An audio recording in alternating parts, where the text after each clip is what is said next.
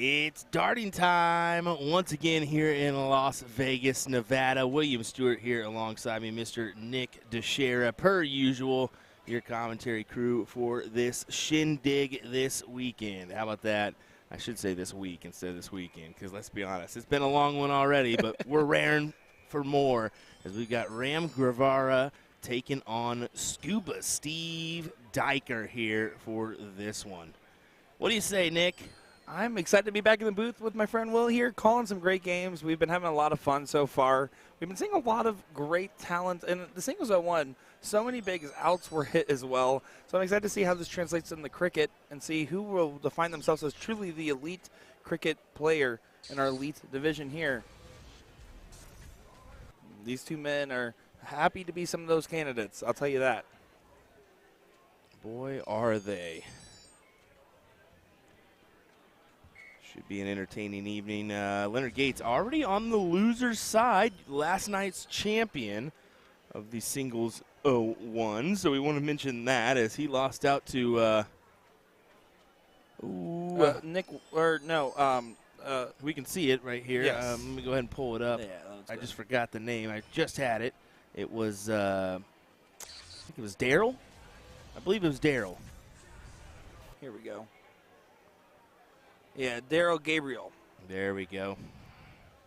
So, good to know there. And once again, this is a best of 3 legs, so disregard the round robin that was on that scoreboard. That was from earlier.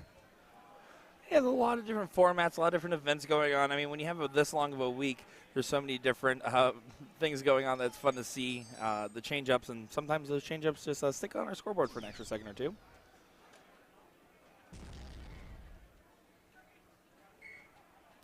That they do, and it's split into 2 brackets tonight, just like yesterday, the Elite and the Masters singles divisions. And we have our levels as well. And looking at the run so far, both these players had the first round bye in that preliminary rounds. And then going into round 1 here, Steve Diker did beat out Phil Glomsky from Milwaukee Monsters. So kind of a local Wisconsin battle there in round 1. And then Ram Guevara beat out Brett Hollanday to get into round 2 here. So winner of this match either gets Finn Geiger or Ricardo Perez.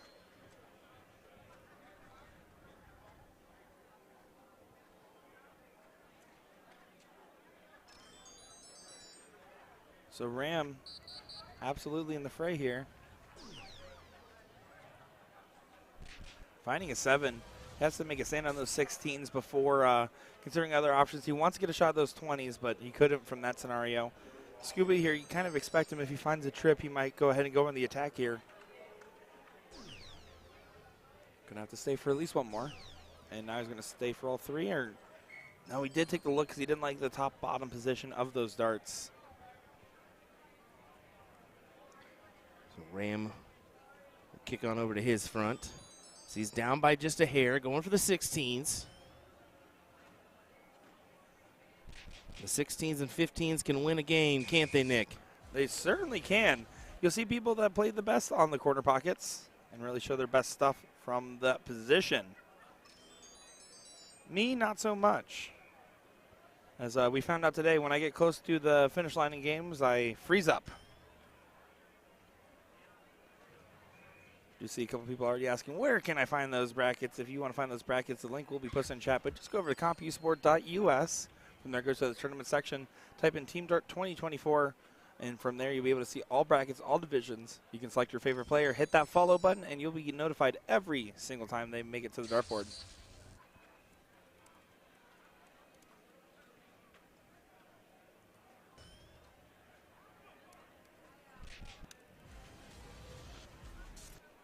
Look at this from Ram. Doing really well to kind of take the advantage away from Scuba here.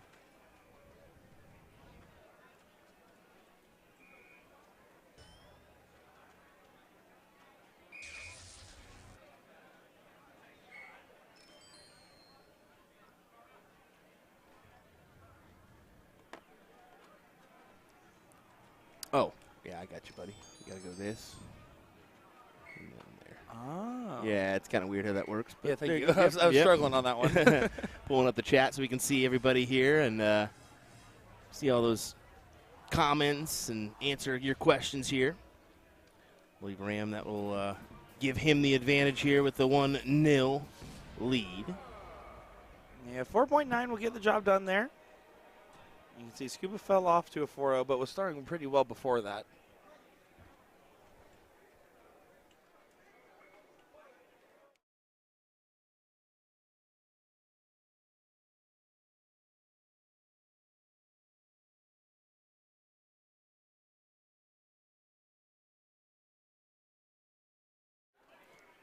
So just making sure they're tracking the averages before going on to leg number 2 here. That could be. We could have missed the first leg.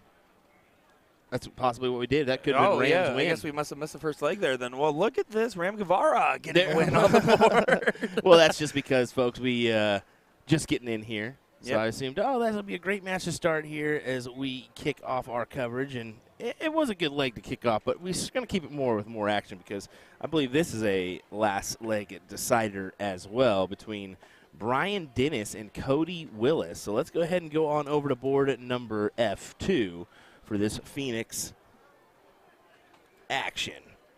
Yeah, excited for this one. Of course, Brian Dennis has been no stranger to our stream so far this trip, which is so funny to me because he's so hard on himself. He's like, man, I've been playing bad. I'm not happy with my game right now. And he still keeps making it to the stream because he keeps doing these deep bracket runs. But so far, not been the case today. This is a top 64 loser side matchup here. Cody Willis, I believe, was playing with Dustin Holt earlier in the week, so we saw him on the stream there 2 different times. One of those times wearing the Bob Cross shirt from the Magic Wear booth. I love it. I love it. If you haven't got yours, head on over to the Magic Wear booth and get one. Bob Ross dressed as Bob Cross, or the other way around. Rob Cross dress up as Bob Ross? There we go. That's it. Something like that.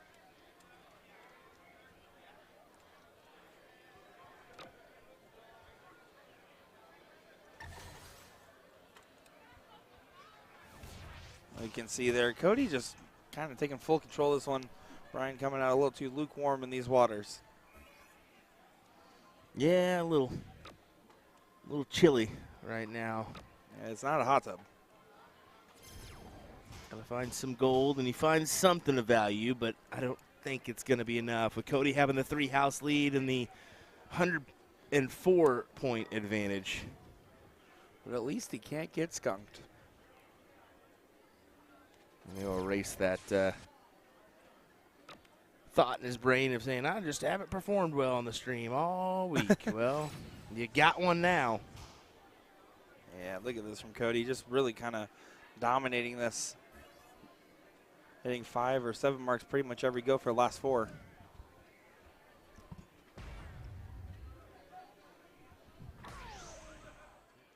So Brian just going to continue fighting away here. He's not going to necessarily say die, but he also knows this exact situation is a tough one to be in. Sorry, there seems to be like a flying bumblebee or something in here. Here's a fly. Oh, that's it. Fly. All righty. Big bull, little bull. There you go. Winner, winner, chicken dinner for Cody Willis. Yeah, again, then they're unfortunate for Brian Dennis, top 64 exit. But he really has been playing pretty well other than there. I know he's not going to be happy with that exit. So let's look. I believe we have something going on board F1 here. This is that David? David Ruiz. Yep, from Team Spain, taking on Scott Hanish. From Team No Thank You. From Team None Your Business, I guess. Nah, good old Scott Hanish. We always loved give him some stuff. He always comes back here and gives us some stuff as well. So, and when in doubt, he's always started it. All good and fun. All good and fun. But we'll get underway with his matchup, as I know. And I know this is going to be a good battle for him. He's going to have to really pick it up to beat David. David's quite the shot. David's quite the shot. Scott can be too if he just pieces it together here. Yeah, I'm going to be excited to kind of see Scott throw. I haven't got a chance to watch him in some time now. He's been at a couple events we've been at. But I know he also focuses a lot on the steel tip side of things as well. Yeah, he does do the dual citizenship thing with that. I like that way of referring to it. It is nice. kind of a good one, isn't I it? like that. Well, Scott's going to have to get these 18s open and going in his direction.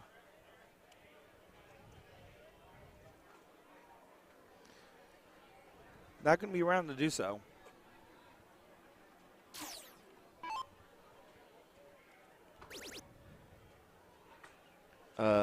Quick little shout out if you are in the Vegas area and you have not, you need to head on over to Pacific Island Taste. That place was phenomenal today. Oh my God, we're getting into it. It is so good. Good old Hawaiian plate food, Hawaiian pit barbecue kind of style. Yeah, good stuff. And the lady that owns it was there, and she felt like our Hawaiian grandma hanging out with us too. So super cool. Ruiz just absolutely dominating here. Keith, Scott is from South Dakota, so that's a good mentionable. Thank you for asking. Yeah, from South Dakota. Runs around with Jake Smith, Ray Morgan, Gabe Steffen, that crew, Joey Mann. Absolutely, and the winner of this actually does play Joey Mann, fun fact. Hey, there you said go. that, and that was perfect lead-in. That's Jason Hawkinson for you. Yeah, a.k.a. Jason Hawkinson. Jeez Louise. How about that round from David? A 5.20 to get the job done. 1-0 here. A little early to say job done. Yeah, for job done for leg one. Yes. Patrick Kukowski in the chat saying, Garrett's dad here, tuning in from La Crosse, Wisconsin. Well, Garrett's a great son, so I imagine you're a great dad, and you did good work there. He's a very, very nice guy. A great son. Wow, that's a good way to put that, Nick. He's a great son. Great guy. You know what I meant. Stop it. I love it. No, someone actually came up to me, and they're like, oh, my God, I got to meet Garrett. And I was, this is a real conversation I had. Yeah. Someone said, I got to meet Garrett. And I was like, oh, yeah. And they're like, yeah, I didn't expect him to be so nice, and like he's so serious when he throws darts. I'm like, yeah, no, he's a really, really nice guy. A lot of players are, honestly, when you get down to it. Everybody's just people too, and you know, if you feel like it, step up and say, hey, appreciate what you do, or I like your style, I like your game. That's it. Yada yada yada. So when someone's on a match and they have some downtime, if you respectfully approach anybody, it's down to have a good conversation. Yep. Usually. Well, David struggling to find it here in the early stages of this leg as Scott needs to jump all over this one. Triple go down to the 19s. He may take the early look here. Yeah. Not happy with that one. Goes back up. Stays up. I like the stay up. I think that's a smart decision, especially with David, because it can just take one round for him to get back in, and this is going to be it. This is going to be it. Told you. Well, Ruiz is just one of those top-notch players that really can just turn it on at any moment and usually will keep it on once it gets going. So the triples come in droves for him. Let me get a soft tip, laugh out loud in the chat. Well, buddy, let me tell you what. I guarantee you if you tried to beat these guys in soft tip, you probably wouldn't fit so fair because a lot of talented shooters in the room that do play both steel tip and soft tip. You're talking Leonard Gates, Nico Kurz, David Ruiz as well. Jose Justica. Jose Justica, who's a great shot. You have tons of shooters that have graced the PDC stage here. Dan Lobby Sr. was here too. Yeah, that's another great mentionable. I was surprised when I saw him, Cujo here. He participated in the World Championships back in the 90s, and now his son, Danny Lobby Jr., of course, a PDC Tour cards holder. So, yeah, very cool. And David puts the gas pedal to the floor here in this one. Yeah, just continue and just do what he does. And you can see Scott there kind of knowing the direness of the situation.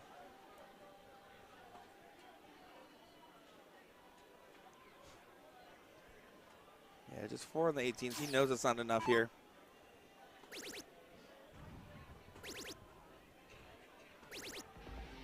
Oh, finds a white horse there for Ruiz. I also love that we're getting in the chat the new move. Actually, I actually prefer David going to that way because he's avoiding our camera. So. Yeah, well, but typically you would see players exit from the right. Also, just remember, this is an edge board, so there's probably a match nearby next to him or people next to him. There, that's actually just a clear walkway. There's nothing else over here. So that's kind of the reason why you're saying that as well. It's just because of the shape of the floor tournament. And usually you try to avoid that player cam, too. So usually the player cam's on the opposite side. But with our setup, we're streaming 3 boards with 2 player cameras, so it can be difficult. And I know this is the normal view you guys are used to seeing, so we hope it's not confusing being that the board's on the right-hand side instead of the left-hand side like you're used to. Scott saying, you got to make sure it registers that one bull because I might come back in this one. Oh, wait. Getting it done there for David. 2 straight. Good stuff there. And Scott's not going to be happy with his performance as he gives a heart to the camera. He gives a little flash of heart there for David. Hey, I love it. He knows that the camera's on. I mean, they usually know that something's up. So here we go. We'll go ahead and pan our camera over and see if we can have another board or another match coming up here. David throws on the jacket. It is a little chilly here in the Dart Hall. Oh, I love it. I'd rather than be hot. It looks like Brett Hollanday and Filthy, I think, are finishing up on a board over there. Let me go ahead and zoom in on that one, see if we can. I think with the handshake there, that implies Phil just won. So. Yeah, it looks like Phil did just win. He was at the board there when I panned over. Yep. There we go. Brett Hollanday, unfortunately, out of this event as he loses to Phil Glomsky, who's a talented shooter from Wisconsin. Well, I mean, we got a peek of 3 little matches right there and some good stuff to get things going for our singles cricket coverage. Just a taste. Just a taste. We're in for a lot more coverage here from this one in just a moment. Don't go anywhere, folks. William Stewart, Nick Teixeira will be right back with more action here in no time at all.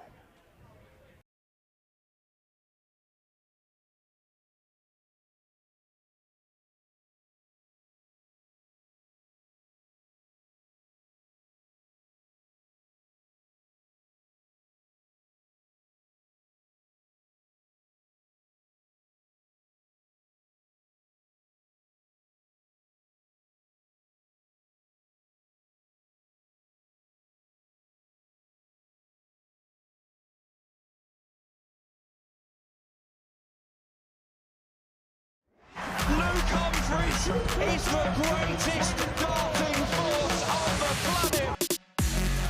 Bullseye. Oh, we got one. The fish has been landed. We know he's too good. The world #1, world champion. Incredible stuff.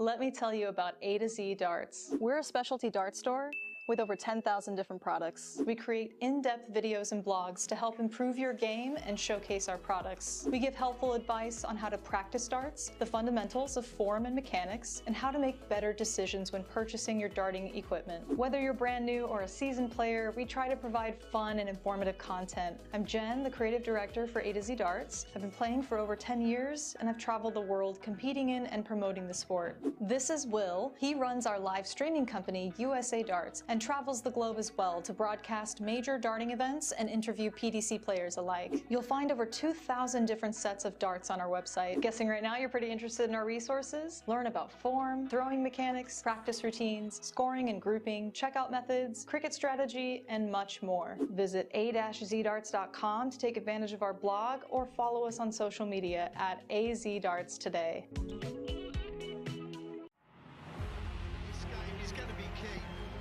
Tell by the way they're scoring, there may be nothing in it.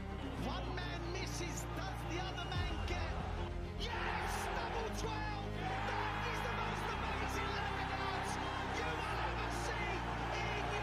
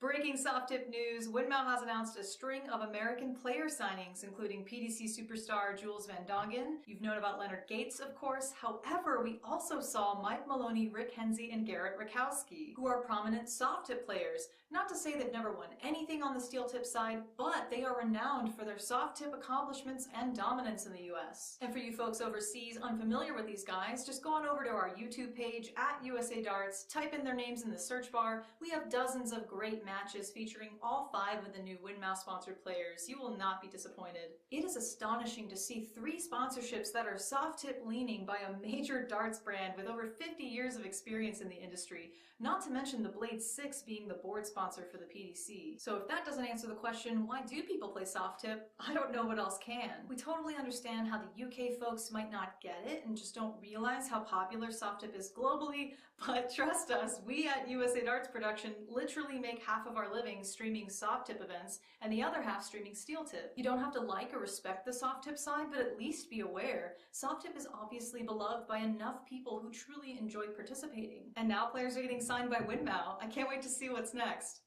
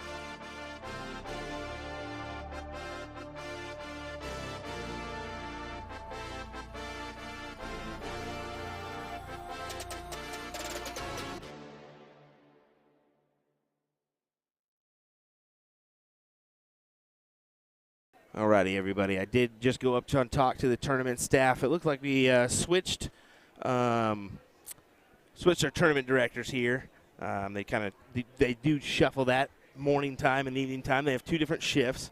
So I did just go talk up to our tournament director and just said, hey, load us up, F1, F2, F3. We're ready to go the rest of the night. I did see a match or 2 get called to other boards, so I wanted to make sure that we're getting loaded up here. And they do understand that, so we should be getting back underway here. Just kind of one of those things that if boards aren't prioritized, you're not going to get anything over here. So I think they had the opposite side prioritized by accident, and that just kind of was an auto thing. So we should have some matches coming your way here in just a moment. We do apologize, folks. It's not ideal that we start the stream and have a few matches and then get this. So we're going to go ahead and get this over here. Yesterday you saw the flow that we had. It was very good, nonstop action. So we're going to see if we can get the same this evening. Once again, apologies on that one, but there's only so much we can do without causing a mess. So Fred Polanco coming up to board F1. I'm wondering if he's going to get underway here in just a moment, and we'll have a match for you.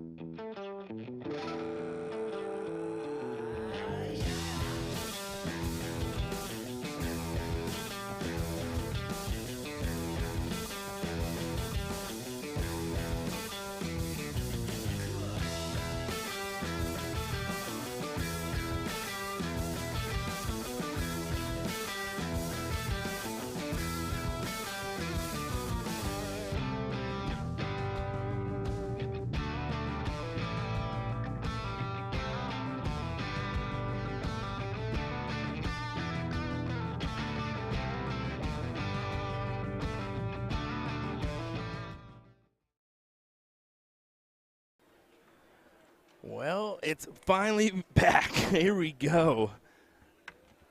There for a second, I was wondering if we just got skipped or what. And I think it was just a little mishap there, but we've got it figured out. And Ira's on it. He is on it, taking care of business here so we can have nonstop action, hopefully, the rest of the way. We'll knock on some wood on that one. But we got a good one. Ram Guevara taking on Ricardo Perez here in this matchup. This is going to be a great back-and-forth battle. I thoroughly think so. Ricardo coming from Spain to be here. And, of course, Ram coming out of Houston, Texas, as he hopes to continue on this winner side. Of course, both players do. We'll see who can lock in a matchup versus either Kai Godhard or Godhard and or Curtis Weatherby. Kai taking second place in yesterday's singles 0-1 event. Get that smirky little smile off your face, Nick, as you chuckle at my pronunciations. I came back at the right time, didn't I? Yes, you did. Yes, you did. Kai Godhard. There we go. Well, we should be ready to get ready for action here. Get started. Yeah, I'm excited for this one.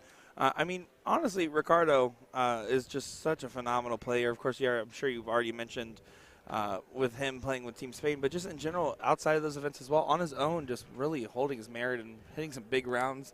I expect him to kind of push Ram to the limit here.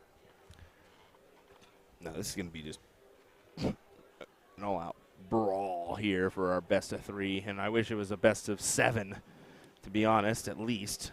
But either way, we get what we get. We can't throw a fit. You know, we're just going to tell him it's a best of 7, see what happens. Oh, yeah, that's what we should do. There we go. The players will acknowledge each other here. We'll zoom in just a hair, as both players should be about at the same point on the Aki.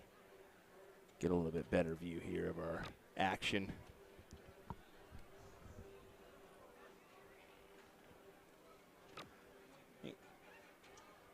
See, he really wants to get it in there, but deflected right off those flights. And you can also see that dart kind of in our board cam, essentially. Yeah, he holds it kind of high up. Well, it's not that. It's that he elongates and then pulls it back. And that is what you see in view.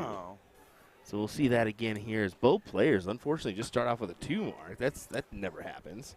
What'd you do? What is Bill warning me about? What did Will Stewart do? I didn't do anything, so I don't know what they're talking about. I never trust you when you say that. I really didn't do anything, but okay. Bill Vollmer, whatever you say, brother.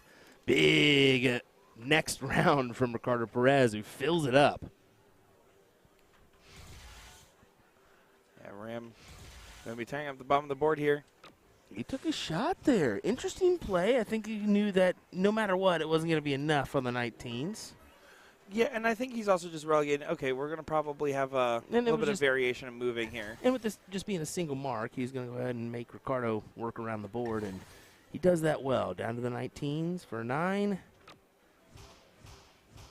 Yeah, so you can see that distance is kind of lost right now. Ram's going to have to dig in here a little bit.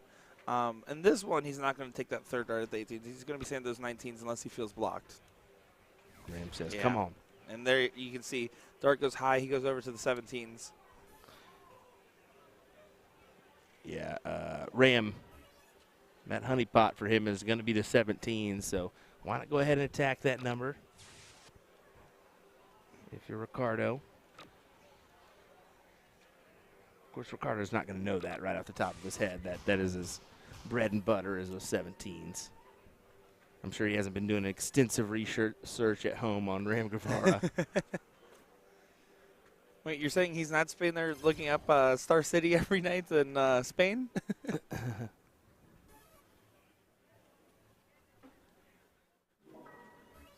You can see Perez just full control at the moment here. Not really much worry so far. And, you know, Ram knows if you start off slow, Ricardo's just going to come in and fully capitalize. That's what you expect in an elite level in events. You leave a door opener, it's going to get hurt and closed, and it's going to feel rough. So far right now, Ricardo averaging a hefty margin. That's my favorite number. I'm not quite sure the exact mark, but I'm sure it's a 5 maybe plus.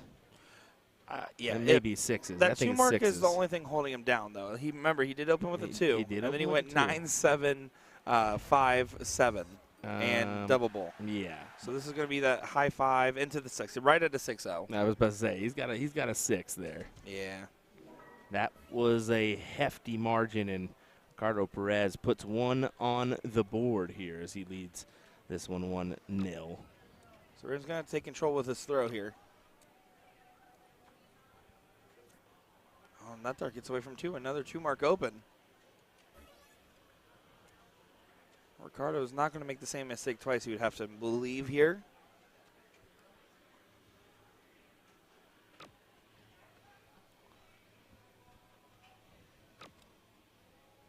He kind of laughs at that one. Not again. Yeah, he's Collects with the last.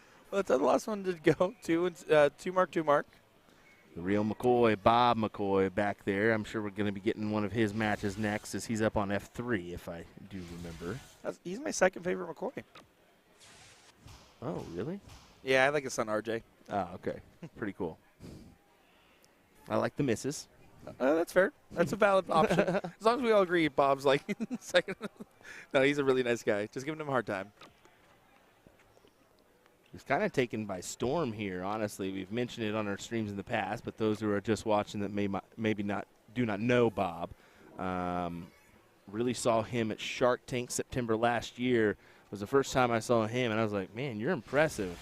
Who are you? He's like, oh, I used to play I've been playing for 30 years, but I haven't played in a while. And I was like, well, brother, welcome back. And you're doing it with a big margin, and ever since he's just been taking off. So, absolutely, and like he's one of those players that, and you'll see this with players, they'll have like good seasons, right? These good 6-9 month stretches where they're really on top of the world. And Ram had one of those stretches recently. Bob McCoy around the same time had one of those stretches as well. It's really cool to see. And then even when they're not on one of those highs, they're still 5+ average. Yep, exactly. Points for Ram. Takes his shot at the last, closes out the 18s. Good shot for him. 7 mark on the board. And a 77-point advantage.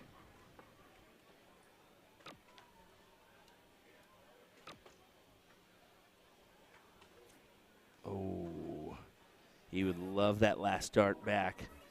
And we may be set for a decider already here. Yeah, just about getting that momentum rolling for these guys. They both know that they have this extremely high gear. The difference is just getting the darts flowing in that manner and kind of starting to dictate the game. You notice as soon as one of these guys have control, they don't really relinquish it. Well, that's just a close, 1, 2, 3 for the 16s.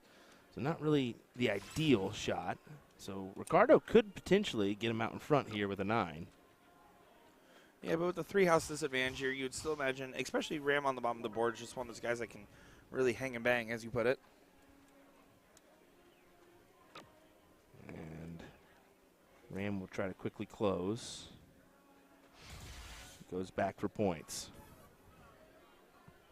A chess game that is cricket. Yeah, I always love the comparisons of 0-1 being a sprint to cricket being chess, right? Perez does continue to try to check away at those 15s there. We would have to imagine Ram wants to go ahead and get this one over with. So 15 is going to be attacked immediately onto the Bulls here with the 3 houses. Looking for the double. And gets the double there, getting that one done. So 1-1 scoreline as you predicted, Will. Ricardo Perez, Ram Guevara Jr. I'm really excited to see how this one will play out to the very end here. 5-0 plays 4-3-3 there. That's an amazing diddle.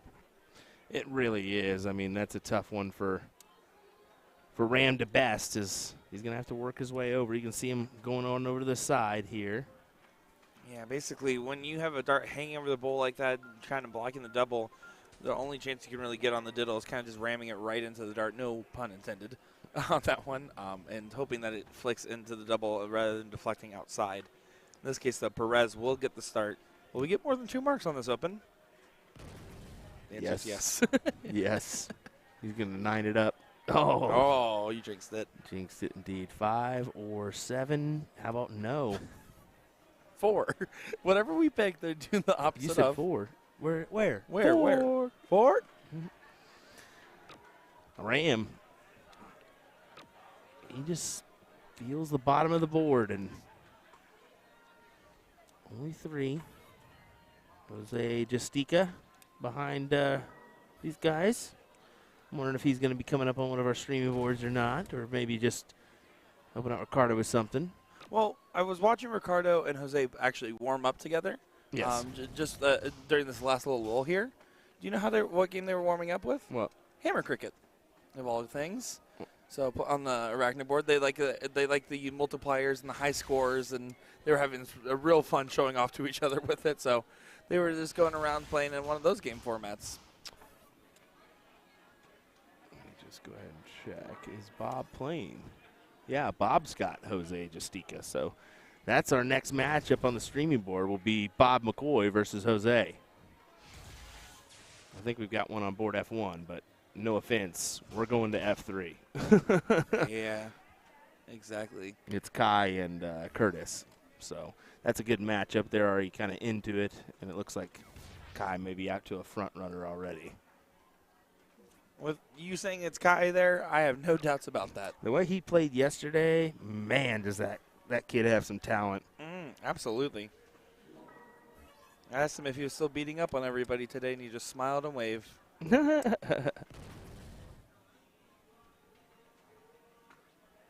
Perez on the attack. Closes out those 17s over to the 18s. Wow, what a white horse from Ricardo Perez. A horse of a different color? No, I still don't like don't it. do it. I really, out of all the Seanisms, that's probably my least. That's the worst. That's the worst one, That's probably. the worst. Boom being up there. Gotsum being at the bottom of the list as well. No, Gotsum's good. I like Gotsum. No one's growing on me. Don't hate it. Just appreciate it.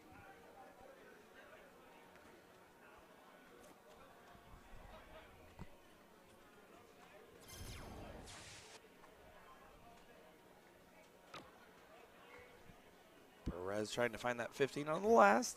Wasn't able to quite get it done there, but boy, was that a good attempt here and really good control. Ram's going to have his back against the wall, and even perfection wouldn't have gotten him back into the point lead. No, and Ricardo's going to be thinking, all right, finish the job here.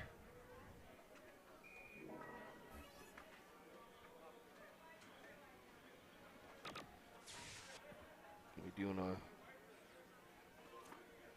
congratulate Chrissy Grimmel, who bested Donna Gagan in the Ladies Masters Cricket Final.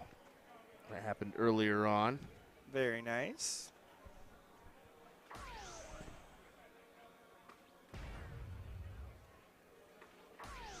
See, Guevara does have a lot of fight left in him, trying to go on those bowls here. Perez knows, don't mess around. Let's go ahead and get this done and dusted before something else goes on here. He is respecting the fact that Ram is hitting, but Perez just hitting a little bit better. There it is. Ram says, hey, good shooting. What can you do there if you're Ram? Ricardo brought it. Well, we're going to head on over to here, just like we said. The Joker takes on the real McCoy. Hey, I thought I was the Joker. Yeah, you're the terrible Joker, buddy. As these guys are underway here, wasting no time. And you can see 240 plays 209 now on the 20s and 19s. This is going to be a duel. Yeah, exactly. I think Bob wants to go ahead and get a W under his belt today. Of course, everyone does, but I know for a fact he's been really wanting to get through it here and get a big win.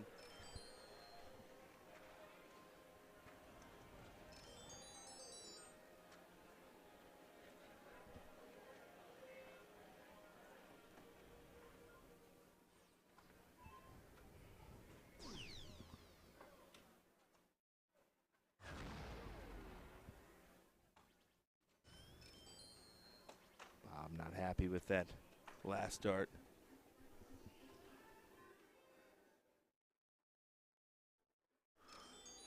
Yeah, so Jose, let's see if he's going to be able to go on to the attack.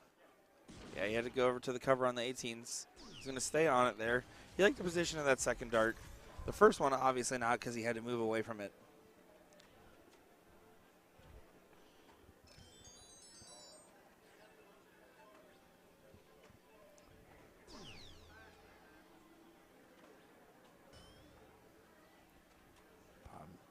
Moves over slightly, trying to make room for that dart, and does so. Only ahead by a minute margin of 9 points. Which, with Jose having the 20s and 18s, I think he will attack here if he hits a triple. No, he's going to stay. How about the 1-4? And I forget, the Spaniards play an aggressive, Yes. or a a conservative, point, yeah. A conservative point game. Yeah, you'll notice that with the different international regions. And honestly, the American cricket game has changed a lot in the last, I would say, 5 or so years.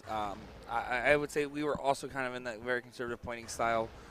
But a lot of this min-maxing of dart efficiency at the highest level is kind of what we're seeing nowadays. Yeah, we're definitely seeing some shots at closes, even though players are down in points, which is interesting. And here goes Jose down to the board. Only a single, but it's okay. He's still ahead.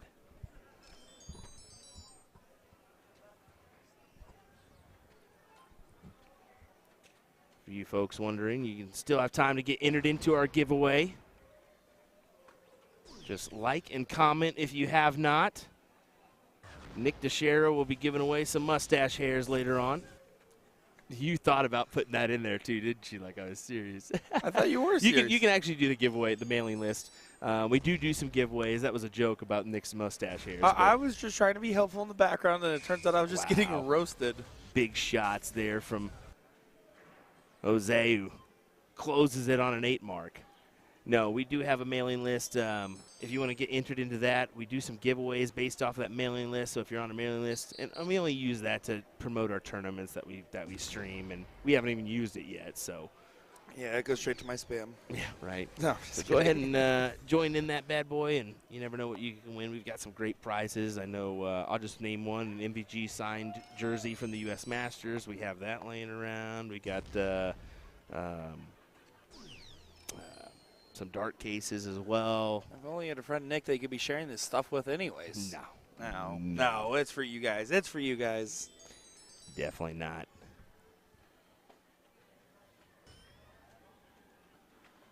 Trying to get these 17s. Needs to work in. Does work in. Needs a single will be enough, but it won't feel like enough, and that definitely won't be enough.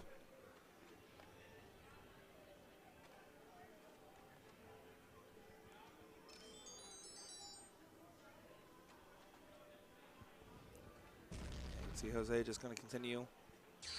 He's basically just trying to hold this in a firm control. And that's what happens. When you're playing a point-heavy game, you're elongating the game, which means that you're going to be believing that you're the higher average player on the board that day when you're playing something like this, because that's what will show over time.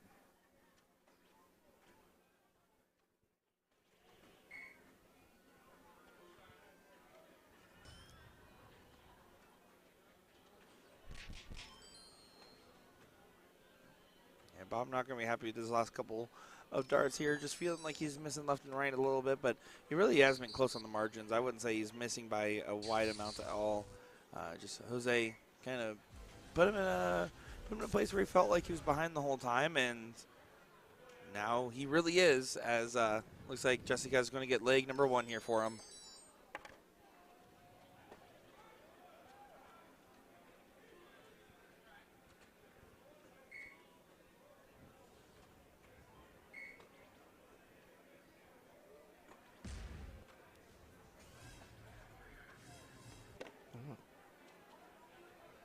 This should go here for Jose to make this 1-0.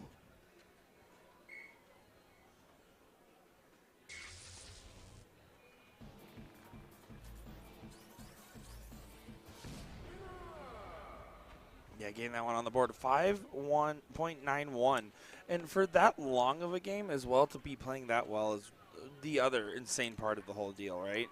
I mean, you're playing a 700, 800-point game, and you're averaging a 6 for that entire time. Yeah. And Bob was in it, too. I mean, that's the reason why the points got so high, right?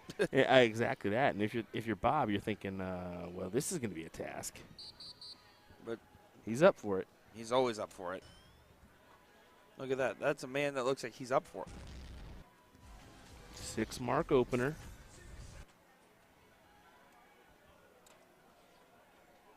Jose rocking the 2020 logo on his jersey. The Dart Shoe Company. Yep.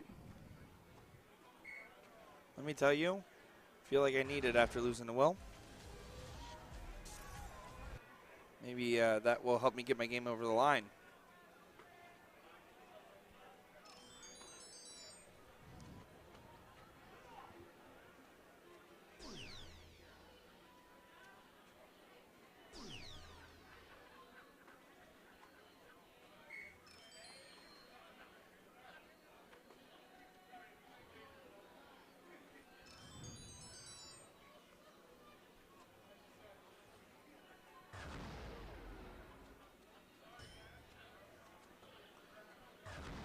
Good last start there for Jose. Really just doing some work there on the 19s. Getting them up in the point lead in a scenario where Bob really wanted to approach the board with a little bit more advantage than where he's currently sitting. First start trip does get the point lead. He could attack the 19s here. He's going to stay up. Oh, Bob McCoy. Yeah, good shot there from the real one. We can have a highlight reel of footage just from this event alone, I think, and we'll see if we can do that. I haven't been doing any replays, but we've been collecting a few here and there so we can produce a highlight clip later. Absolutely.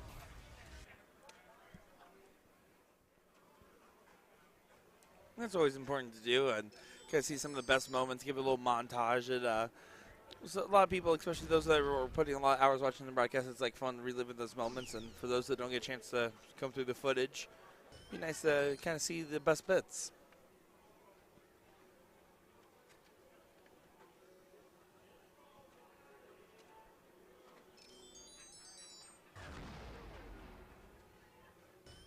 Jessica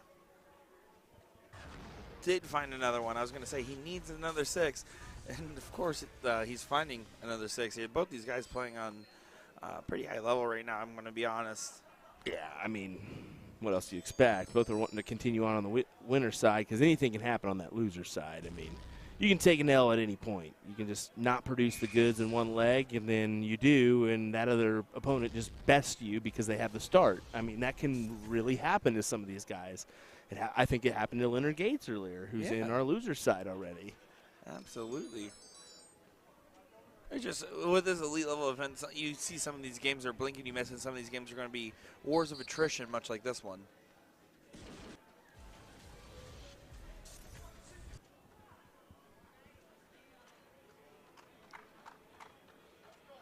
So Gates, after an early loss, has by far been making a pretty impressive run in the loser side here. As you can see, his match timings of when they're called, he's been kind of breezing through since he's gotten down to this side of the bracket in his last match in the top 32, docking out, unfortunately, Scuba Steve Diker, which you did see on the stream earlier, currently sitting in the top 24, 1 out of the money.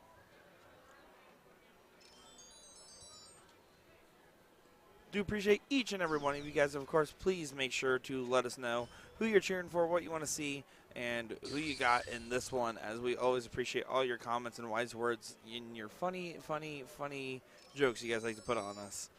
Do like it. Slight advantage here to Bob if he can collect a 17-17 right off the rip. Ooh, and you got to stay there.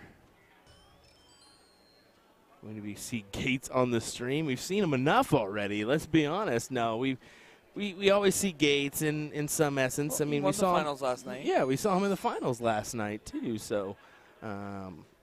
We didn't get a lot of him on the stream, let's be honest.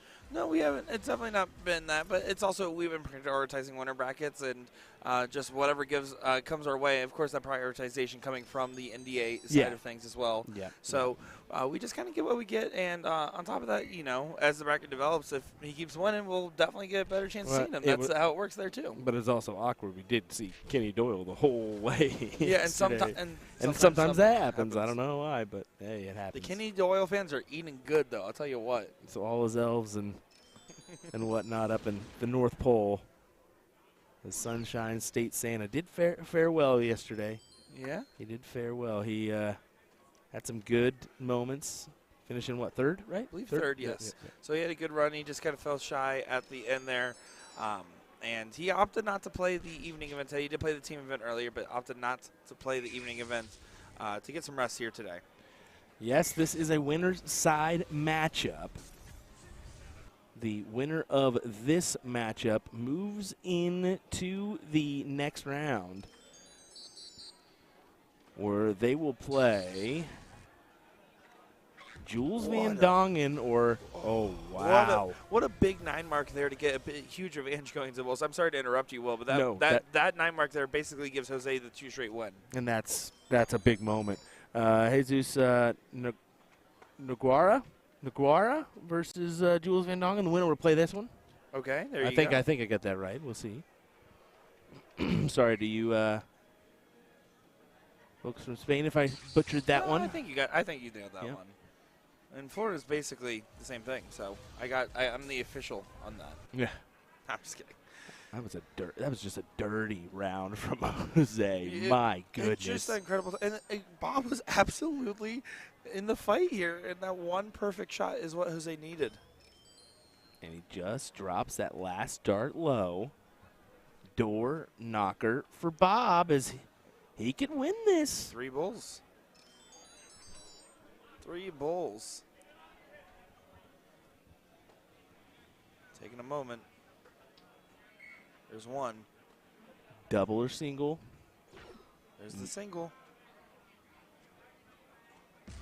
Oh, right in the heart with the last. Great shot for Bob McCoy to tie us up 1-1. That's why we say never say die is a strong mentality that you have to have a dart player. Someone has that big of a 9 mark to make you have a disadvantage going into the bulls, a 5-3 bull race. To be able to leave yourself in a situation like that, that's a huge, huge moment there. McCoy capitalized. And he said, you know what, I'm tired of losing. Let's start winning. Holy cow. Over on the back half.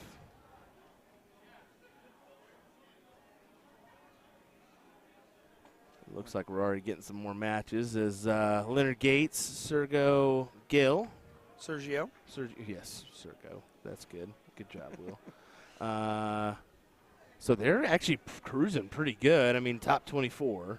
You expect the elite players, especially early on in this, will kind of move faster because there's going to be some players that are just bringing their A game today and some that might not be feeling it today, right? And the one that is feeling it's going to roll through pretty quick, right? Yep. And as the bracket develops, you actually see the games probably take longer because both those are the players that are both feeling good. Some of those first-round blues can really get to players here. Looks like Bob McCoy does get the start here, so he's going to go and get things going. Let's see how strong he starts. Got a 6-mark start in that previous leg. Will really want to get a win here. So all going to come down to a handful of good darts, and you can see he's playing this a little bit more aggressive, trying to switch up a strategy here. Yep. I think it's a good play, honestly. I do think so. I think if you're going to play a elongated point battle, try to grab a couple extra houses along the way here and do some entrapment.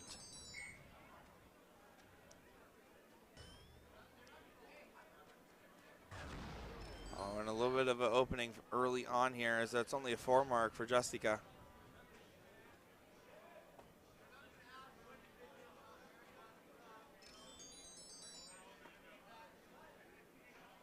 Bob taking a moment, knowing that this is going to be a potentially big turn if he can hit big.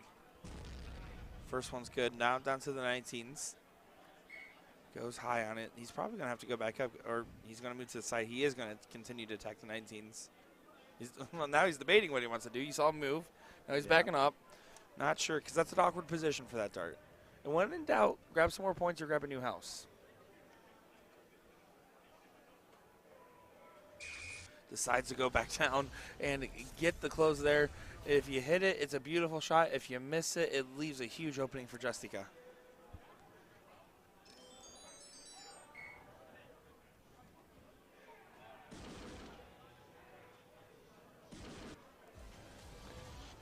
Good round for him. 7 mark on the board. Yeah, you're going to notice that they both have this unwavering mentality. They're not just going to blink or flinch or react to the slightest change in the game state.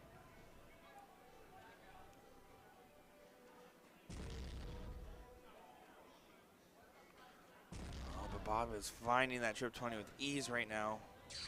What a 9 mark. You can see he gives a big pump there, and he's pretty subdued normally. Yeah, a big pump. That wasn't a big pump. That was a subtle. That's about as well. In Bob's eyes, that's about as big as you're gonna get. That's what I'm saying. For us, big that's for subtle. Bob. Yeah, And that's why subtle. That was just a.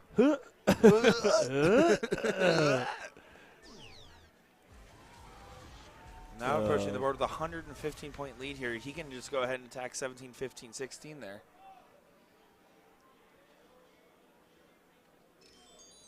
Another moment here. He's going to start right on the attack. Finds it.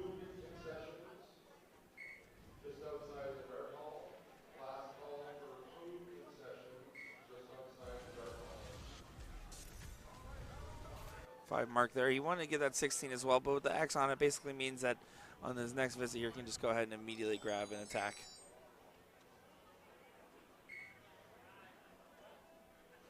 Yeah, inconsequential turn. So single 16, trip 15 for the bull.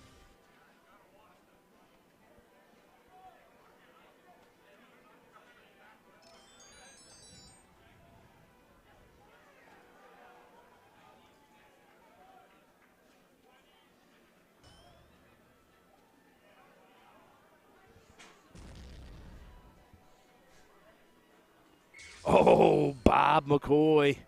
It'll get the job done. Closes the door. Still has the 20s to work on with the 100-plus advantage. As Jose can only fill up the 15s and really think about what he wants to do here, I guess. Yeah, right now those trip 20s are just coming on command for him. That's a pretty good section of the board to be that close friends with at the moment. So even another trip 15 really doesn't do much. But it's a big round. It's a 9-man. It's still a good shot there, but you're absolutely right. Bob put himself in a position where that wouldn't affect him.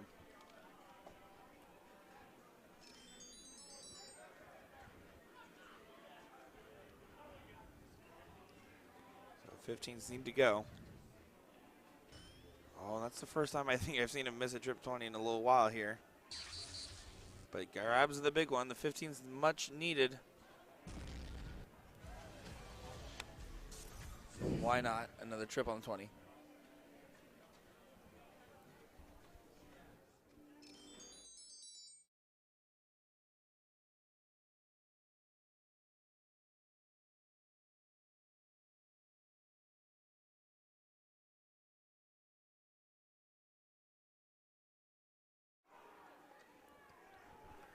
Well, here we go. Pretty much just down to the bulls here on the very end of this fray.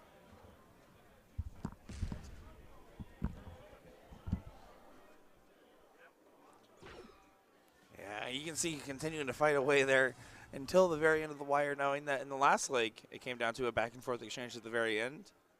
And Bob going to make sure not to make that mistake here. Going to attack the bull. If he doesn't feel it, though, you're going to expect him to grab a couple more points to make sure that there's no outshot available, which a single 20 would accomplish. But it won't matter here if Bob just gets the bulls done, which he does do here. Bob McCoy, and you can see the big celebration. He knows that that was a big win there. And you can see Jose kind of giving the respect.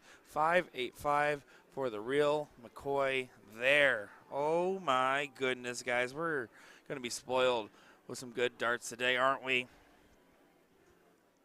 I know you guys are secretly saying, yeah, we are in the background. So we're going to be going on to the action here.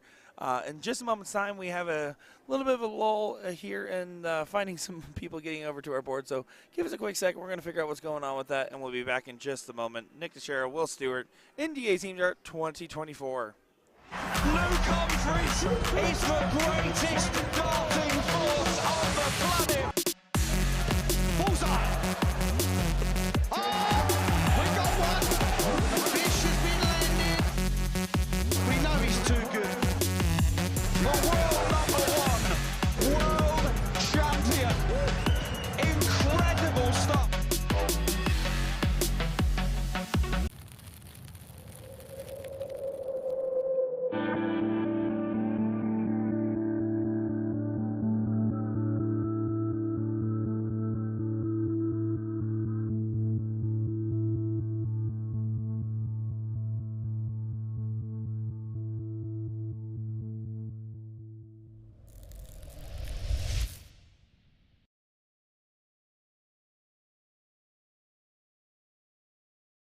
Let me tell you about A to Z Darts. We're a specialty dart store with over 10,000 different products. We create in-depth videos and blogs to help improve your game and showcase our products. We give helpful advice on how to practice darts, the fundamentals of form and mechanics, and how to make better decisions when purchasing your darting equipment. Whether you're brand new or a seasoned player, we try to provide fun and informative content. I'm Jen, the creative director for A to Z Darts. I've been playing for over 10 years, and I've traveled the world competing in and promoting the sport. This is Will. He runs our live streaming company, USA Darts, and travels the globe as well to broadcast major darting events and interview PDC players alike. You'll find over 2,000 different sets of darts on our website. Guessing right now you're pretty interested in our resources? Learn about form, throwing mechanics, practice routines, scoring and grouping, checkout methods, cricket strategy, and much more. Visit a-zdarts.com to take advantage of our blog or follow us on social media at AZDarts today.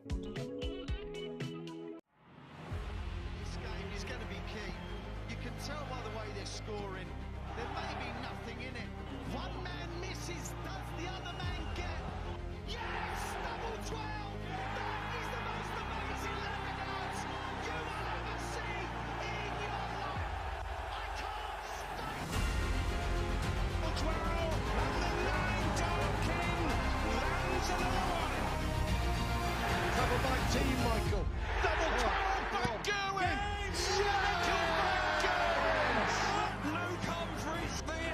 Is complete, incredible stuff. The world #1.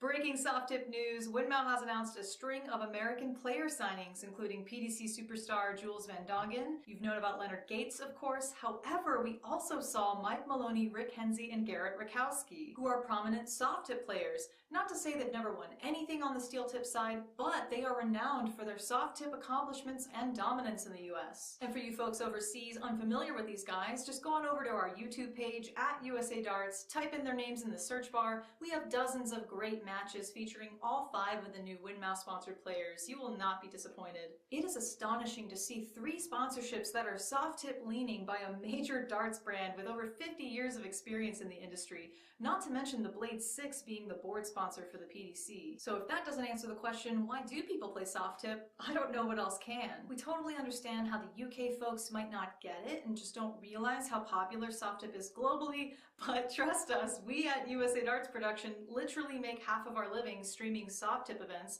and the other half streaming steel tip. You don't have to like or respect the soft tip side, but at least be aware. Soft tip is obviously beloved by enough people who truly enjoy participating. And now players are getting signed by Windmill. I can't wait to see what's next.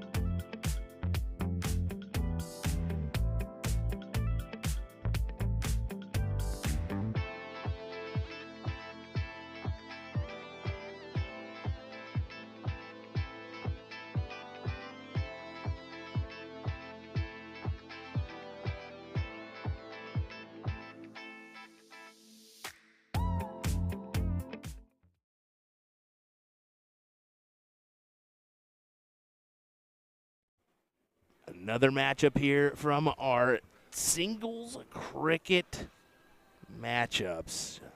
Jose Justica versus Brandon Perez here in this matchup. I hope you all are ready. Jose playing well against Bob McCoy, just missing out on that one, so he will go to the loser's side, and that's what this is, a loser's side matchup. Yeah, I mean, an absolutely hard-fought matchup that was. Bob was kind of in disbelief. He said, I hope that looked good on the stream. I said, it absolutely did. That looked not easy, buddy. Hey, a win's a win. At the end of the day, you got to take it and run, especially against a player like that. Certainly. Well, we're definitely into the fray here. If you guys are curious, these guys are not the same height, so you're going to see that here. Just a little bit different. So I had to zoom a little bit out, but that's okay. We'll miss out on some of that zoom to sacrifice Brandon's head not being chopped off on our screen here, but Brandon taking care of business early. Look at that, a big white horse for him. And we've mentioned it before, Brandon is no slouch. He can bang with the best of them, and look at it here. Look at it here. I hate you, Nick. I hate you that you do that. I'm sure he does. I'm sure he does. Oh, anyways. Nick can't stop laughing. I'll just turn your mic off for a little bit, buddy. Don't worry, I'll take care of the business. I'll be throwing some slanging curveballs at you. Don't worry. Tonight I'm feeling on top of it. Here we go. This is going to be good. Brandon Perez off to the races like a thoroughbred racehorse. He can't stop laughing. He can't stop laughing. Oh. Finally, I get him back. Oh, yeah, that's fair. That's fair. From all the times he's gotten me over the last few. Yeah, you're doing God's work, Will. You're doing God's work. Thank you very much. Appreciate it. I'll be here till Thursday. Well, you can see when Brandon Perez is not banging with the best of them, he is winning dart legs. Touche. Touche, sir. Yeah, you have to feel, though, like Jose really fought really hard, and it took Bob McCoy basically doing what was done to him in the first leg, which was a 15-round-plus game of cricket where they were all in the 5/8s and higher. Well, speaking of 5/8s, that was a 5/8 right there from Brandon. And exactly. So now he lost that match throwing amazing, and he's going into a loser side match where he's throwing amazing and is still not picking up legs. It's going to be a tough scenario. But you can see the more this happens to him, the more resilient he gets, the more focused he gets. He almost goes from laughing and joking to serious and serious and serious before he gets into the mix. Kurt saying, I think Perez is one of the most underrated players in the U.S. He's one of the guys that we don't see on stream all the time, but when we do, he crushes. And I would absolutely agree with that.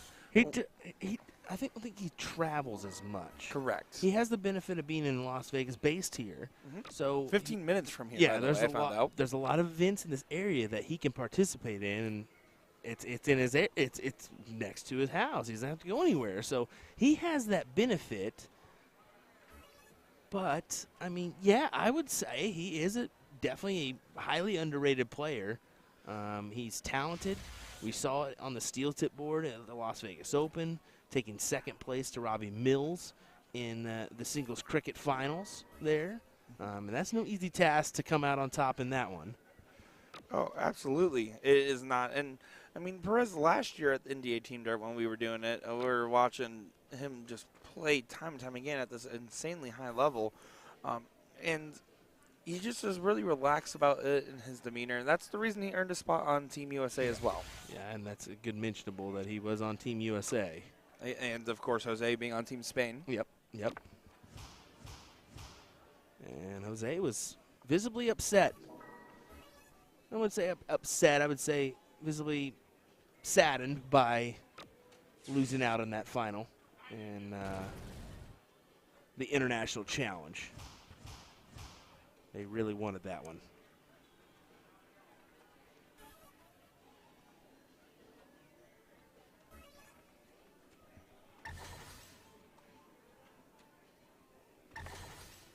Oh, forgot an eye. Thank you. Appreciate it. Thanks, brother. Thank you, brother. That's actually thank you, Tim Goodwood, for that message. I saw that one in my messenger there. Oh, well, Tim, shut your mouth. I'm Yeah, just never. kidding. If it's Tim, never mind. Yeah. I do. And going back to what you were saying there, as I kind of caught that message while you were making that point, but yeah, you could tell Jose after the loss from Spain was visibly distraught.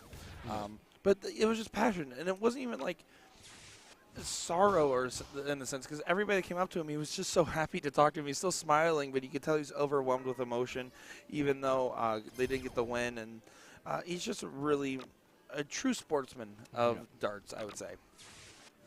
Definitely so. Approaching the 11 o'clock hour here. And approaching our top 16 matches.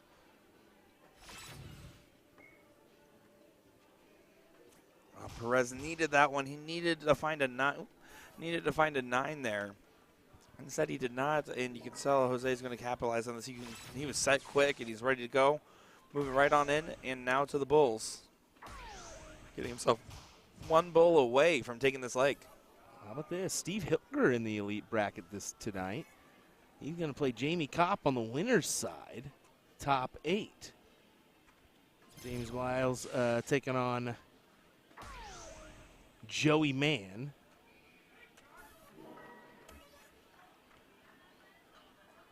Always love seeing some Porky. And Jesus Naguara taking on Bob McCoy. Ricardo Perez will take on Kai Godhard.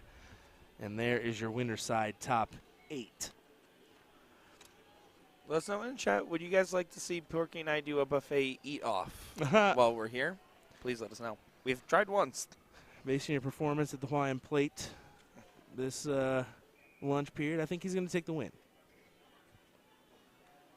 I was not too impressed. I was not too impressed with your performance today. Whoa. I'll just say that. Do you think that was my A game, or do you think that was just me playing a casual game of eating a bunch of food? Here we go. Looks like the diddle might have tied. They might have to run that one back. Let's see. They're double checking. Perez, you're wearing glasses. You should be able to see it. Triple checking. And Jose's saying, all right, thank you. I think Jose got the start, so. Jason, I appreciate you cheering for me in chat. That is my name now since I got his jersey. Dason Alberto Alberts is what I call him. So, yeah, it's sad that we're missing out on you this year, Dason. Wish you were here, buddy. I will say I miss him because he's so funny, but when he pops that chair right behind us and he sits there and starts saying funny stuff. Marco joining us to say Garrett Rakowski in with the a shrimp. chat. A shrimp emoji. I like. Okay. I know what that's for. You know something I don't? No, I don't. But I just think I'm imagining. What shrimp. Good stuff, Marco. Hope you're doing well. I think he's taking the evening off, enjoying the luxuries of Vegas. Yeah, and probably spending time with his son, Marcel. He keeps calling Marcel his son. He's like, look at my son. I'm like, you're only 10 years older than him. This doesn't work.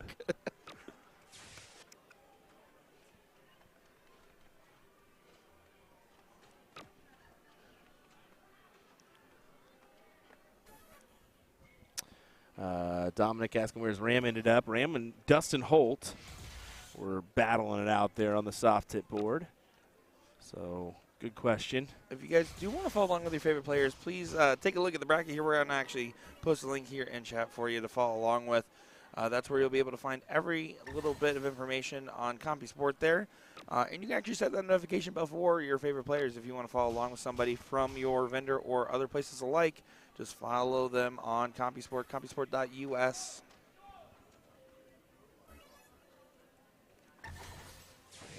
Taking hold of the 18s, down to the 19s for more points. Yes, sir. That was my nod to Vern, who just retired at the Masters. Yes, sir. Why not? And how about another yes, sir? Yes, sir. Oh, stop it. That doesn't work. No, that one didn't work. But even the 9's not enough to get him out in front. So advantage Brandon Perez, who will take a shot at the 19s or the 17s. And a swing and a miss so far. Yeah, no, that's definitely not the stuff you want to see out of him. Let's be honest. There, he kind of snatched that first start, and with the XRD on the 19s, that gives a huge let off here. And Jose knows that he's going to be attacking. He needs to find a trip here. Does find a trip, so now takes advantage of that, pushing Perez to the corner pockets.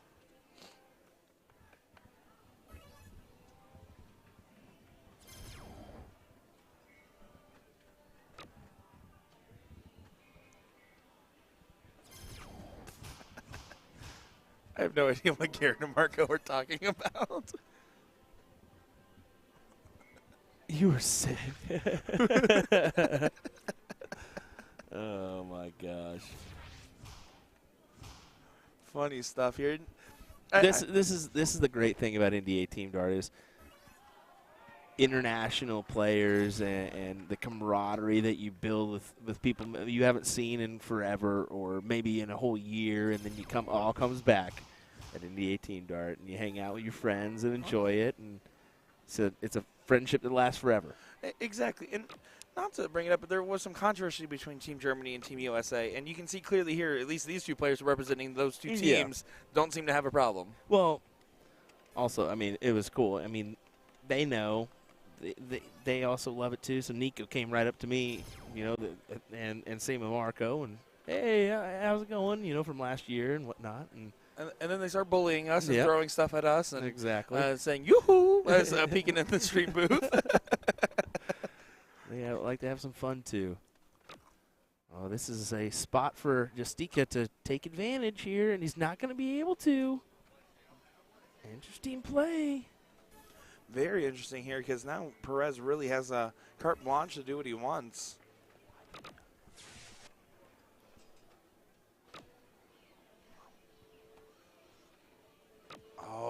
Oh, that's a big risk because Perez really wanted to go there and grab the 15s. If he closes it, that's great, but he didn't. 4 marks on the 15s and a trip 16 here. 7 mark for Justica. Oh, my goodness. And he takes a shot and misses the last dart there. Oh, this is going down to the wire here.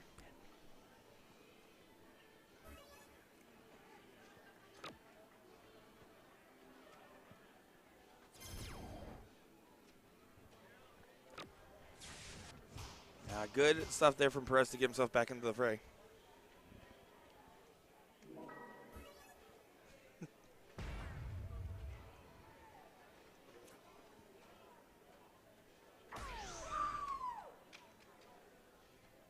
Got a little scream there from somebody.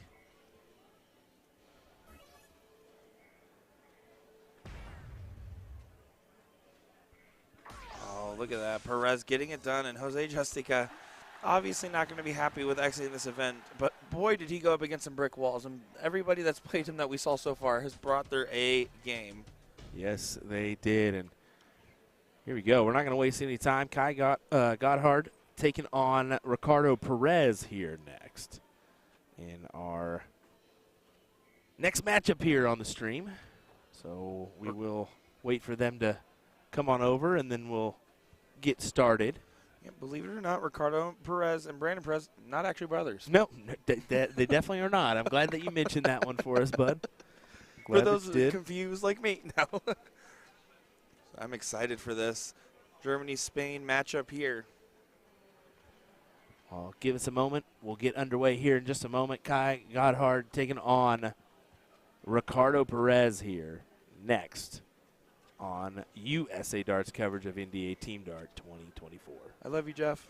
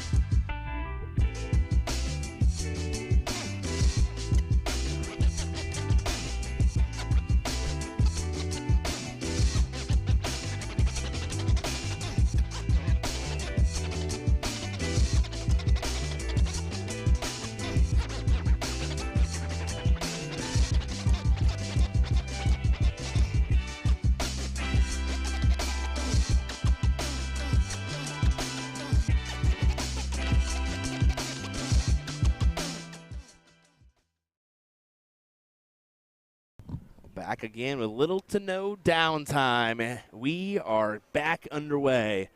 Kai Godhard taking on Ricardo Perez. A German versus Spain matchup here at NDA Team Dart.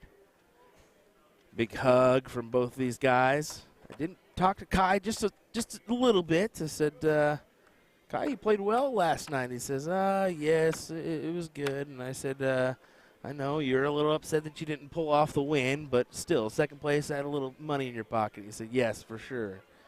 I said, definitely thought you may have been able to pull off the double dip, had that win a little bit your way in one of those legs in the final last night.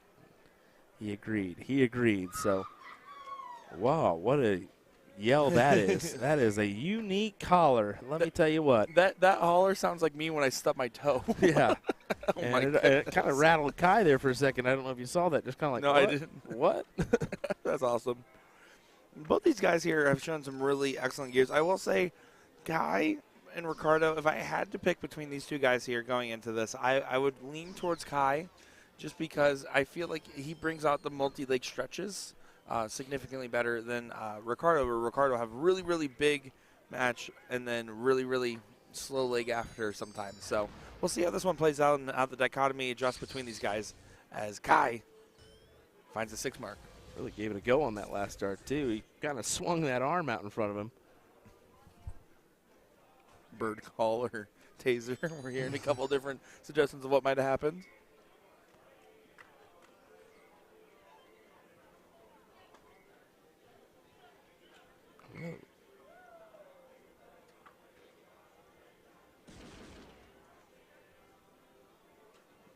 Trying to hit another one. He does. Gets 7 for Ricardo. Yeah, it puts him in a good position here. Obviously, Kai right now having some control, and he's going to continue to have control. And immediately looks up. What a shot there for Kai Goddard.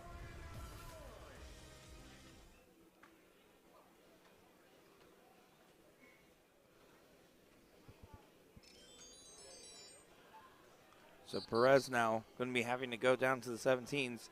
Let's see how many he can get. He's going to want to find them all. How about another 9 mark? 9 follows 9. Both these guys firing on all cylinders in this good matchup here.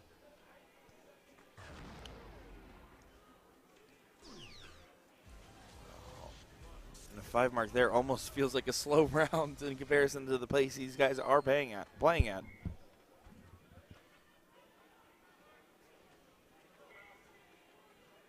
Oh, and it looks like some issues there. Kai helping him out, and Ricardo says, oh, no. And you can tell that's always a weird moment. I don't think you want to, force your – it's kind of weird. I think it's weird forcing the opponent to go up there or whatever. I think it's just go up there and do that. Yeah, that's what he thought. You feel like the turnover is a part of your responsibility at the end of your turn. Yes. And I really do feel like that is the case. But also then you have the other end of not wanting to step into a player's box when the other player's in there. Mm-hmm. So I do understand both avenues. It's just a battle of politeness at this point, right?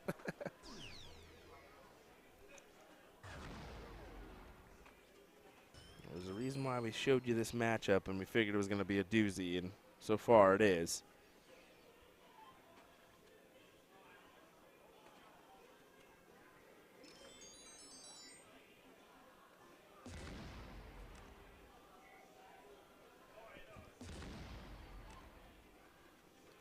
Oh, one more of those. Oh, does this switch, trying to grab the 19s.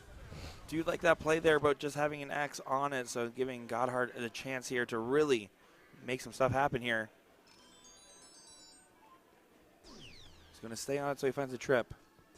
Yeah, he's going to stay on for all 3 now. And an opening there for Perez. Perez is going to attack. Single 19. Then he's going to stay on that 17 until he trips. 19's gone. Sayonara and see you later.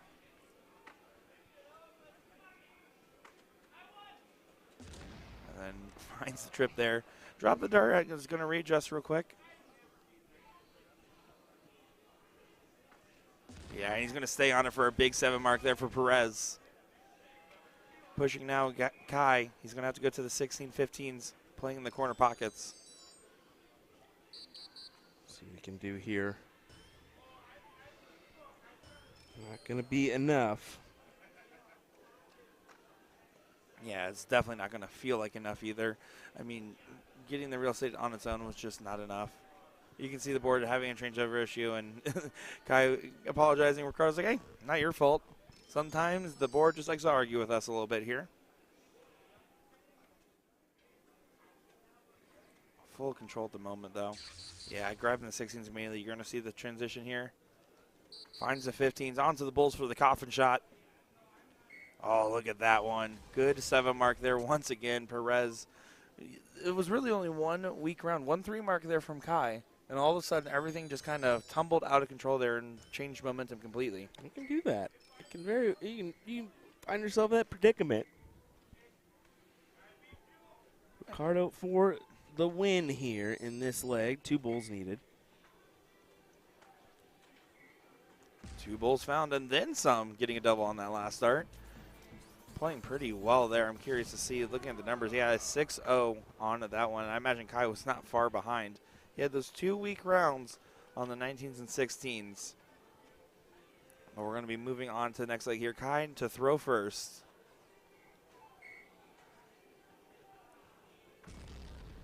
Oh, there we go.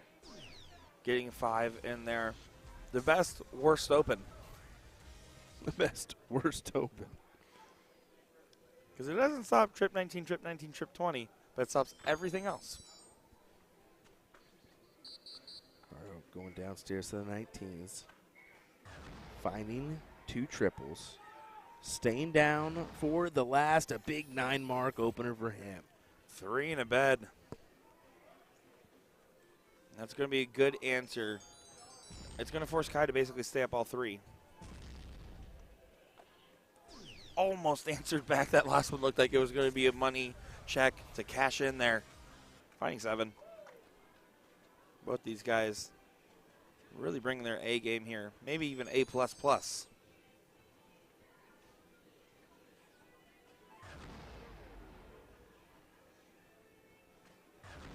Oh, but look at this. Look at this. Back to back. We have seen 8 for 9 on triples in the last 3 rounds, by the way. 8 for 9.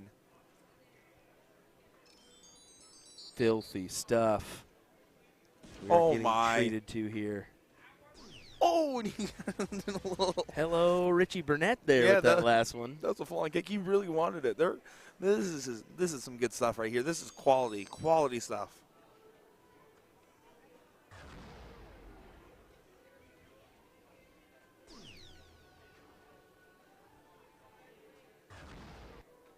Oh, wow.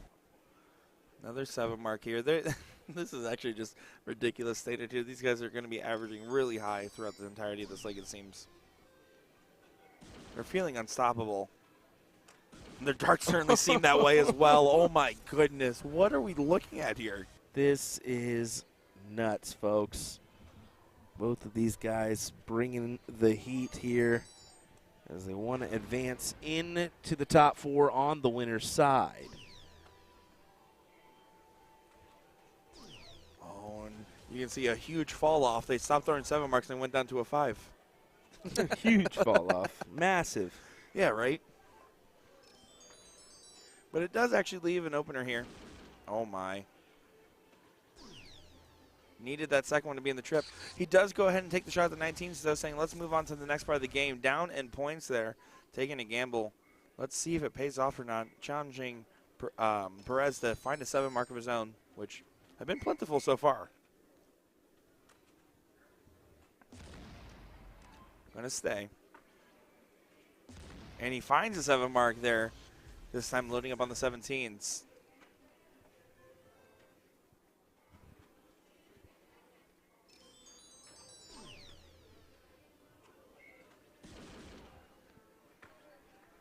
Oh my! What is going on? At some point, it's just like, yeah, let them just play their game, and we'll just shut up and let it happen. I almost wonder if the If part of the motivation for how well they're playing is related to the International Challenge, because these guys really are bringing the best of the best right now. It is so hard to say, like without people that for people that don't watch darts, have never played it, how incredible of a standard they're playing at right now. I mean, this is truly back and forth. It's not one-sided, and for both players to play this well and it not be one-sided shows the true resilience. But that is a big opening, the first real one we've seen in this leg. Only a 3 mark, getting the 16s close, but leaving Perez with the point lead here. Yeah, we'll see what he's able to muster up here. Will he take a shot at the 16s with his last dart? He should. Finds another 7 mark. Ricardo Perez, everyone. Trying to win this one 2-0, and it's a little surprising to say the least, as I thought Kai would. And Kai is putting in a great effort. It's just Ricardo's playing just a touch better. If you were to look at this and assuming that Ricardo would win this, Kai did not lose this match. It's just that Ricardo won it, and that's how I would phrase that. You got to win it when you're on the backside of the throw, going second. Look at that. How about a 9 mark there from Ricardo Perez? España is flying the flag proud right now.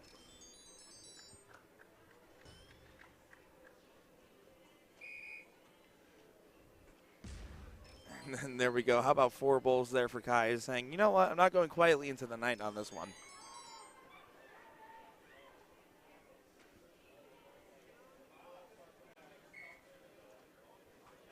And here we go. Can Ricardo Perez get this one sealed and done? 1 more bowl needed. Oh, how about a double on the last? And yeah, look at that. Immediate hug from these guys. That was an incredible. That probably singularly is my favorite leg so far of the week. That Look was at that. stupid. Look at that. That was dumb. A 7-0. A 7-0. Yeah, that was filthy, folks. That was filthy. Ricardo Perez. 7-0 versus 6-0 in a 700-plus point game. Are you kidding me? That was filthy. That was filthy, filthy, filthy. You can't say it What? enough. What? Ricardo Perez may be the one to beat in this bracket. We'll find out. Cut the feed. I don't know if I want to watch anything else. That set the expectation too high. That was brilliant. My. Brilliant. Wow. Brilliant. Well, folks, we got more action coming your way here shortly as we continue our coverage of NDA Team Dart 2024.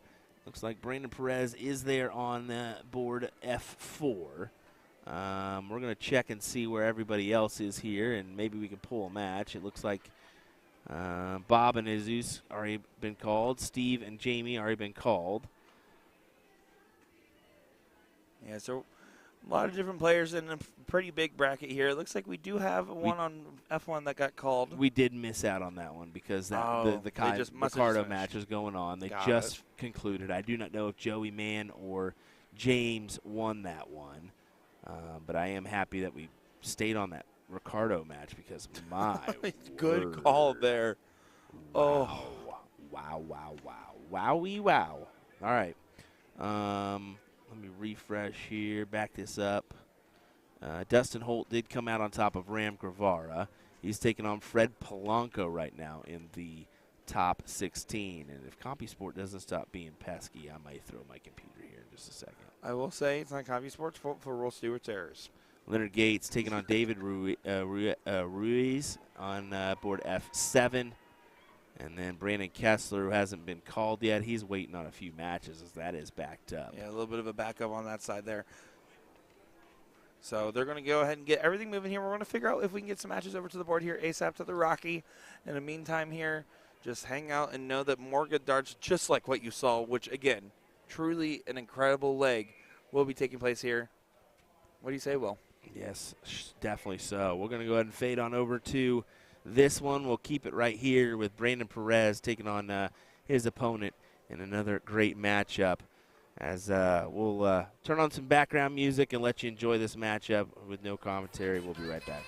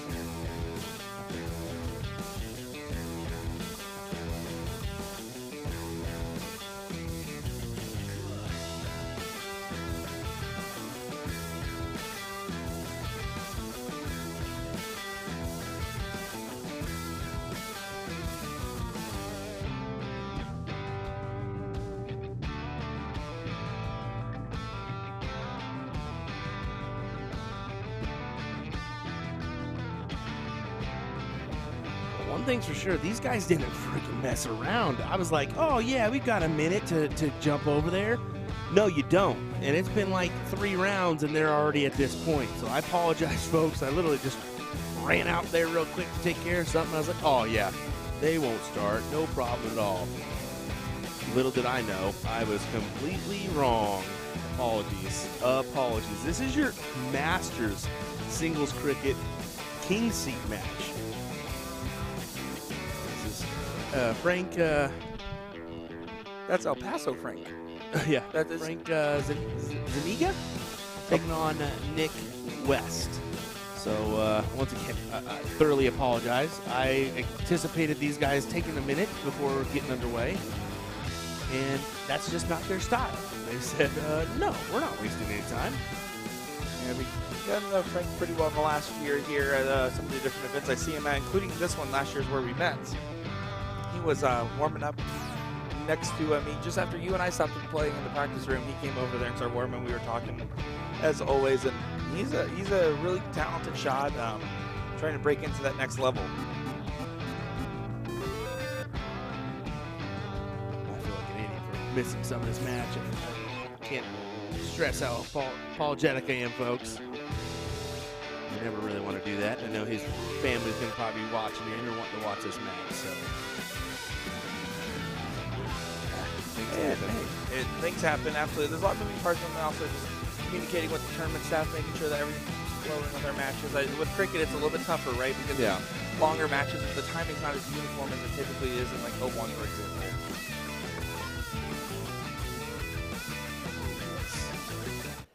Thank you. Appreciate it, Jay. I rushed back here. I didn't even forget about the bumper music, so probably nobody heard us. Well, guys, we're excited to be bringing you coverage of this match here. I'm Nick Teixeira, joined by Will Stewart for this one. Oh, my goodness. Guys, we are firing on all cylinders as there is no fatigue here. We are ready to keep bringing action. King Seat, Nick West versus Frank El Paso Zaniga.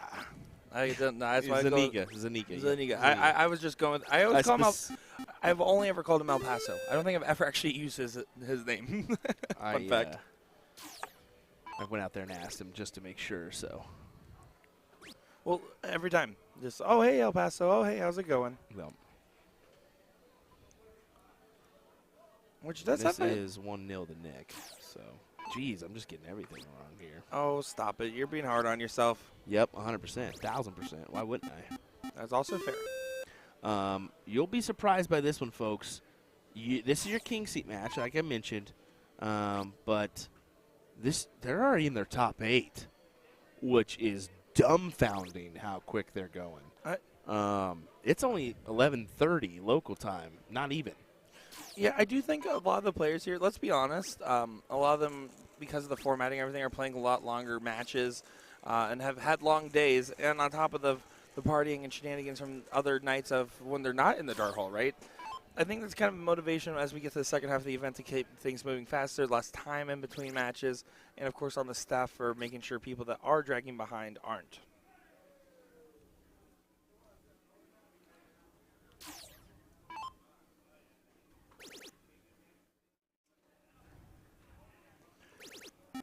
Let us know in the chat here what you think Frank is listening to. I'm going to go with Beastie Boys Sabotage. This is all yours, it's sabotage. I'm going to go with Stevie Wonder. Isn't she lovely? Yeah. Isn't she wonderful? To be honest, just keep singing. I was loving that. Well, Frank making quick work of this, like, huh? That was my past life, buddy. Yeah, Frank's trying to set this 1-1. As there is some good support system going on here for these guys. Looking on the background, some individuals that have chosen to spectate for this. Absolutely. I mean, you can see the contingents. And that's also as other brackets start to wind down or wind up to their final stages here. You see a lot of other people start supporting people from their vendors, their regions. You have that sense of community pride with your local dart community. I know for a fact I go up and every time I see a CNN player, whether I know them or not, whether they're new or not, I will go there and spend the time talking with them and hanging out with them and just watching their matches regardless of level. It's that sense of community, right?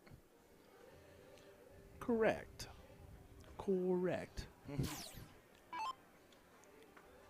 This one's going to go to a deciding set, or deciding leg for sure. And Nick West in that 0-1, I'm sure you mentioned, but as I kind of came in a little late on this one, did get to that finals of the 0-1, but from the loser side of it, and ended up losing in that to Steve Hilger on the Masters level, not the on the Masters level, just like this one.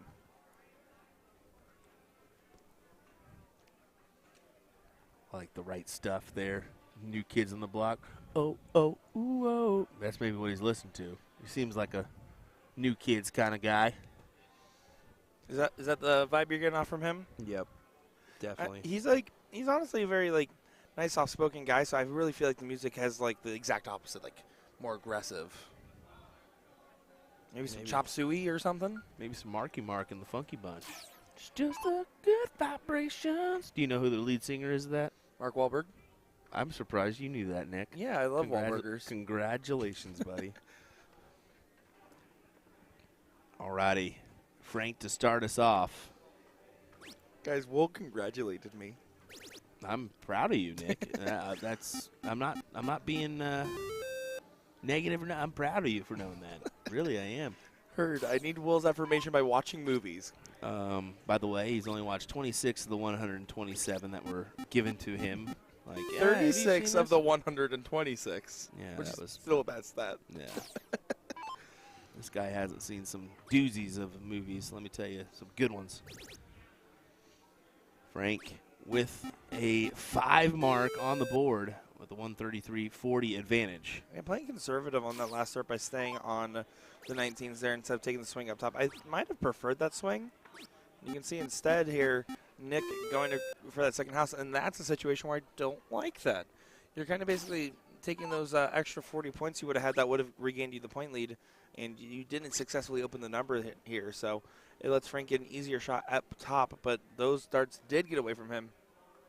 And,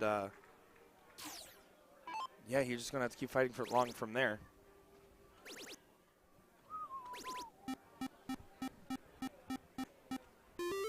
How about a 9 mark there from Nick West? That will do the job.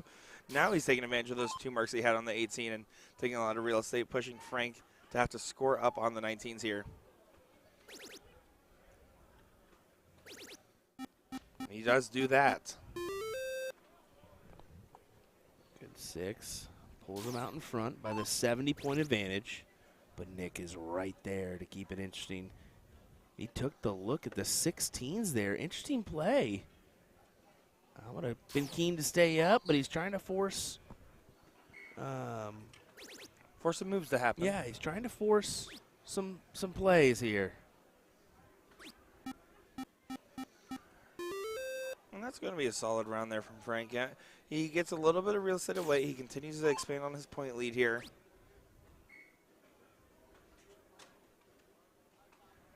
And Nick kind of jumping up to the 18s. He's not going to be happy with those darts. So this has to feel like a huge return to sender here if Frank can hit a big one.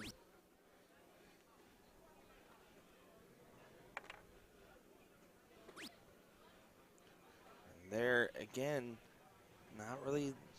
I understand taking the look on the last start there, but I would have also preferred if he maybe explained the points just a little bit more, knowing that the 2 house versus 1. And that's a huge 7 mark there to show why those extra points might have mattered.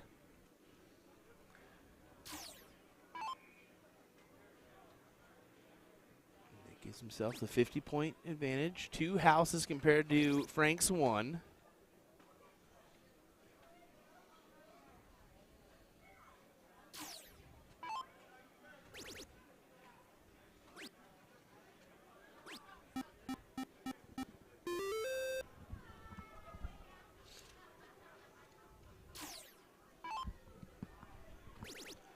Frank now continuing to defend with his 19 territory.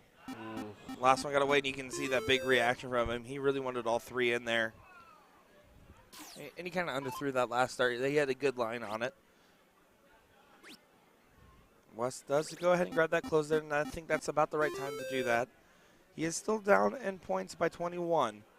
But what he can do here is force Frank to try to chase some closes. And there he's attacking the 17s. I know that that's where he's been pointing, but you're not taking advantage of your 1 mark on the 18 that you kind of shot for earlier.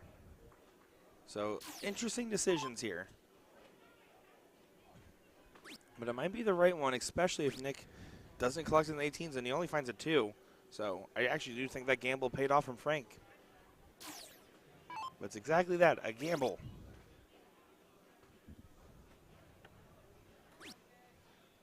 Four mark there does regain the point lead by 1. Oh, if I'm Nick, I get rid of this real quick. You're not me.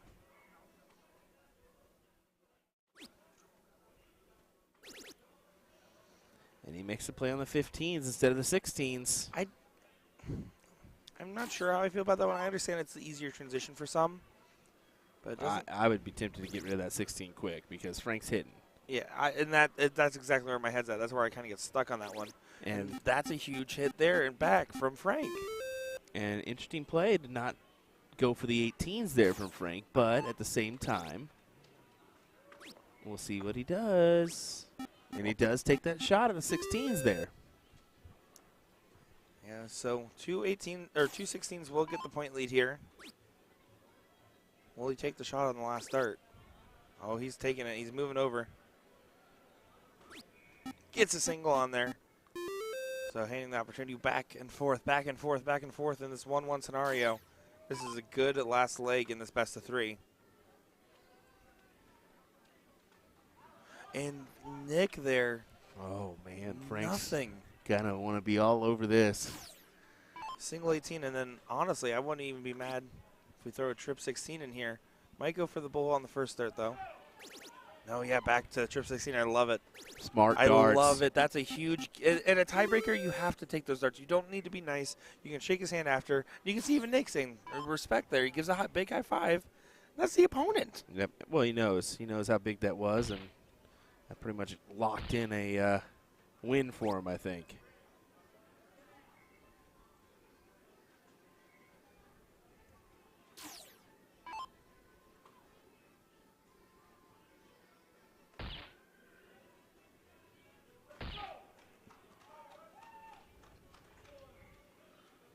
This might be the tail end of the king seat here. Not much Nick can do from this scenario. He is going to try to hit a bunch of bulls, but even if he found all 6, was not going to be able to find a chance at the point lead here. So Frank 1 bull away from getting a spot in the king seat and 1 step closer to that singles cricket title. We'll get it there. Look at that, and then a good hard-fought battle on our board here for our master singles cricket, and you can see a hug and some respect between the players. And Nick's all smiles. He's a really good sportsman in that regard. Yes, indeed. And we're going to hop on over to board F3 as Brandon Perez and this is a gentleman from Team France or not Team France, Team Germany or Team Canada or Team Spain. My goodness. A French-Canadian is where I believe you're yes, that's what I was thinking. And I do believe that he is. Let me pull up this information here real quick for you. I recognize him from Team Canada. If I'm North Dakotan. We were wrong. No way. Oh, wait, no, sorry. That was the previous round. Okay, sorry. This is Quebec. Okay. Sorry, yeah. that was the previous round. The previous round there. So this is going to be James Bice. I was like, there's no way that guy is North Dakotan. Like, no way. Absolutely you say he's not kicking it with, like, Dason and them over there? No. He might. He seems chill. I mean, look at this cool shirt. He has, like, a bowling shirt on. Yeah, sure. Sure, buddy. Yeah, so he is going to be from Quebec, so I do want to do a correction there. Whoopsie. I'm so surprised how quick we're going here.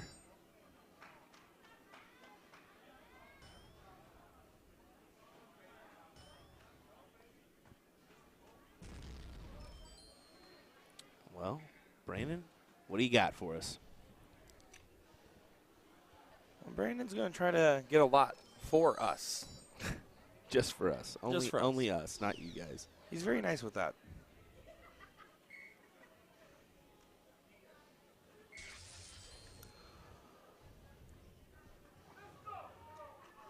So let's see what the man from Quebec can do here.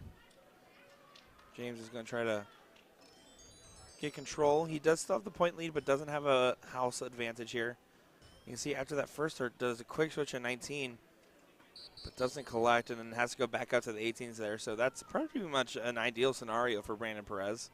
He's going to try to take advantage here and defend those 19s. Good first start. He's going to follow that. There's plenty of room with that one. Kind of drops it just a little bit, but then corrects there and gets right on the wire. 4 mark there, getting up 63 points here.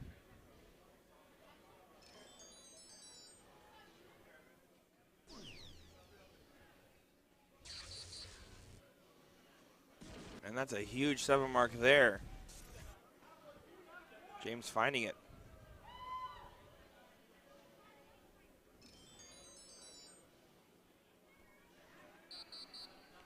Perez right behind him.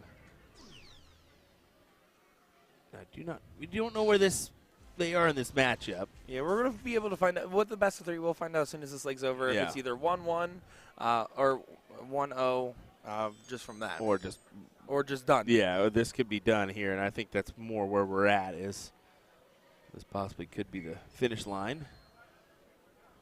Devin, I do see your questions, and I will actually answer them as soon as we have a moment where we're not in a match here. I'll go ahead and there we address that for you. Yeah. It's a long-winded question. So. Longer one, but good question. So I do see it, and just hang on tight here. As I'm hanging on tight, watching Perez go around there, and he finds, I believe that was a single 17 on that last start there. Wanted to try to get the 15s as well. So James going to have to make a defense here, kind of push to the back corner. Needs to find at least one more trip here. He does find one more trip. You hear the little duck quack noise. That's probably one of my favorite board noises by default. So it does regain the point lead. Obviously doesn't really pressure Perez all that much, but what it does do is kind of force an extra dart from him. He had to start those 17s there.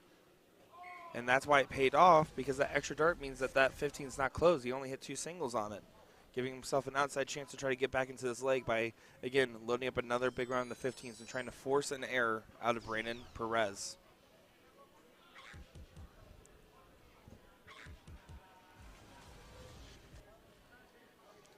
This is at 9th through 12th position of the bracket here, so getting into the top 8 territory on all this, as we're in the 5th, 6th territory. It looks like almost into top 4 on the Masters singles side of this all.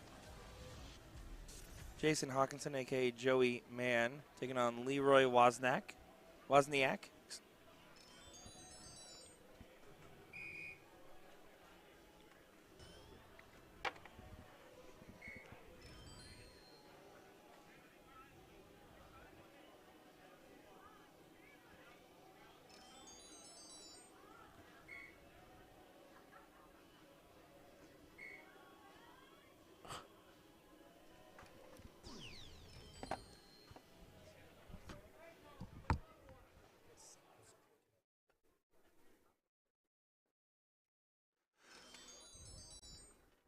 See James trying to make a stand on these bulls here.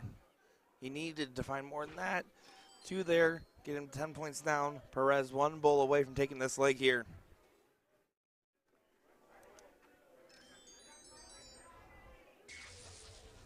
And getting it there. And you can see the handshake, so that must have been that last leg there for these guys. Brandon Perez getting that one down with a 5-4-6, playing very solid stuff. As James unfortunately will exit, and you can kind of see that with the head shake there that he wasn't particularly happy with said exit.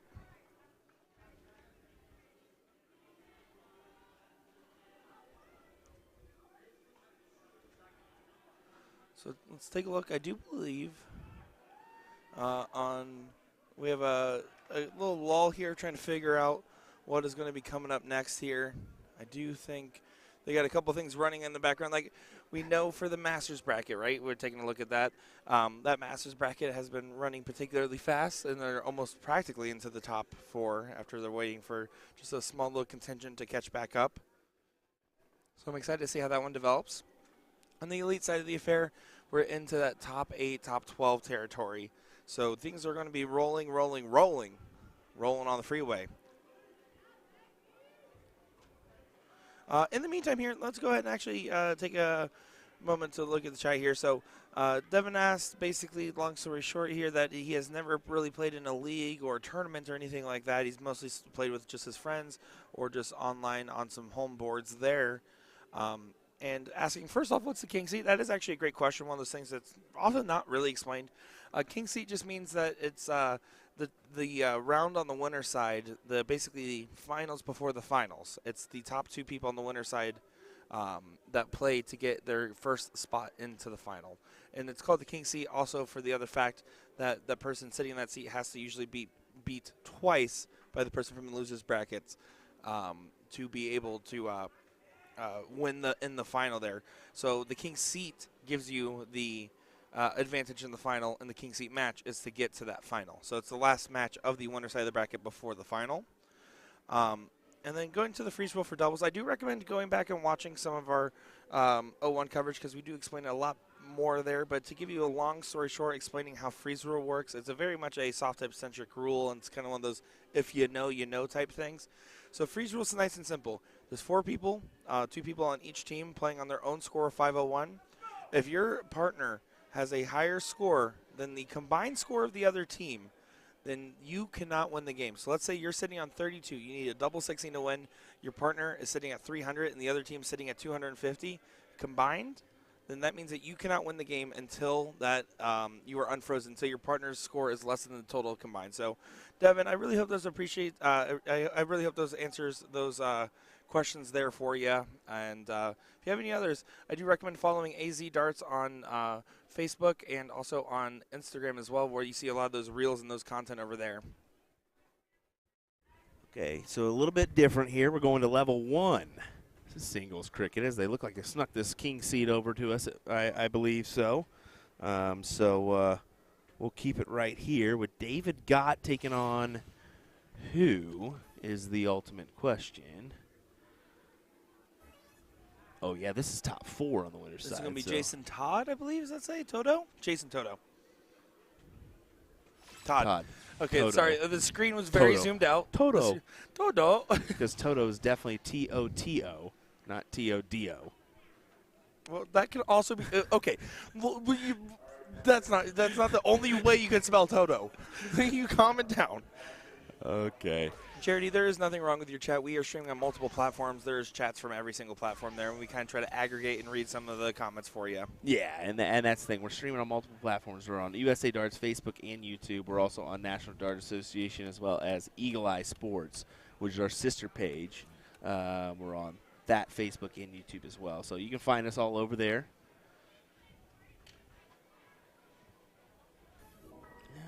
Irish sends for a little loop here, just throwing this level 1 up here. I don't think we were quite anticipating getting that one. I was like, where's David at? I said, you guys want some matches? We'll give you some matches. He just kept it rolling, and I went up there. I was like, hey, brother, probably finish out these ones before we go anywhere else. But, hey, that's okay. As long as there's the action rolling. They're actually I noticed they're doing something they haven't really done a lot of, and they're actually moving people down right now. So you're kind of condensing the areas. Yeah. And I think that also makes it easier for refereeing as well, just to 100%. be able to watch all those matches. I did mess up, though. What'd you do? A couple referees were up there, and I said, man, you guys are rolling tonight. She says, you shut your mouth. Don't you jinx it. You shut your mouth. Whenever we say we're having a good show, it's always something happens, right? So Yep. I get that. I see Juan asking basically about the David Ruiz and Leonard Gates match. I will say I took a peek at that because, unfortunately, that was just assigned. We do not have control of that. But it was assigned just outside of our streaming area. I walked out there. Their first leg, 1,400 points to 1,300 points. Oh, my goodness. It was a tough one. So I do understand wanting to see that. I don't know if that was a win. I think it was from Jason. Yeah, it looks like it. Looks like the sheet is signed from David Gott there. So Gott's got to go, unfortunately, as Jason Todd will get that one, or as better known, Jason Toto. All righty. Well, we're going to go ahead and give you a little overhead action of Jeffrey Johnson and Brandon Kessler, who's in action on board F4. So we'll go ahead and give you that overhead view, folks. William Stewart, Nick Teixeira, thanks for joining us. We appreciate it. We're going to continue on with our coverage here as, folks, this is flying by here. You don't want to leave your seat. You don't want to leave the screen. Keep it right here as we got you covered with some action, at least for a couple hours longer. Find out William Stewart, Nick Scher. We'll be right back.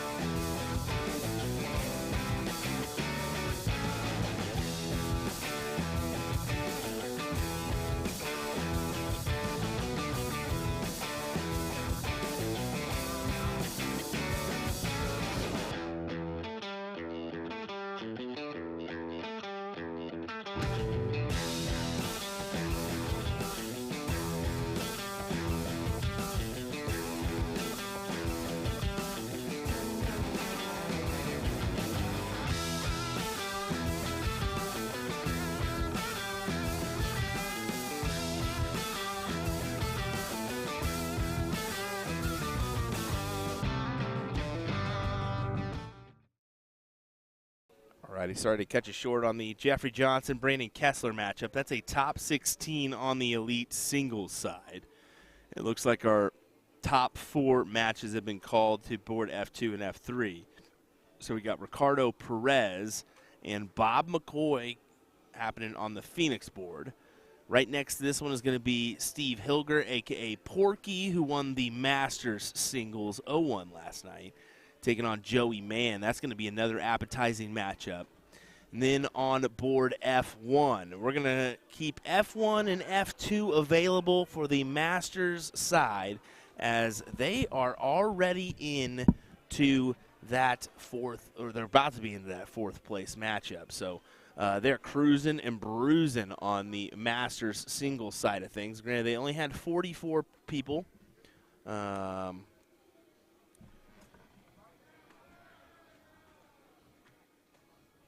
think the elite singles was 66, if I'm not mistaken.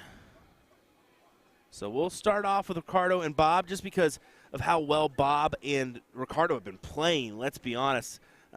Steve, I know he's been suffering from a little bit of a, leg back issue, if I'm not mistaken. So he's surprised he's on the winner side of things right now. But he's still alive, still kicking. We'll see if he can best Joey Mann. We'll hop into that match as we can, but mainly we'll keep it here with this one, because, I mean, like we said, Ricardo played so well earlier, and so did Bob. I think this is going to be just a really big matchup. Yeah, the two people that beat up on Kai playing against each other now. Excited for this.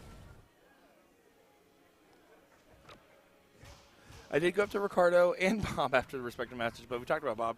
Just went to Ricardo before this one got going, and I said, dude.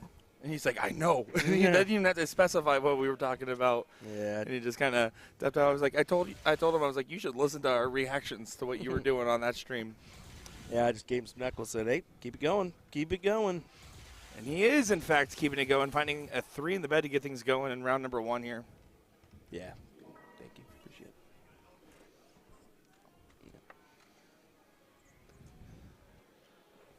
I'm just surprised how quickly we're going here. I mean, 12 o'clock local time. I figured, 2, 3, maybe. I was thinking closer to like 3:30. Yeah, really so. And, I mean, that still could happen. Yeah. Let's go ahead and knock on the table real quick. I think there's really one person on the elite side that's been kind of holding things up, and it's not purposely. It's just because they are a little bit slower player. Mm-hmm. They're a mechanical player, and that takes a little bit of time, let's be honest. So, yeah, call them out. I'm just kidding. No, just kidding. We don't do that here.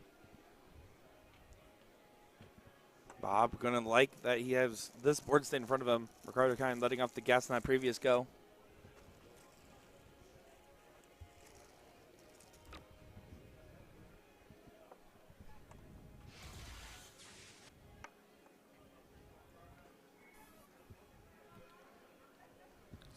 So our events, you see a question here. We got team events in the morning. Mm-hmm. We'll have our Masters team final tomorrow. And then I believe we move into it's not doubles, is it? No, it is doubles. Well, tomorrow is Tuesday, so we're going to have the mixed triples combo. And there's also the senior singles event as well. That's a 55 and up event. Okay, yeah, so I forgot about mixed trips. Mixed triples can be an interesting coverage, that's for sure. Yeah, the last 2 days, the evening events are mixed events. Well, yesterday we had some really great action, some surprising really phenomenal matches in the mixed trips yesterday. Oh, absolutely. Or last year. Last year. Yep, yeah, there we go. Yesterday. And at one point we had back-to-back nines, which was really impressive. Disgusting is the correct word.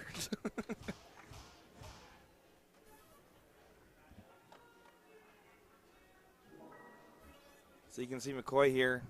You're going to need all he can get on the 15s and then some, treating it like a buffet with me at it.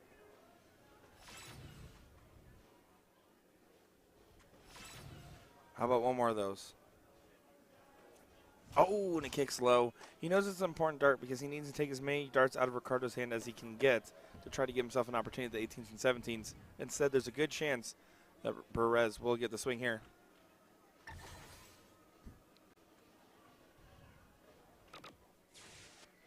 Yeah, getting the close there, getting that job done. Jesse saying we sound way more awake than you figured. Well, that's a good sign. No, I think we both have. I've definitely taken a couple naps here and there, and I think the only kicker for me was Saturday evening going into Sunday. I got no sleep, and that was brutal on me Sunday. Yeah, exactly, and that's so hard to do. And honestly, today we got a little bit more sleep last night, and then I getting some R&R on the dartboard as well. I think for me as some dart therapy, I like playing as much as I like commentating sometimes. If my darts keep missing this much, maybe I just will stick to the commentating side. Ricardo, go back to points here. Yes, sir. Big shots. He's just a phenomenal player. Great technique. Seems to have a good head on his shoulders as well. Oh, absolutely.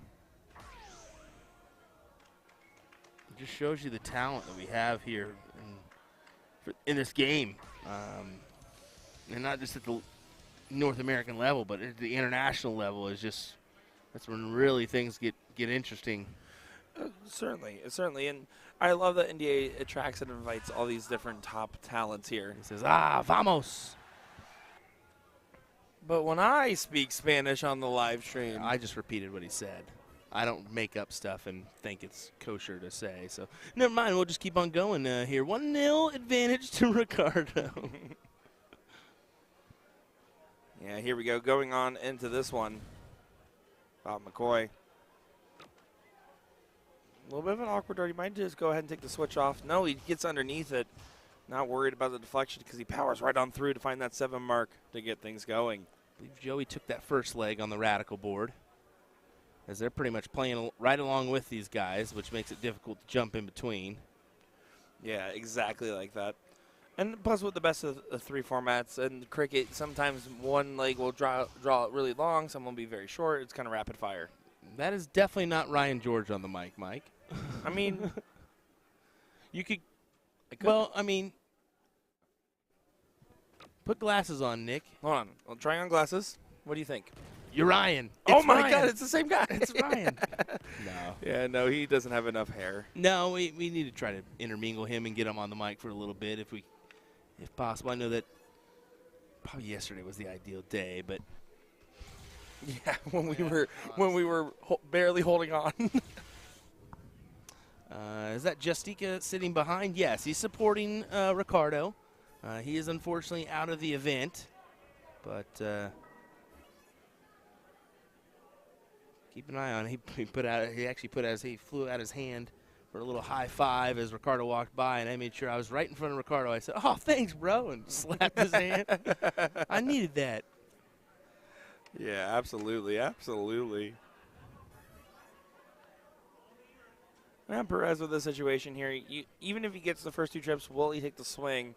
I'm going to say he's more inclined to stay down in the 19s if he has the option to. Yeah, plenty of room that bad, but he is looking up. And does find it there. Big shot and a big wow from him. He is definitely playing with some intensity here. I mean, he's really on a tear right now. The fact that these guys in the losers bracket is a testament to how tough this is. Now, you also see a little bit of that with the fact that it's best of 3 format, so you can turn it on really good for one match, or maybe find a cold streak at the wrong time, and all of a sudden blinking you miss and you're on the wrong side of the bracket. Because these guys playing so good, the quality of the losers bracket matches we're seeing is just truly a testament to how tough the field must be in general.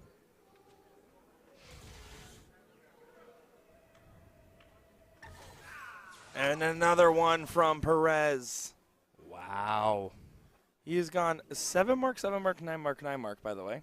And, I mean, Bob, you can't do nothing but just say, okay, on to the next number. Exactly, because Bob's gone 7, 7, 4, 5. It's not like he's playing bad either.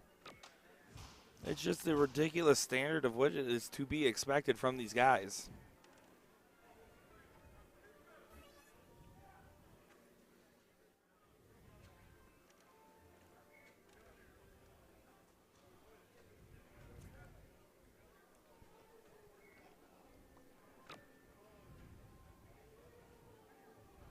Chris asking if we can see the score of Holt and D. Perez. We absolutely, unfortunately, cannot. Yeah, exactly.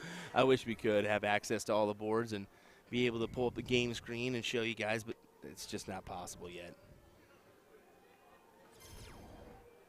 Asking about total numbers of international players here in the chat. I do believe it was over 200 Canadians, about 70 Germans. Almost 80 Germans, and 20 or so. 24 Spaniards. 24 Spaniards. There we go. Yeah, somewhere around those ranges. Someone actually gave us that information earlier in chat, so we don't have that one written down. Over 3,000 North American or U.S. participants. Oh, my goodness, Perez. Oh, my goodness. At this point, it's almost numbing to see him continue to hit as much as he's hitting. This would definitely be your favorite for the event here. I mean, just looking, if he continues this standard, I would absolutely agree with you. How can you not be a favorite if you're playing that good?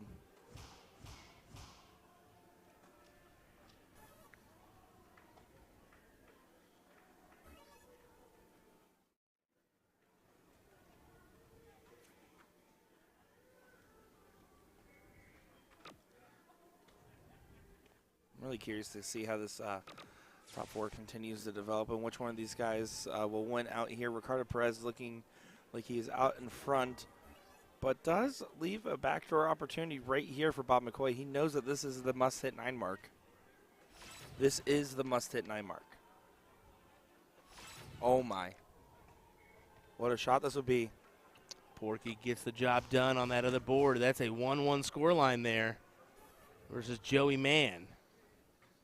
McCoy not going to be happy with that attempt at the 19 there. He really needed that one to go in. Perez just doing it. He's going to stay on for a 5 mark here. So now McCoy getting the opportunity handed back over. Let's see if he can convert here on this one. Needs 74 points, so. Needs 2 trip 15s to take the look. There's one. There's 2. Right here, once again, taking the shot at the 19s. Getting it this time, though, finding an 8 mark. And you can see the vast differences here. Bob doesn't say a single word, but gives a small little fist bump to let Ricardo know, hey, buddy, I'm here. You're going to have to beat me. Absolutely. Oh, hitting a double ball in that last start there for Perez. So McCoy must find 3 bulls here.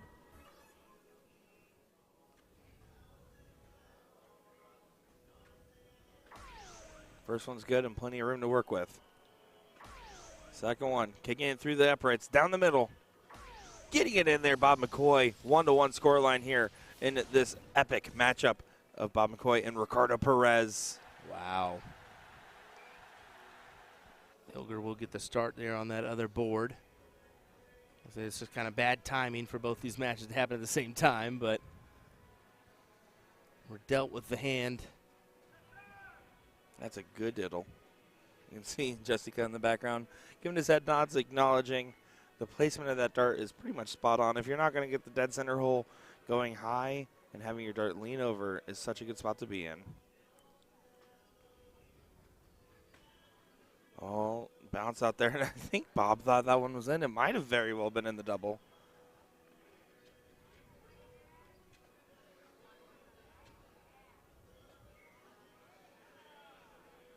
Taking that second here.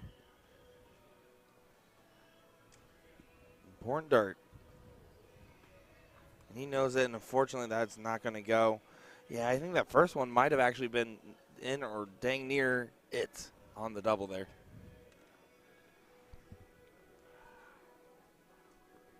So 1-1 scoreline here. I'm going to be going, this is last leg decider, Ricardo Perez to get things going.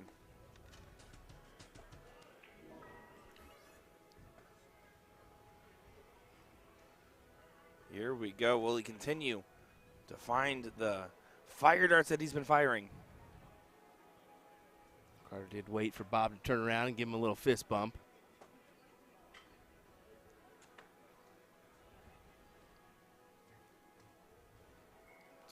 come out on top here in this leg.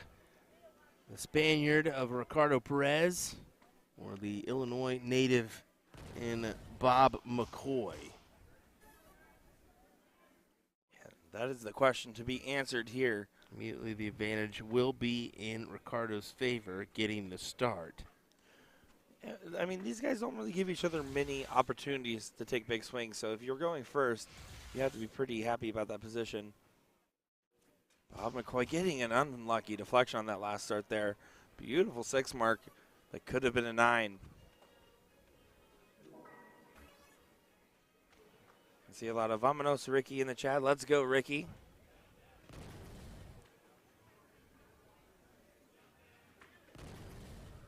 Oh, good shot here. Taking a look. And finding a 9 mark there for Ricardo Perez. Take a shot. Every time I've said that, you'll probably be sleeping under the table.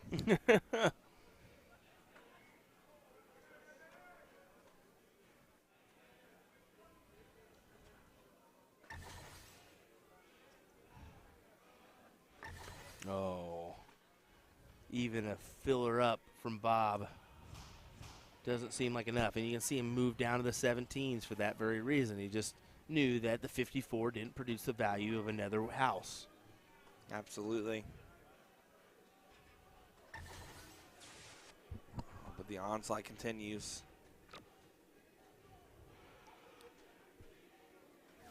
7 for 9 on triple so far. 7 mark, 9 mark, 7 mark. Sweeping up the competition right now. Broom goes the janitor, as they say. Oh. There you go. Whoa. I'll give you one. All right. I'll give you one. That must be a Kansas thing. The 7 mark answer for McCoy. We don't mean to speak of him as if he is out of this league. He has gotten 6 mark, 6 mark, 7 mark, by the way.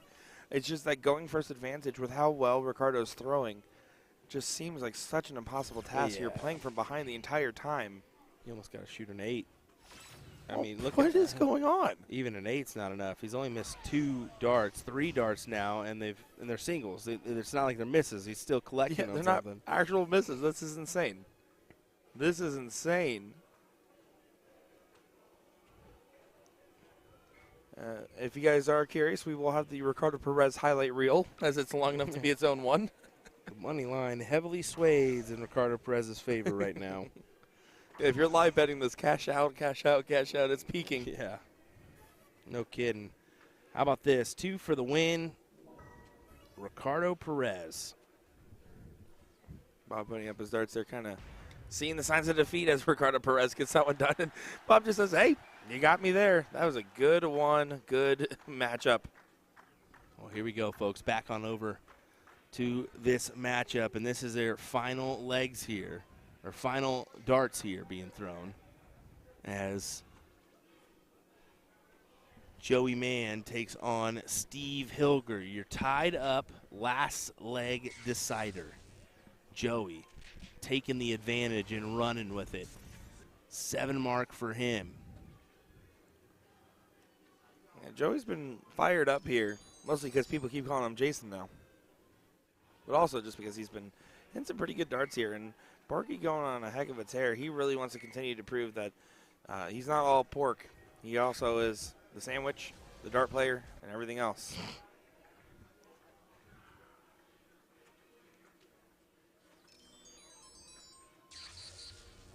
Man, I believe he averaged somewhere around a 6'8", 6'5" there. Yeah, he definitely averaged really good. As Joey Mann gets the job done to take the win here and advance into a match versus Ricardo Perez for the king seat. And you can see those guys are all laughs and smiles regardless, and that's what it's like playing Porky. You're not going to be having a bad time regardless of the outcome. We're going to jump on over. Let me just check here. This is your 4th place match on the Masters singles side, if I'm not mistaken. This is Jolyn Harris taking on Leroy Wozniak. And I think Leroy is the bearded one. That is Whitlock plus then some on that beard, by the way. I love that. I feel like he has magic potions or something. I want to meet him.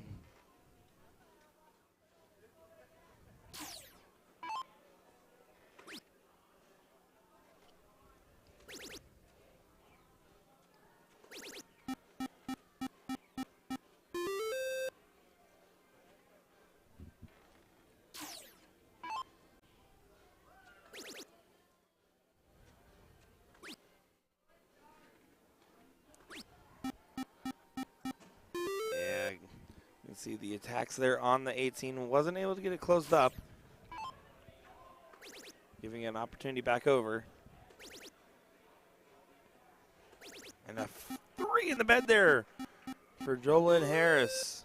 Yeah, what a good shot. Indiana native. Look at that.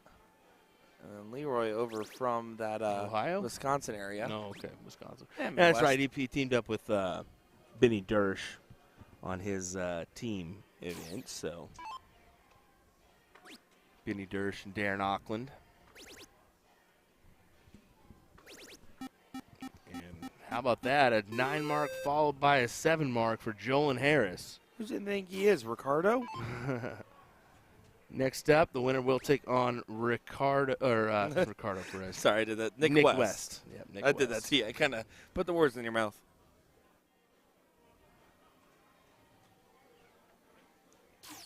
So here we go, Jolyn.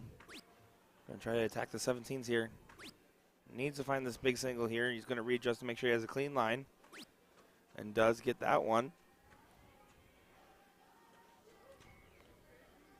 Leroy's from that Janesville area of Wisconsin.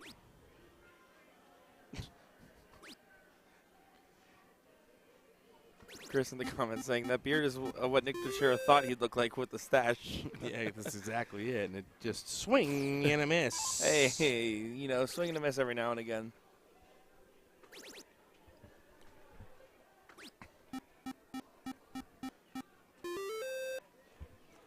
How about another 7 mark there for Jolyn?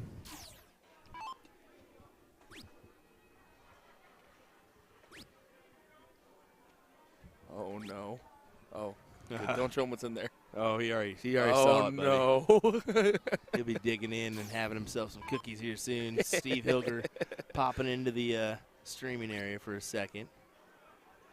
Couple 16s to close it out for Jolyn. Yeah, he's been pretty firm in control for the second half of this leg. I hope it's Jolyn and not Jalen, just to say it. It's spelled Jolyn. Yeah, exactly. That's my concern. I hope it's Jolyn instead of Jalen. If your name is Jalen, you should get that changed. We're sorry, but I'm pretty sure it's Jolyn. Nah, winner, chicken dinner. 1-0 advantage for him. Yeah, throwing a 4.97, but really those last 6 rounds he picked it up and fired in full force. That 1-3 in the bed there on the 18s was the game changer. Kerry says you're saying it wrong, Will. I'm just kidding. She said we're saying it right. Okay, yep. Just making sure. We did have the Cobra Kai, which apparently was supposed to be Cobra Kai, but now they've adopted our name. You can't go. Yeah. You can't go anywhere else but Cobra Kai. The Cobros.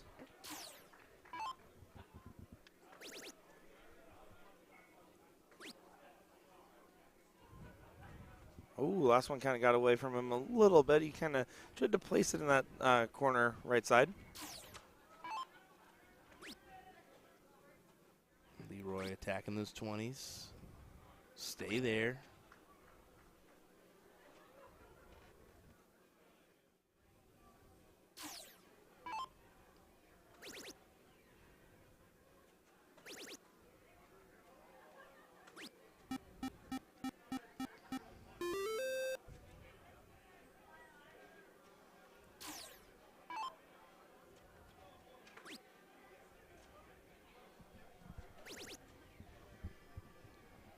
Play out just a minute here as Leroy throws in a 5. Yeah, there's going to be a little bit of a duke out on the battle here. We've seen that time to begin. I think that's also in the Masters level. You see more of these 2019 battles and less of these third dart confidence closes that you've seen before.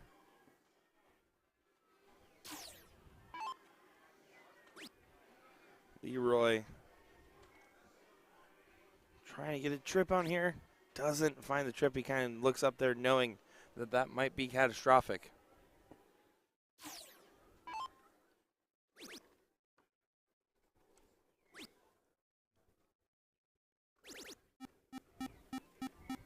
Joe taking over this match right now as he's trying to lock in a match with Nick West for that third place position.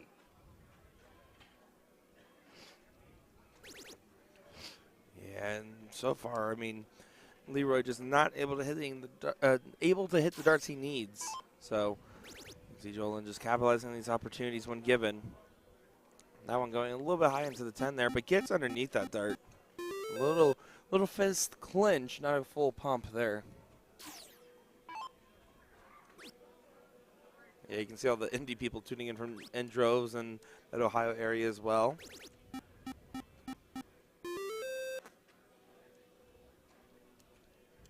It's not because they all thought I was Ryan George for a second.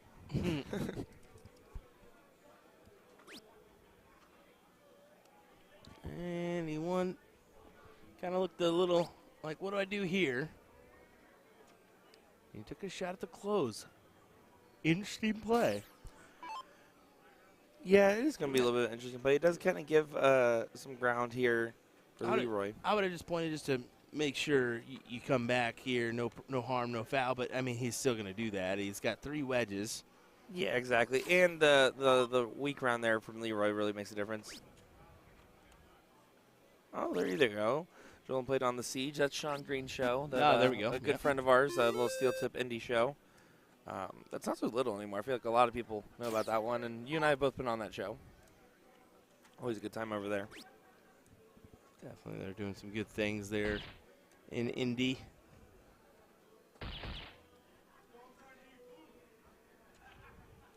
Joan, what do you say? 1, 2, 3 to take the win here.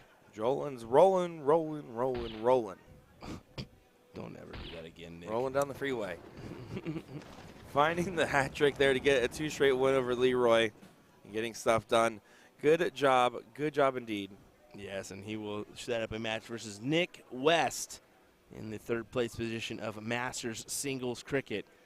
Don't go anywhere, folks. We will be right back here in just a moment's time as I'm going to grab a water and make sure I'm good to go for the rest of the coverage here. Can we get some RAPs in the chat for our snack box now that Porky's found it? Yeah, Porky's in here and found the fruit snacks, and now they're all gone. Oh, no more fruit snacks, guys. We will be back at the action in just a moment's time. Nick Teixeira, Will Stewart, don't go far.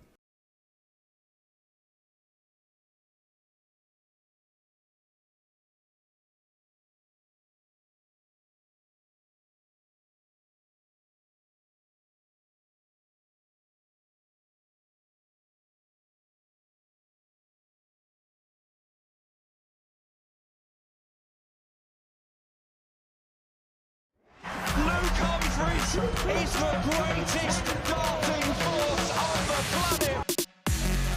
Bullseye. Oh, we got one. The fish has been landed. We know he's too good. The world #1, world champion. Incredible stuff.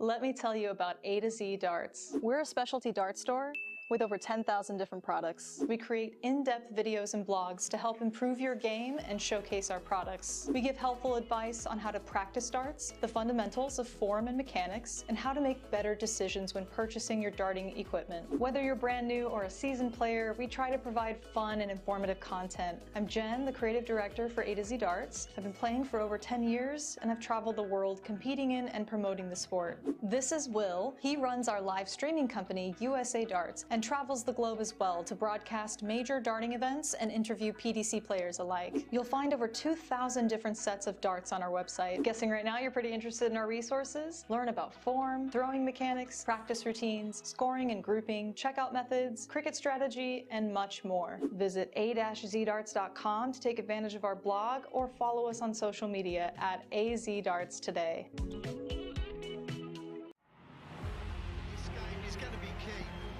Tell by the way they're scoring, there may be nothing in it. One man misses, does the other man get? Yes! Double 12! That is the most amazing leg of darts you will ever see in your life! I can't speak! 12, and the 9 Dart King lands another one! Covered by Team Michael. Double 12, back going! The ascension is complete. Incredible stuff. The world #1 is world champion.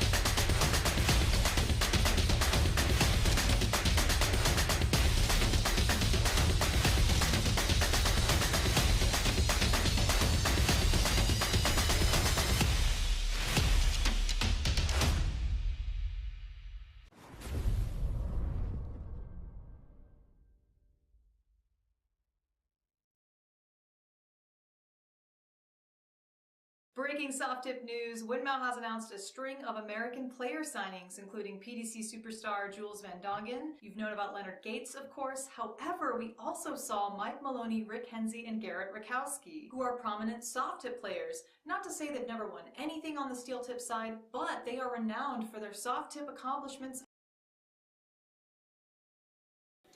Sorry, Jen, but I had to cut you off. It just wasn't that important.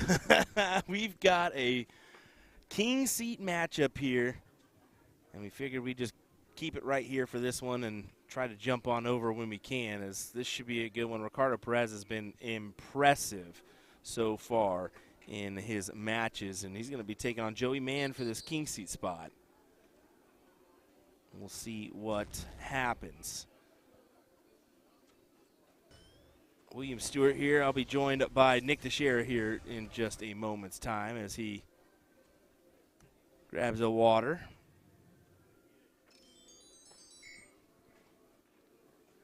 We'll go ahead and throw our score line underneath there. And we do have the Bob McCoy, Brandon Perez matchup going on next to this one. That's going to be a 5th-6 matchup. And then over on board F1, that's going to be Jolan Harris taking on Nick West. And that's your 3rd-place Masters cricket final. And it looks like we're underway on all boards. So we'll do our best to try to give you coverage where we can, but it's going to be a tricky one to do. We definitely are going to take precedent for finals. So Masters final definitely we'll be covering. And then we may skip out on a 5th, 6th, or 4th-place match in the Elite for that one. That is unfortunate, but that's how we're going to have to do it, folks, with the way that things are moving along here.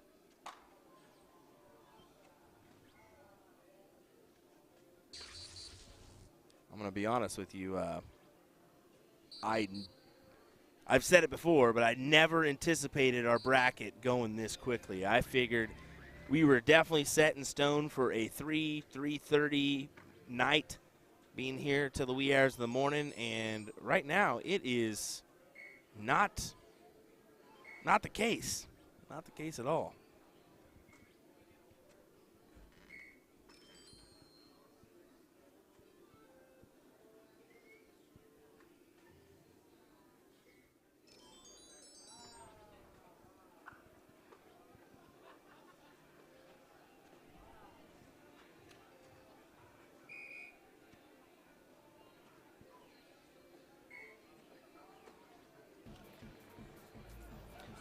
And just like that, Ricardo Perez throws a 6-8-2, ladies and gentlemen. A 6-8-2. More impressive stuff from Ricardo Perez. Wow.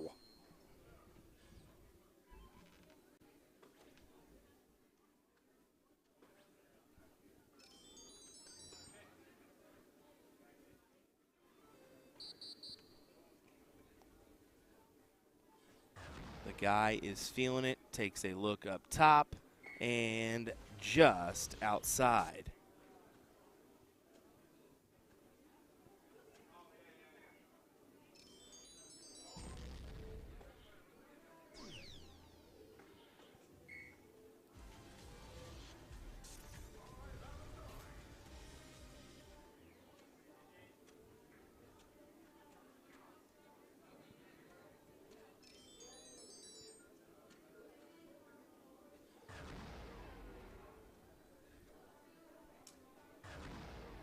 Take the shot.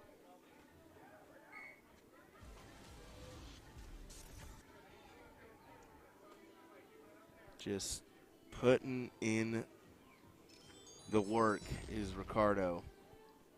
Joey, can you answer the call? He can. What a big shot. 8 mark for Joey Mann.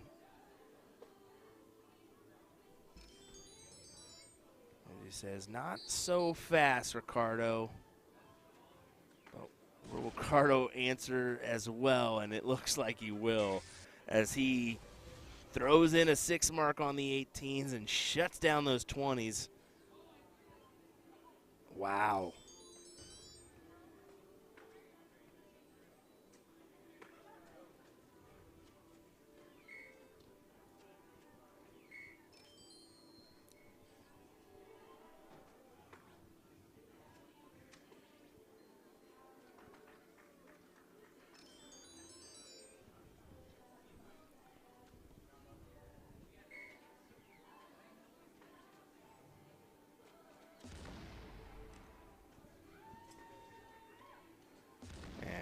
Hammering away. This is just some great stuff we're seeing. And if you're Joey, I mean, you're shaking your head like, come on, dude, this is just a display we're seeing. I mean, there's not much you can do but hit everything on the board that you aim at. And that's a very, very difficult task to do.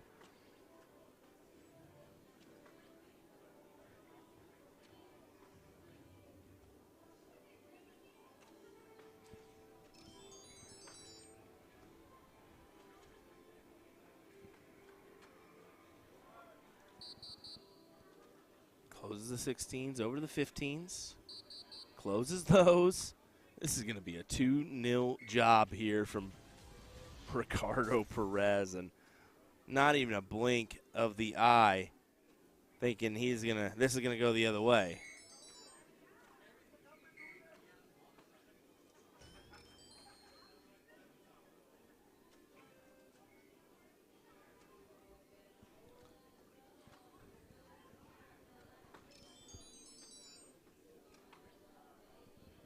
Two bowls, a 6-8-2 in the first leg.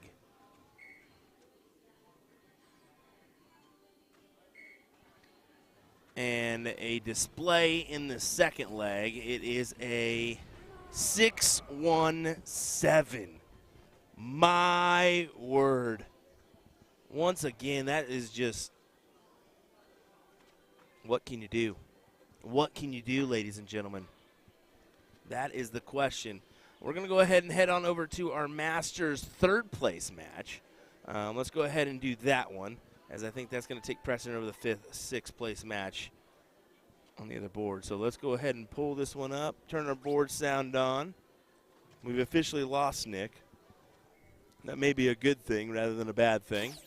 I'm just kidding. I'm just kidding. I can't say that. Nick's been doing a killer job. Appreciate him joining us this week here for our coverage from Las Vegas, Nevada. I don't know where we're at, if this is a 1-0 score line. I believe it's 1-0 to someone. I just don't know who. Well, we should be able to find out how this one goes in just a moment.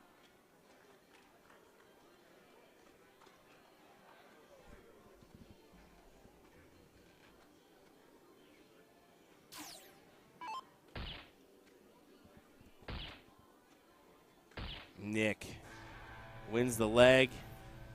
Is that 1-1? It sure looks like it is. No one's not putting darts away, and they're setting the board back up. So I believe we're 1-1 here.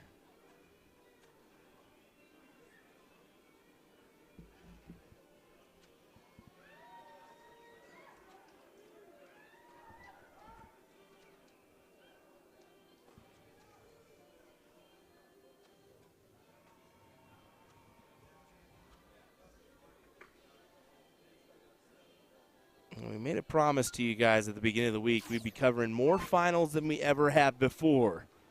Well, we're doing just that. We're staying to the wee hours of the morning for you guys to cover these matches. So you can go back in time if you are asleep and check out the action whenever, or just wait till those post-match clips happen, because we will be posting those at some point.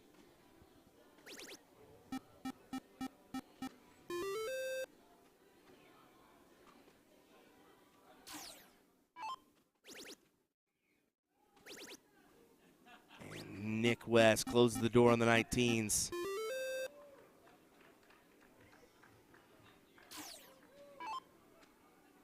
Couple supporters looking on for these two gentlemen. Love to see that.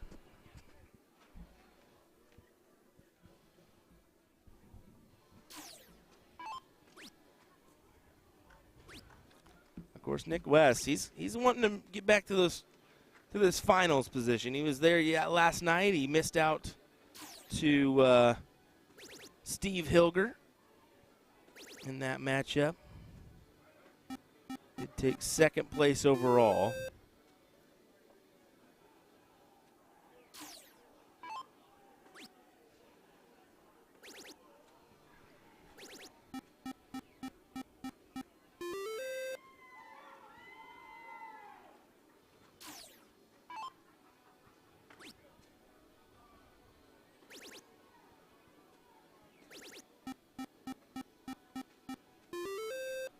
Jolyn Harris with a nice 7 mark there.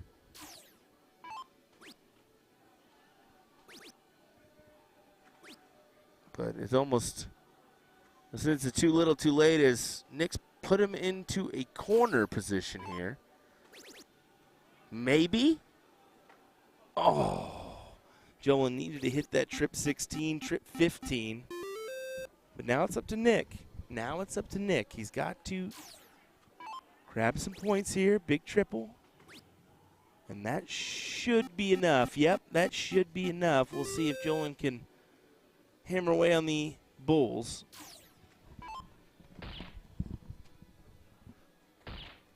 Oh, we don't need you now. We're fine. Thank you, though. I was talking to Nick, guys. He just came back all of a sudden, so I guess we'll turn it back on.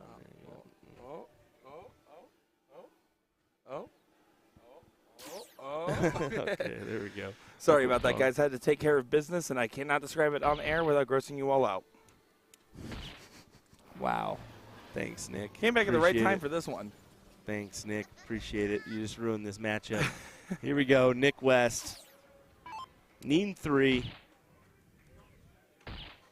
2, 3. Wow. Gets the job done, and he is into your finals. Well, look at that. I came back to watch a couple good winning darts there and make one awkward comment. You know, the Nick DeShera special. Well, we're going to go head over to Brandon Perez and Bob McCoy. 5th, 6th matchup here in this one. And both these guys have really just been playing well. If you have the last name Perez, you're having a good day on the dartboard. Yeah, that ain't no lie. And McCoy is tired of seeing people with the last name Perez playing against them. So here we go. You see Perez over here. Gonna be trying to get some real estate on this board. He went 7 mark, 7 mark, and is currently down 2 houses in points. See, hello from France, hello from England. I'm sure we have España and Germany as well, so appreciate all of you guys tuning in from all across the world and, of course, all across the U.S. as well. For those that are night owls and still awake, do see a couple of people in here that I know as well. Paul Rogers, Jeremy Byrne, Keith Williams, Jason as well. So appreciate all you guys staying up and tuning in with us as Bob McCoy is just on a tear. He is pissed that he's on the side of the bracket. I can tell you that much in the best possible way, as he is motivated to keep things going here, and he does not want to go quietly into the night. We believe this is a tiebreaker. So this tiebreaker might be broken here in McCoy's favor. looks like it. Looks very likely indeed here. We'll take a quick moment. Let's see.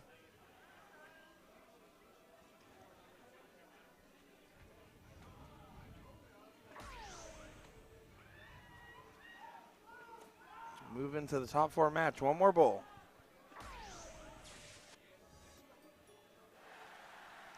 Getting it done there. Bob McCoy, Brandon Perez give a handshake here. And of course, Perez wanted to keep on going, but will not be disappointed with his finish in this tough of a field, huh?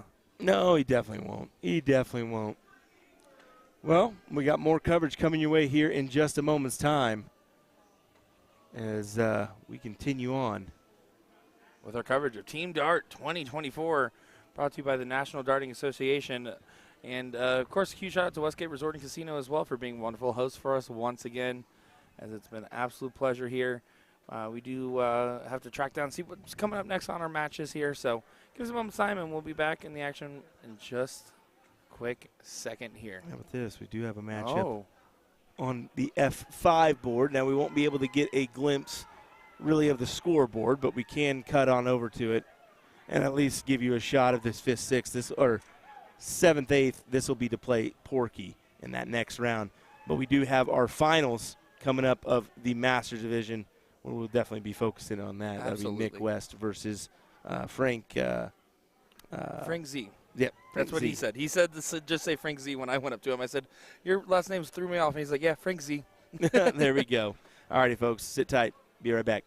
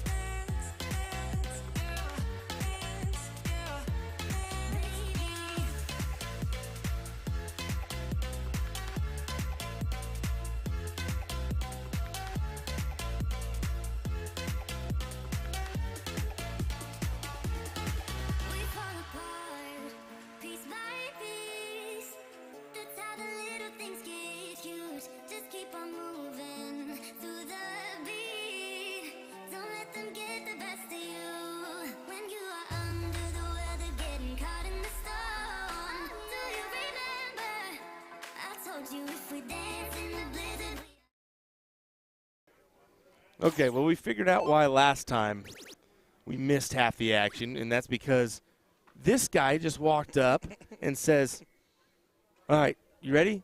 Show me one. What? Yeah. Like no practice starts, no nothing, just says, you ready? Let's go. So I actually got a lot of context for this match here. First off, as I was sitting there, I was talking with Frank. Frank, I did get a chance to know him from last year, so really nice guy. We've talked a few times. And he's like, honestly, this is kind of funny to say, but I'm a fan of Nick West. And I was like, wait, really? He's like, we played each other one other time, and when he signed the match card, I kept it. And so he actually kept his autograph, and he's said, I want to tell him after the match one way or the other. So he's actually a fan. And so we were over there talking. Nick walks up, and Frank says, hey, Nick, do you want to go ahead and swap music? I listen to yours, you listen to mine. And Nick's like, probably not. And then he says, okay, show me one. And that's exactly how that conversation happens. Wow. So I went up to Frank, and I just took his deal, and I added 2 zeros onto the score, onto the board, and I said, hey, they're changing to board F100. I was, oh, where's that? I was like, I don't know. You're going to have to find out. He's like, okay, cool. I was like, so nice. Dude, I'm kidding. Like, this is your final. Come on, just lay into this joke for a minute. Then Frank, right before this event, he messaged me, and he said, hey, is this allowed at NDA? It's the coach's armbands or the quarterback armbands with, like, the playbooks. He's like, are we allowed to have that for, like, outs and stuff? And I'm like, I've never seen someone wear one. If they really want to, I guess you could. That's a good He was idea. more so asking in a jokey manner, but I was like, wow, that's funny. Look at this stuff from these guys. Well, look at Nick. I mean, that's a great white horse there from Frank. But Nick's playing this really unique strategy of opening all these wedges and hoping to backdoor his opponent. Thermonuclear. He's doing well. I mean, now he's forced Frank to go for the bulls instead of these 15s here. Yeah, forcing a 4-3 scenario. And Frank's going to go for the 15s instead. Close the door. Yeah, he's going to go ahead and say, you know what? You can try to hit the 4 bulls. And that's not a bad strategy.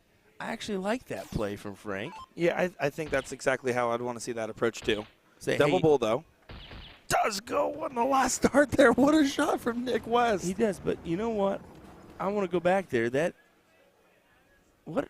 a good strategy from Frank. I mean, because here's the deal: is he knows no matter what, I've got 2 legs on you.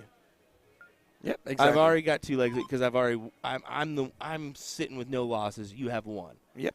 So why not take that shot, force him to hit? If he does, great. But how about this from Frank, dude? Going 19s and not paying off at all. Wow. They're getting really interesting with this stuff over here. Okay. And there you can see a 7 mark from Nick, not wasting any times. But interestingly, shooting the 18 cover shot there instead of going down to the 19s to contest that 1 mark from Frank. And that could be disadvantageous here because it'll let Frank go and grab some points before going up and grabbing the 20s with point advantage. These guys are playing aggressive games here and wasting no time getting to the board and throwing these darts. Some really good stuff.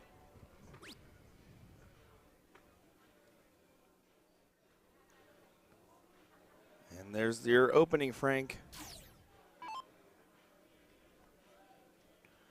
So whenever you see somebody that's opening up very wide, it's get a triple and look at this. Look at the 3 in the bed there from Frank.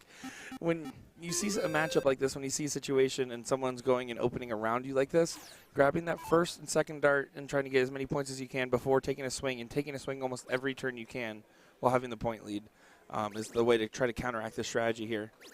Because you can see there is a 4-house advantage on the other side, but Frank having such a massive point lead can now afford to go ahead and start attacking some of these closes here and doesn't even need to consider going at any points until he feels like he has no other option. I would have pointed with that last dart just for kicks. Right, but to be fair, a lot of players have that habit of the 200-point rule. So he is right at that line. A trip would have technically got him over it, although it's not on the Cricket 200, so he could have. Yeah, exactly. But I think that's a little bit of habitual. I just don't like the strategy Nick's implementing here. It caught up with me last round. It's not really rattling Frank at all here. But it caught up with him, but he still ended up hitting the big shot at the end. So and you can see him there. He tripped first and then taking a look. I like that. And I like that. Exactly. The reason why is he's just making sure the distance is created and he's got a separation mark. Now when Nick close, that's what I was wondering, if he would try to close there. Because if he tried to close, then it forces Frank to shoot it. So really, you've been seeing, this is the strategy we haven't seen at all tonight other than Nick. Nick is utilizing this strategy, and it's very interesting. Yeah, I mean, it's high risk, high reward style of play. That's really what it is. And it's also, again, basically saying that you can hit more marks per round than your opponent, because obviously that's always the strategy in cricket, but you have to be able to outshoot your opponent early on to grab those extra numbers, especially if they are defending their territory and pointing pretty well.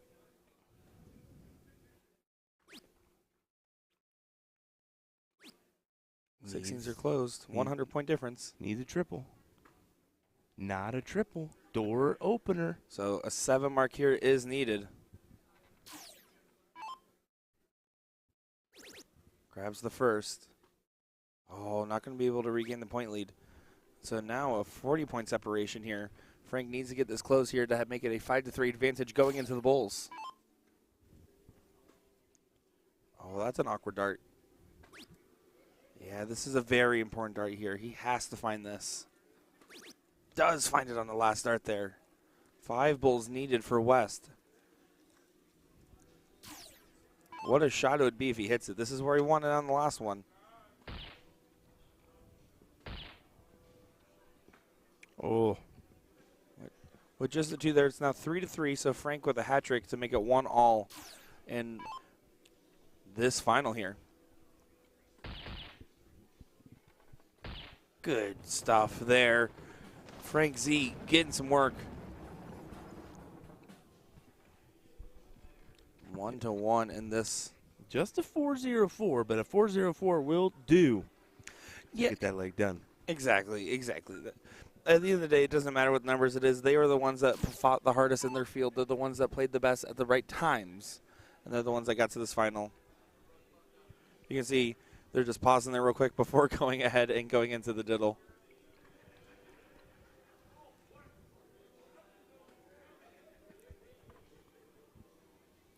That is 1 hole inside. Yeah, can Frank get under it? He can. It looks like he got it by 1 hole. Nick's like, I trust you. As he's all the way back there. Nick's honestly, I'm getting this very good vibe from Nick. I mean, both of them, honestly. You see that big high five for every one of Frank's good shots. and so on and so forth. I love it. See, Frank does just like starting on those 19s. If you hit a 7, it's not a bad idea. Because, of course, that means that 2 trip 20s will not regain that point lead.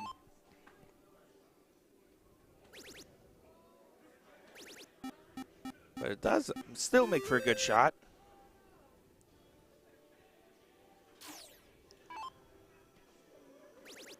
So, again, I expect Frank to play a little bit conservative on the points and just keep going at it. Finding another 7 mark there, knowing that if Nick likes to play aggressive, then he needs to build up that foundation early on here. Get those points early, and then if Nick just starts opening other numbers, he has plenty of time to shoot at all the closes.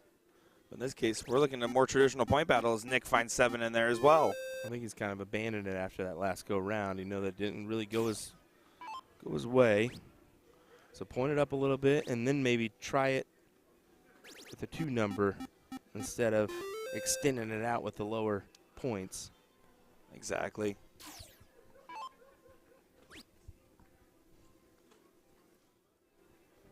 Oh, and there is a weak round from Nick. A rare kink in the armor, it feels like. Frank now. I still expect a first start 19 just because of how well he's hitting them. Jesus Nagura taking on Steve Hilger, board F2. That'll be the next match for you. That is a 5th-6 matchup. So we are looking to conclude our coverage. We'll go 4th, 3rd, finals after that of your elite singles cricket. As my buddy Will would say, good deal. You see Frank just continuing to attack these 19s. Look at him. He's finding them with ease. And does get the close on that time, finding an 8 mark in there.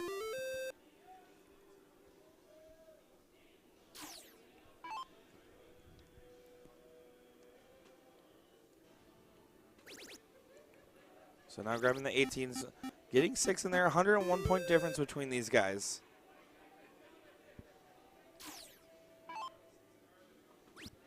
Yeah, Frank does not like the placement of that dart, but he can still get underneath with the left-hand pocket like he did, and then over to the 18s now.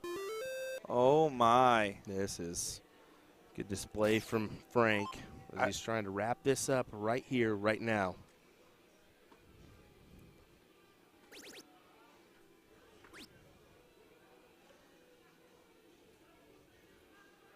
Yeah, 4 marks there from West. He knows what the way Frank is playing right now. It just doesn't feel like it is enough. It depends on this close here, though. Doesn't happen, so back-to-back opportunities now. Nick will try to take advantage of the lack of advantage being taken.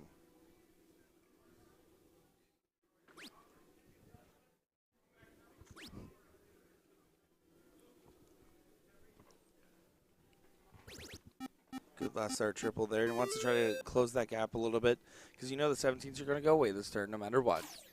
The question is how much else how much more can happen after that. Excuse me.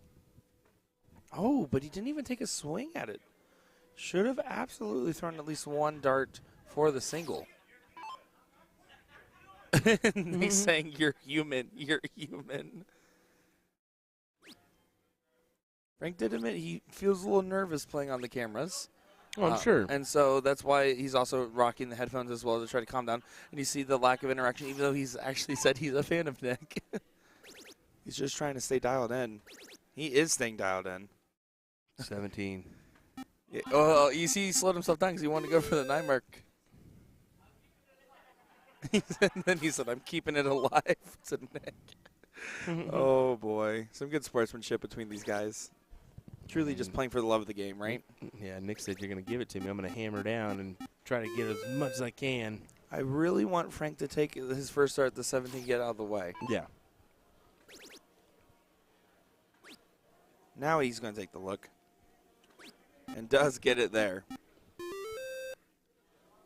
131 point difference between these guys.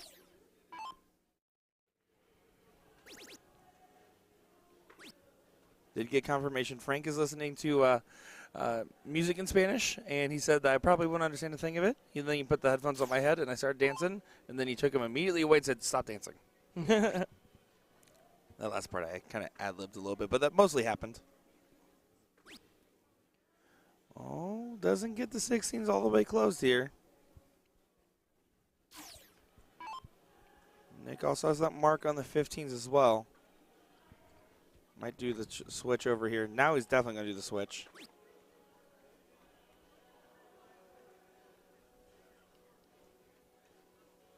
But this will be the moment for Frank.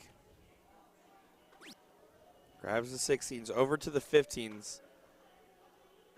And gets the close there, having a massive advantage going into the bulls. Not happy with his attempt on said bull.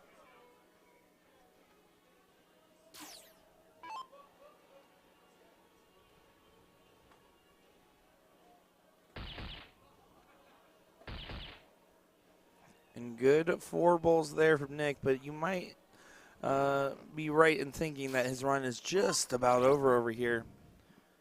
Well, look at this from Frank. He says, I'm going to go ahead and make sure of it. Why not double down? Having no air of doubt here. That's really what he's... He's got the 220-point advantage. Should be just fine to lock in the title here in Masters Singles Cricket. And doing it in style as well. Frank Zuniga for the win. His bulls are struggling. You can see Nick kind of a little shake it off over there. Kind of having a laugh about it. He's like, come on. Having a laugh, which is good, but almost a little bit bittersweet. I mean, two runner-up finishes in this 0-1 and cricket pretty much. But that also shows you're doing a lot right. It's not like he's losing these because of nerves for the most part. And look at him raise his hands, thinking that was going to be it. And now he just shakes it off, says, just wasting time for the inevitable. But gets a point lead. Has a dart there to make it interesting. But Frank pulled the headphones down. He knows a single on the points, a single on the bulls. Finds the bull. And there's the points. Frank Z gets your title for the Masters Singles Cricket here, 2-1 over Nick West. And you can see the big hug, lots of love and respect there. And Chief Z is going to feel happy about his run today. Congratulations, Frank. You are our winner for Masters Singles Cricket. Congratulations to you, sir. Well, we're not done yet. We've got more action coming your way, and we're going to hop right on over to Jesus and Steve, who will get underway here in just a moment's time. Yep, not quite ready. I'm sure they were waiting on those guys to finish up before they start. With the final going on the board next door, I can understand that. So, be just an extra moment here. There's, again, those last few darts in there. Porky's getting those last few naps. Funnily enough, he's not blinking. He takes mini naps every time his eyes close. Yeah. We should have another hour of coverage at least here. Around that range here, because, again, we're going to have this match, the 4th place, 3rd place, and finals, like you said, Will. So just a handful left of darting action. 4 to 5 matches, depending on dips. We can hear the guys still laughing over there in the Masters finals. They had a good time, didn't they? Definitely so. Definitely so.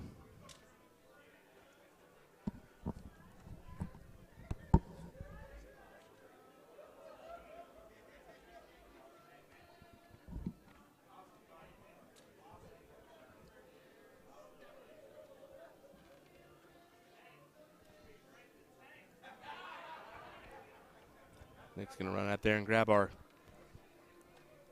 photos, and then we'll get Diddle started here.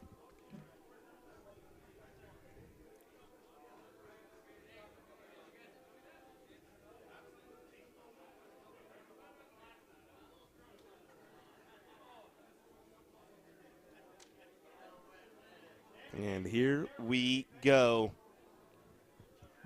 Steve Hilger, Jesus Nagura.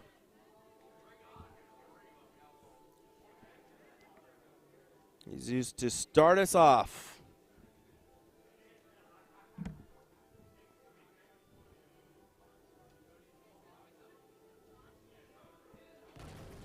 Big triple.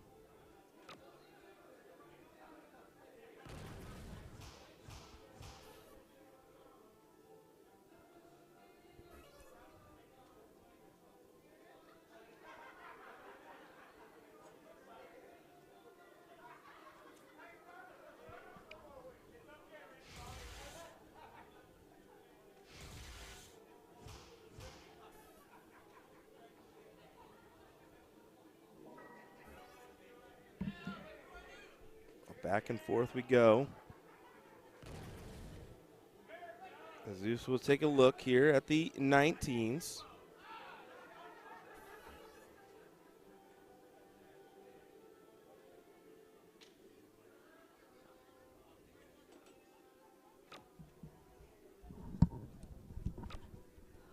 Sorry about that. Will went out there to grab their pictures since that was a finals match. Kind of forgot for a second with all the action going on there.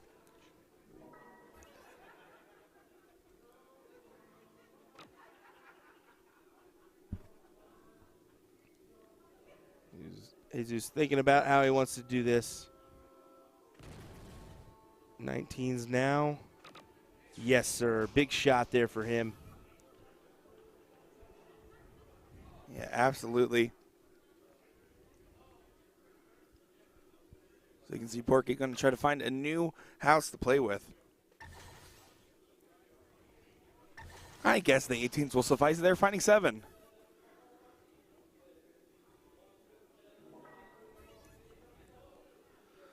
So now Jesus still going to be able to go on the attack here.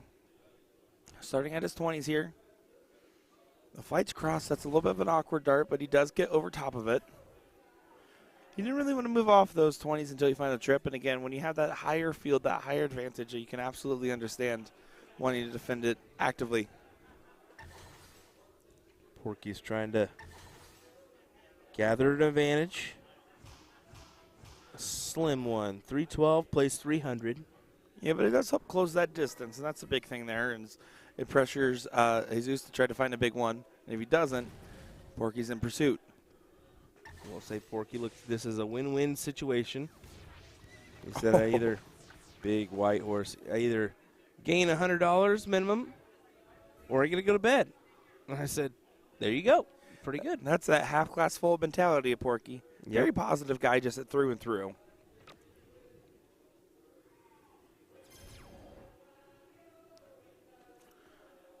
Finding 4 marks there. And Porky's just one of those guys that's been a veteran of the game, right? He's been around for a long time, very well known in the dart community, an extremely people person.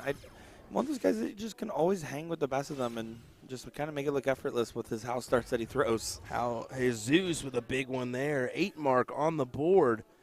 He capitalizes on a trip 16, trip 15 double bull. And Steve says something to him as he walks by. Maybe some threat saying, hey, don't do that anymore. I'm done with this. Yeah. No. Former Marine, so watch out.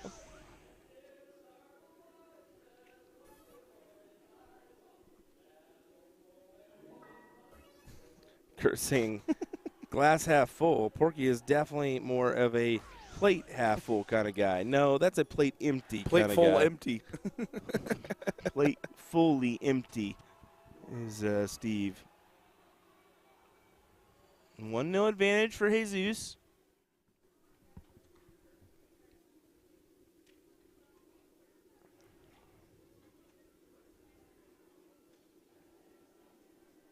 So it's going to be up to Porky to start off strong here. He's got to start strong. That's a good start to starting strong. Sorry, some of my John Madden is coming out. Does find a 6 mark there.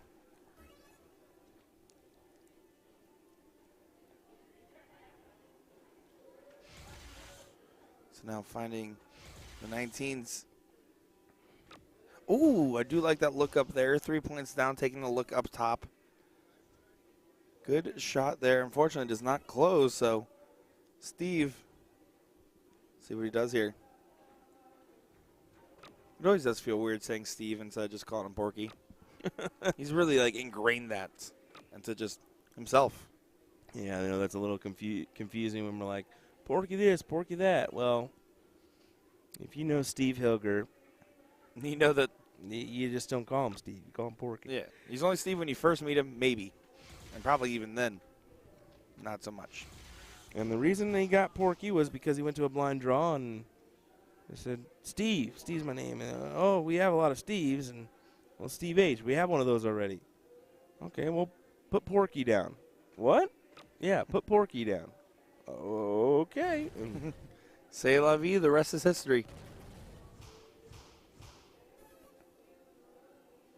You can see some people waving in the background there. Hello, hello.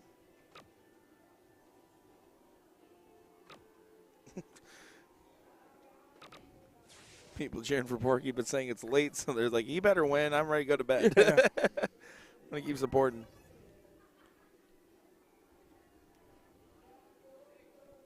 So the 20s are gone, but Porky has the point advantage. He wants to establish a residency first here, right? Get a number on the board before taking that shot at the 19s, and that gives you that safety cushion, and it actually adds so many more darts for your opponent to try to hit.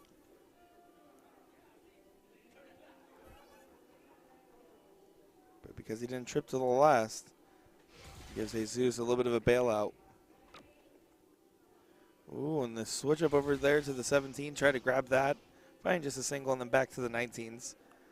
And I love that. That's a good time to try to sneak in a second house there and kind of press your advantage a little bit.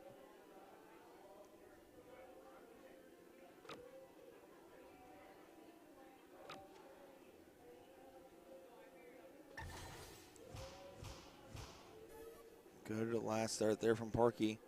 Regaining that point lead by 6 points.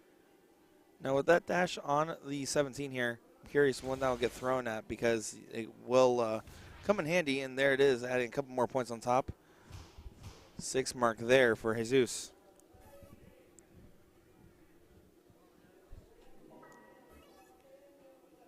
Porky to get himself in position with the point lead. Not looking promising here. He does get the point lead, but you're exactly right. Not a really promising position to be in general.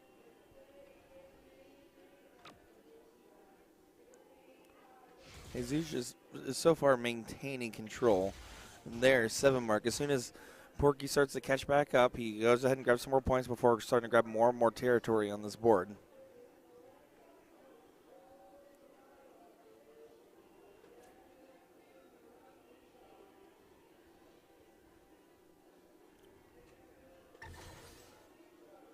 Needs to fill this up.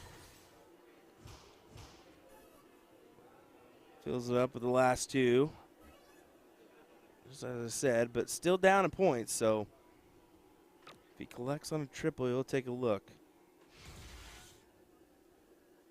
Just takes a gander at the scoreboard. I take a look here. 18's gone. He agreed. Finding it there. Beautiful 7 mark. Pushing Porky now to the 16-15 area of the board in a non-ideal position.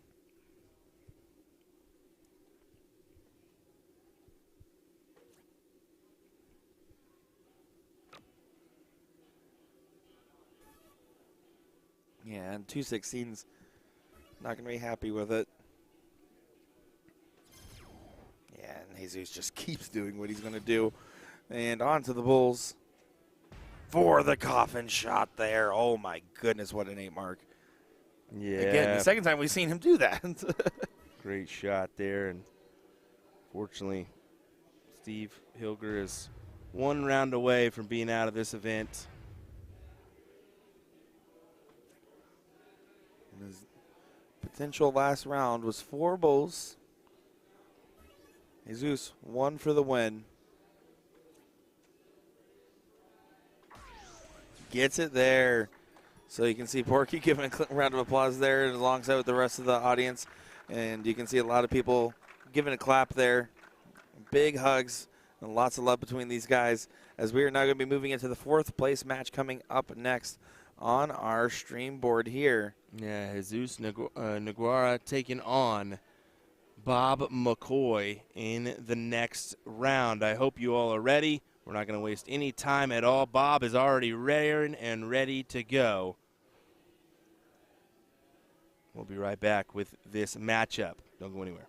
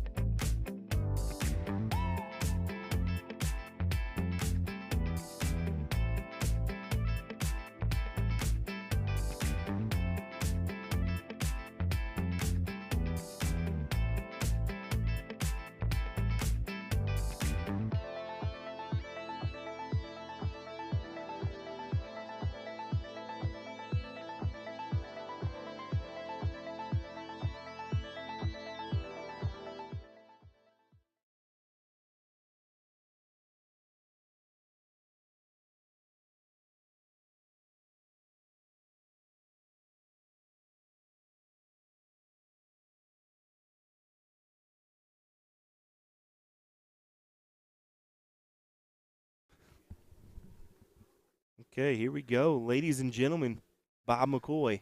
Look at this. Jesus Nagira. Nagira, yep. Yeah, look at the diddle here. That was a doozy. Intense one. A doozy of a diddle. We are ready to rock, ready to roll here. We're playing on F3. This is our 4th place matchup. Yeah, a good matchup at that as well. Joey Mann awaits in the 3rd position. And he's over there. He's literally just out of frame, I believe, going and shooting. I've seen him at the board pretty much the full time. Your king seat holder is Ricardo Perez, who has just been playing absolutely filthy. Bonkers stuff. I mean, we saw him go numerous 6+ tonight so far to win legs. After Bob McCoy played Ricardo Perez and then Brandon Perez, I was like, dude, are you tired of playing Perez's? He's like, yeah, I absolutely am. So he's been having some fun in those matchups there. Here we go. Excited to see how this one goes. Jesus to start us off here. Going to be taking a look at our radical board for this one. He's starting us off right with a nice 7 mark. We want to welcome you folks from España joining us from Spain. And whether you're just in Europe in general or the UK, it's early morning on a Tuesday there. And buenos noches to all those viewers. This is our 4th day of coverage. We're definitely a little bit tired here, but we're still raring and ready to go. Absolutely. We're gonna keep you going until Wednesday afternoon.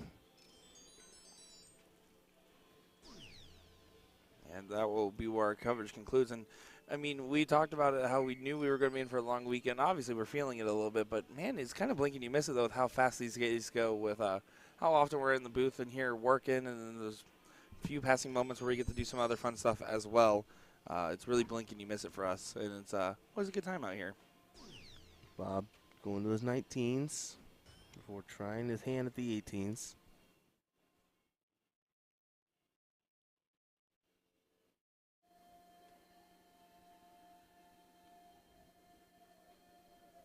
I think it's interesting. The Germans have been pretty strong throughout the week. But how about Spain coming in strong for this cricket singles event with Jesus right now trying his hand to get into the 3rd position. Yep. And Ricardo guaranteed at least a 2nd place position. Yeah, I'm going to be honest. I'm so happy that just including them in the International Challenge is what's such a big draw for a lot of these players coming in. And that really makes me excited as we continue to try to bring back and add in more countries to that International Challenge. Just because, obviously, it made the field harder. It made the field tougher, and it made the people have to play better, increasing the quality overall. Never going to be mad about that, huh? No. No, definitely not.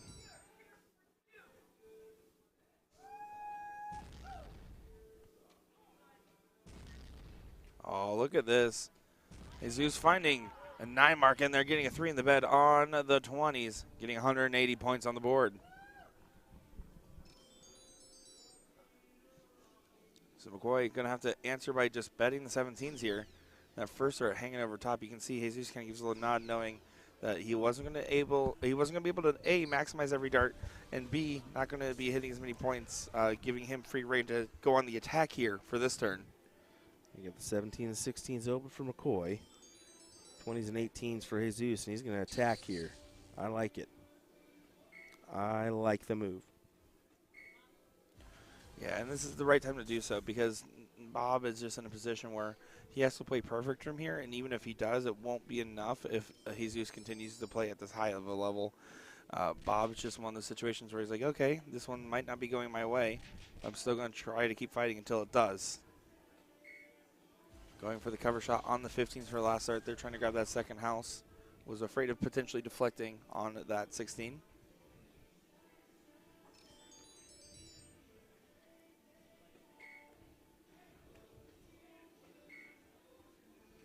Oh, and a little bit of troubles there. As he did have to take all 3 of the 15s there, so kind of just leaving the 16s on the wayside here. So McCoy going to try to bed. If he does hit a bed here and force an error out of Jesus, there could be some interesting stuff going on. This leg is not over yet. I'm not sure. We'll see. Another triple needed. Oh. No. Hugging that wire.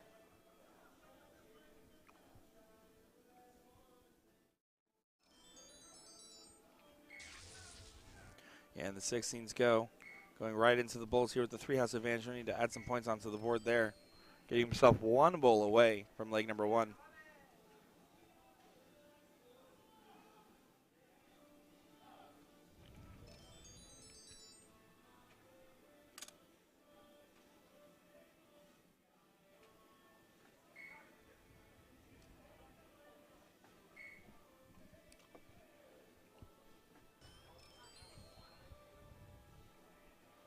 Yeah, McCoy not going to be too happy with that visit, but he knows it's pretty much inconsequential as he's going to just try to focus on taking advantage of his start in the next one.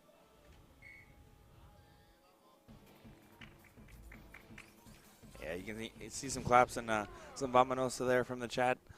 Or from the chat, excuse me, from the audience there, as I'm sure will also be in the chat here in a second. Yeah, they've been giving it to us there in the chat as well. Just taking a gander at some of our brackets, it looks like most of our brackets are in the finals. In the finals are concluding here. I think Division 1 is the only one that they're in 4th place, so same spot as this one. Once again, a great night ran by the National Dart Association. So kudos to them for being able to really make this fly through.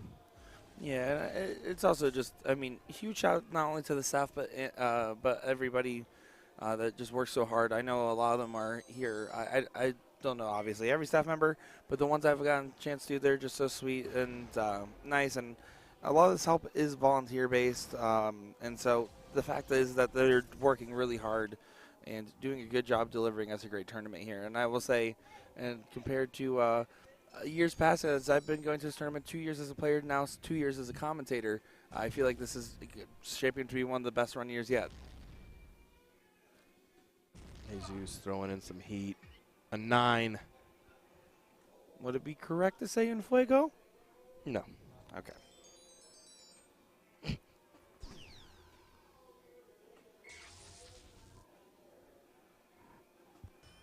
Oh, and that dart deflected right off the barrel. You can see the whole dart moved and flicked out of place there.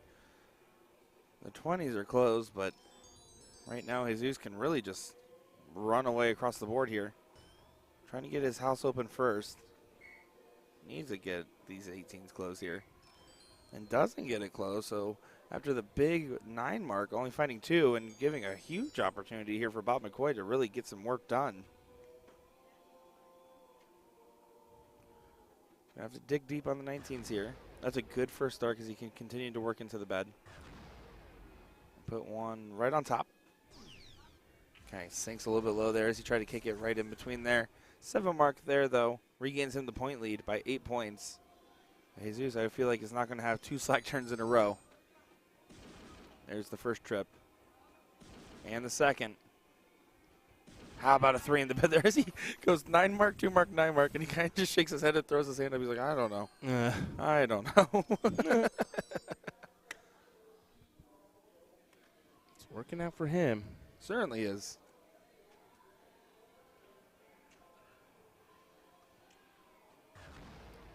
McCoy's going to have to fire right back.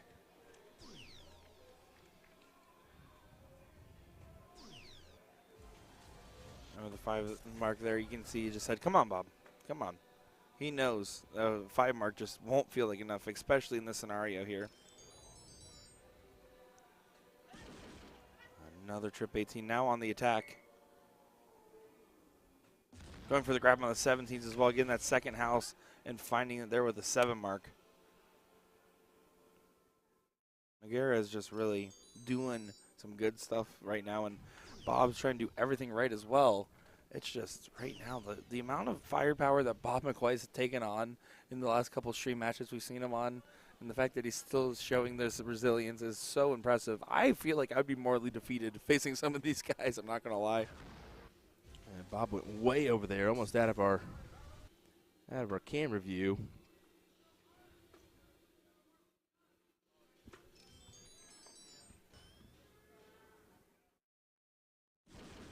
Yeah, finding the 18 there. And then takes a look at the 19, but doesn't get it there.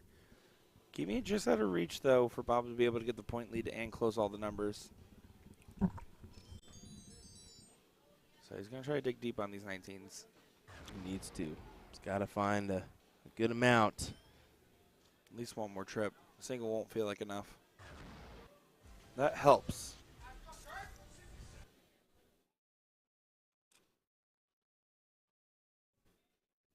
Scott, you should go to bed.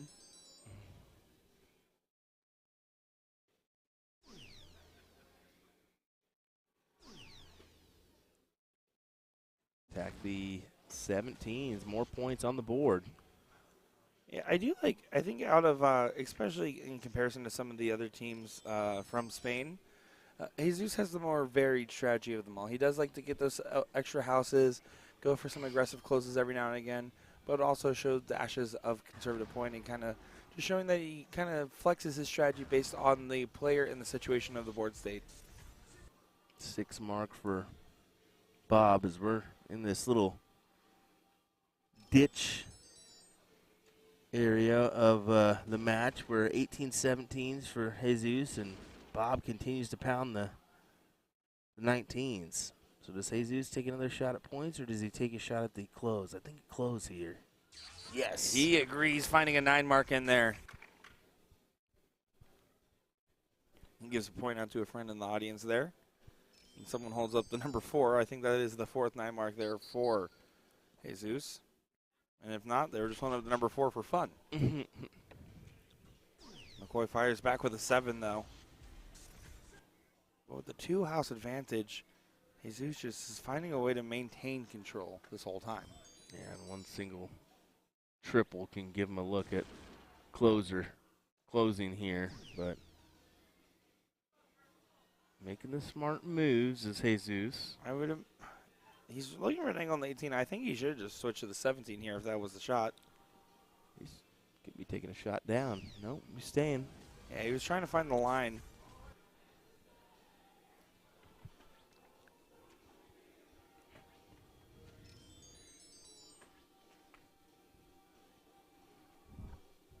So Bob knows he has to play perfect. Might have to hit a cover. Yeah, he goes there and finds a single. Looks off to the side and knows that just doesn't feel like enough when you only have 1 point up against the guy that seems to hit 7 marks almost every go.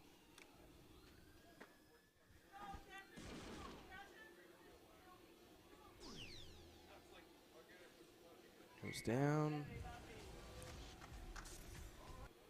But not quite.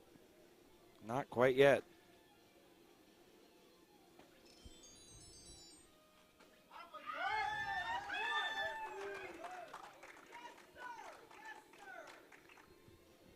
Well, I hate to tell him, but I think they got some singles cricket on 1 for level 1, but we can dabble in between those as we see or have time. Yeah, of course our priority will be on the elite event, because it does have that carrot on the stick of just being that big deal for a lot of people to watch, and of course having the big prize money as well. So always like to see that $2,500 for first place here, which is why we're going to be prioritizing that coverage.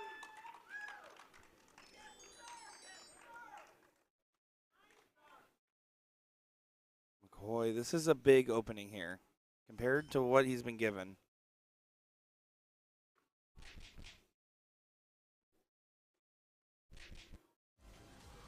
Yeah, 6 mark there, but he really wanted that first start triple. If he had the first start trip, he could have grabbed the 17s and 18s as well.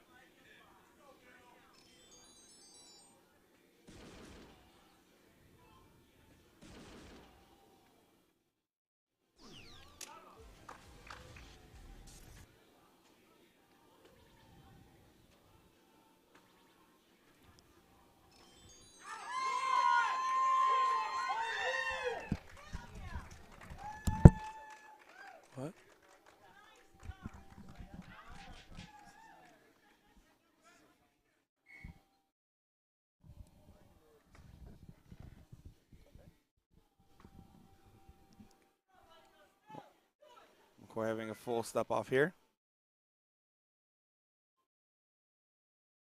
Trying to get back. He knew that the Trip 18 was just so important to try to find. 1,000-point game here.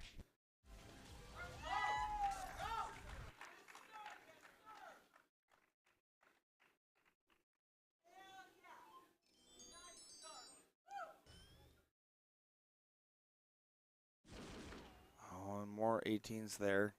Jesus.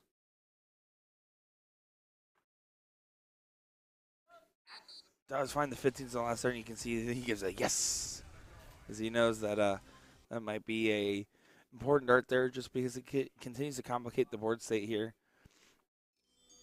We'll see how Bob handles the situation here. He does want to start grabbing some of these houses. You can see he's so focused and determined, and does try to find one more in there, but only getting a 6 on it.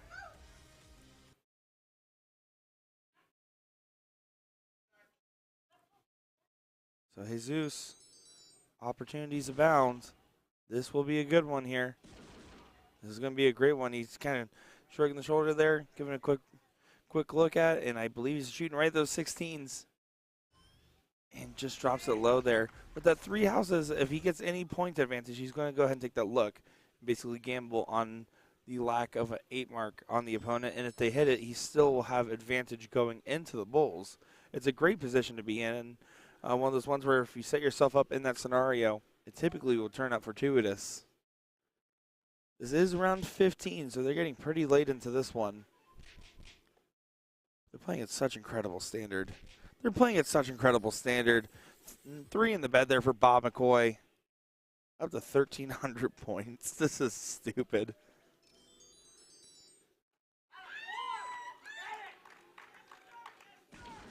Jesus just going to fire right back going on the 18s here. Trying to see. And there decides to go for the close. Hits an 8 mark for himself there in response to the 9 mark. Basically saying, all right, let's go ahead and take the gamble here.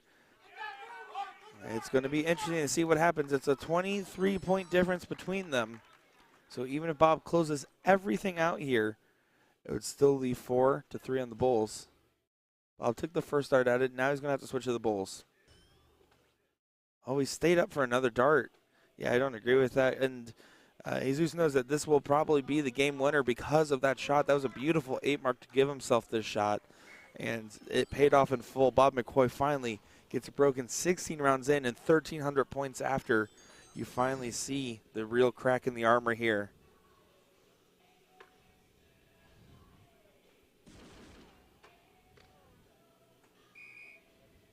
Double bull, single bull, and the out is hit. Jesus is giving his handshake to Bob, and Bob says, I don't even know what I can do anymore.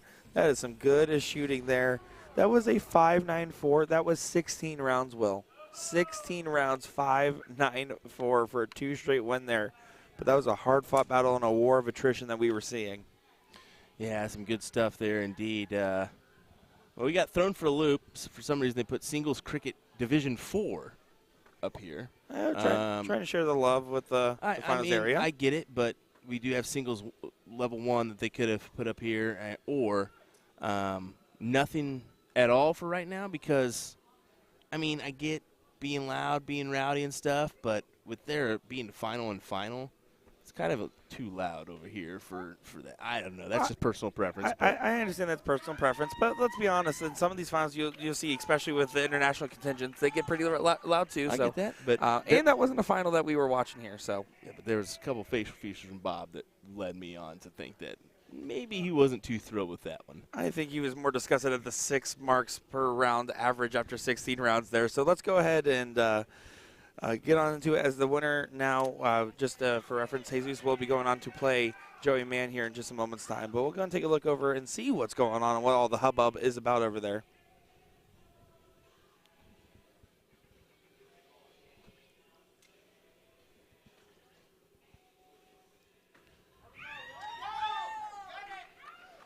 The whole audience living and dying on every dart right there.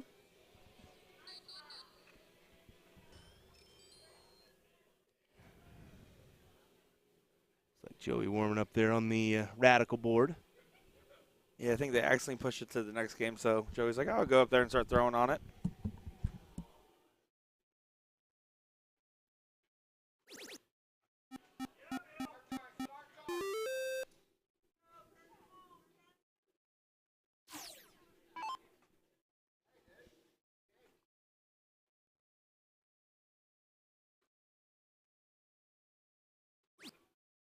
So you can see he points and says, I want that one. Don't know exactly where this is at in the match here. We're just going to kind of watch along and ride along for this ride here on this one.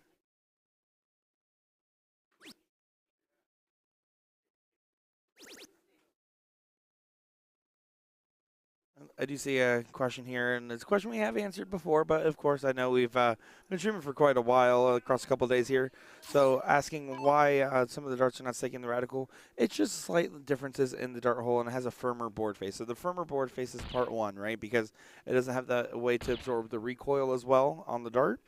But it gives you a more satisfying thud feel. It kind of feels more like throwing on a steel board in that sense because of it, in my opinion. But the other part is that every board manufacturer, even though the holes are supposed to be about the same size for soft tip, that 2BA size, they kind of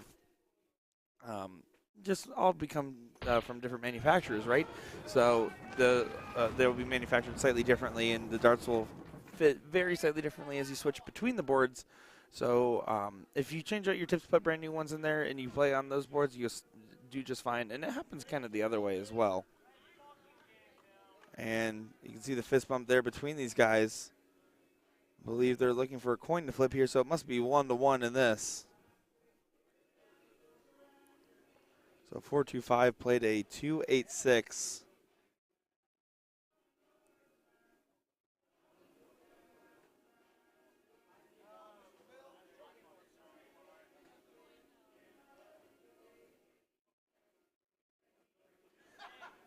So here we go.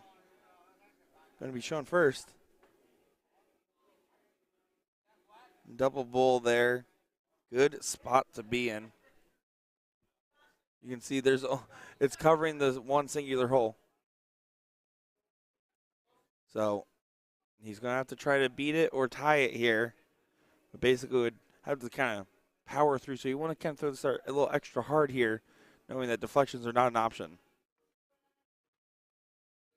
Yeah, and that one just kind of got away from him. So 1-1 here. Of course, just a reminder, we will be continuing our mat covers of the elite level singles here, as it has been going along at steady pace. And we're getting close to the end of it all here. Just a reminder of who you guys are watching. That's going to be Kurt Gallagher and Bill St. John duking it out here.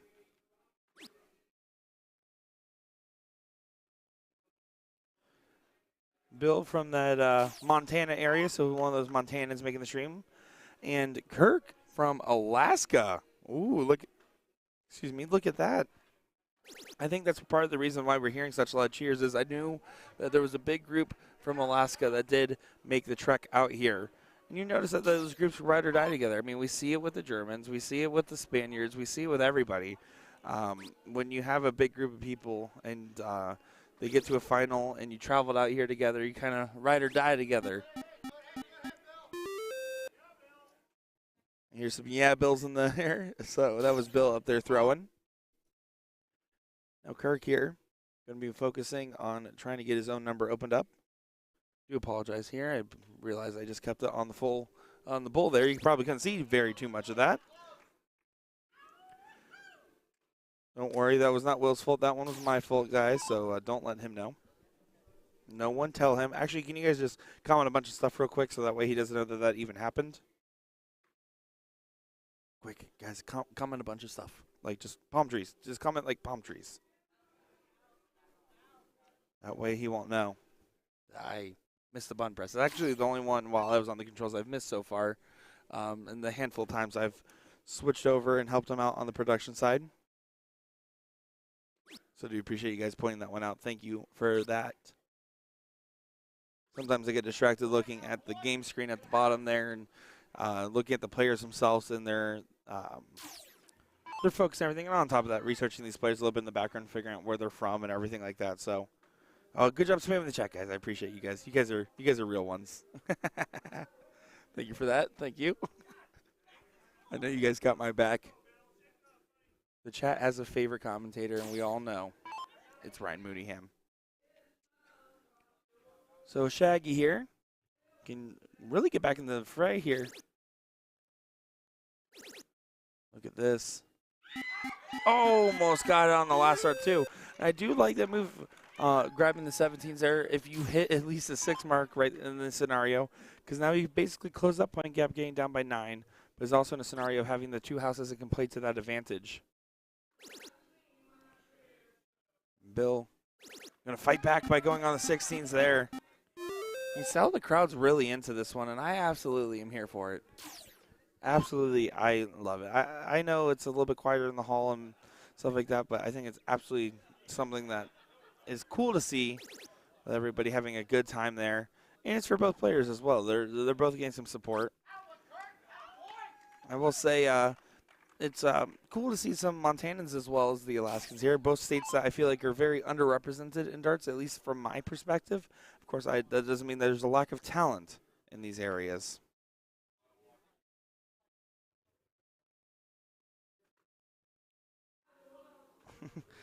Kurt saying he's had 1,100 beers today. That's a lot of beers. I'll tell you what. This tiebreaker is going down to nitty-gritty here. Kirk's going to want to get this done. And I realize part of the reason, Will, why the crowd is so rowdy is this is an Alaskan-Montanan final. So a lot of those Alaskans came in a big group together. Excited to see how they've been fighting along here in this tiebreaker. But Kirk is getting ever so close to getting that final and getting that dub under his belt.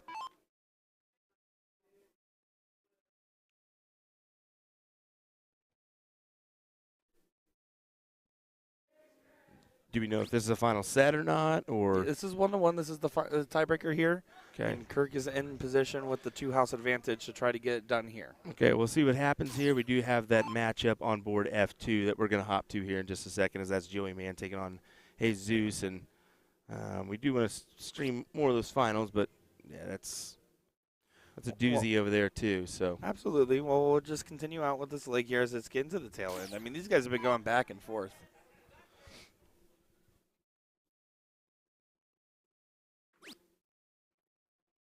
So you can see Bill trying to get in there on the 16s. Doesn't find the trip on the last, hugging the wire, and Kirk knows this would be a big opportunity.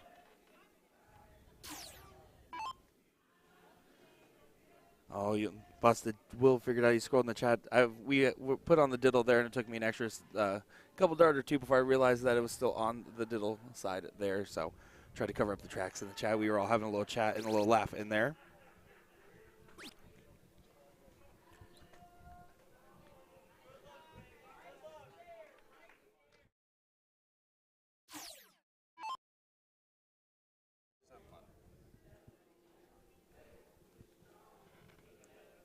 Brandon is like, I just woke up. Is Joey's match for their third place? Yeah, yes, that is correct, right? Is it third or is it, yeah, that's the third place match that will be going into the finals to play Ricardo Perez. Sorry, I had to remember the bracket there for a quick second. yeah.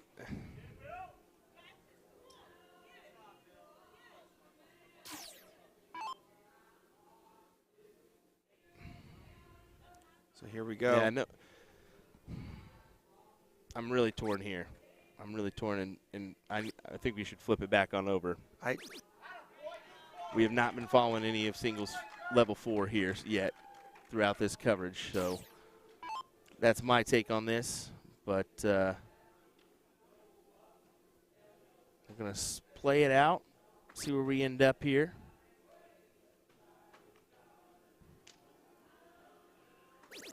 Good last start there from Bill, finding on the 16s.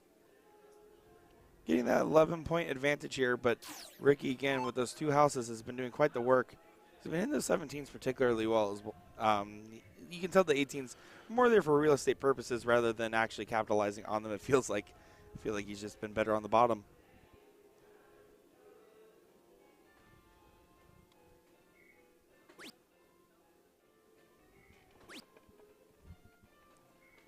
Oh, and he almost gets a close there, going right at it. Not wasting any time.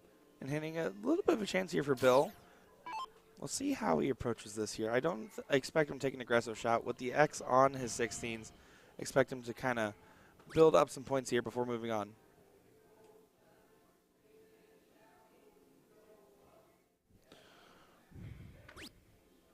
Oh, he does take an aggressive look here.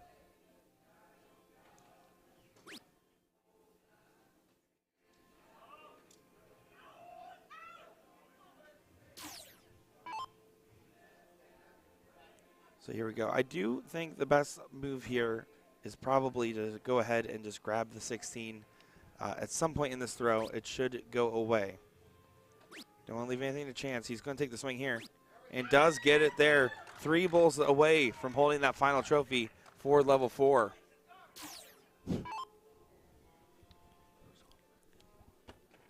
So Bill now going to try to mount the defense by finding the bowls and attacking here.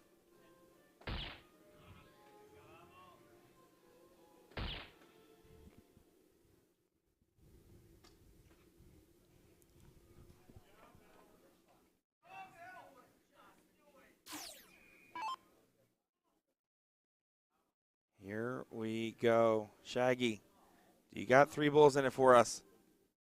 There's 1. There's 2.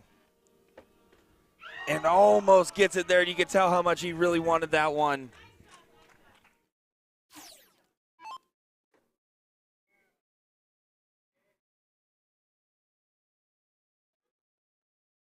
Bill, he needs to find something here on the bowls.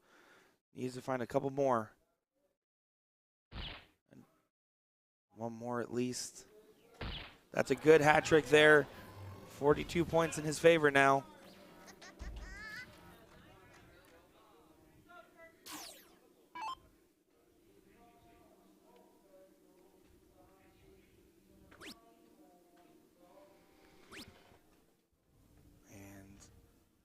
Oh, deflects out, so this will be a big opportunity for Bill.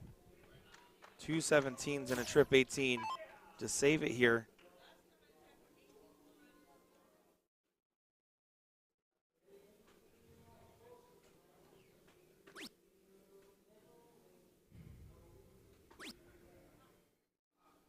Trip 18, taking this extra moment, trying to focus in. Can he find it? And he does find it there, so there we go. We're going to go ahead and jump back on over to that 3rd place match there, as they will continue to fight along there for that 4th place match, or that 4th level 4 match there in the finals. But back onto the mix here, Jesus against Joey Mann in the 3rd place here of your elites. Yeah, and we'll be keeping it right here for a little while. Absolutely. Until this concludes. I mean, they did throw our level 1 on F2, and I told them, hey, maybe we should kind of spread these out a little bit.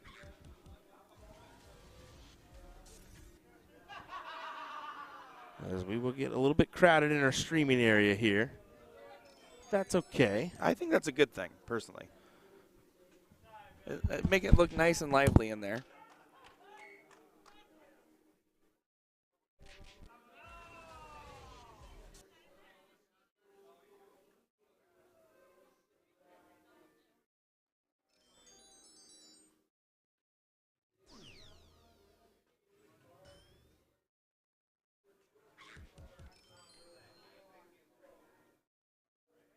Good last start there on the 15, but just not going to be enough in this leg, it seems.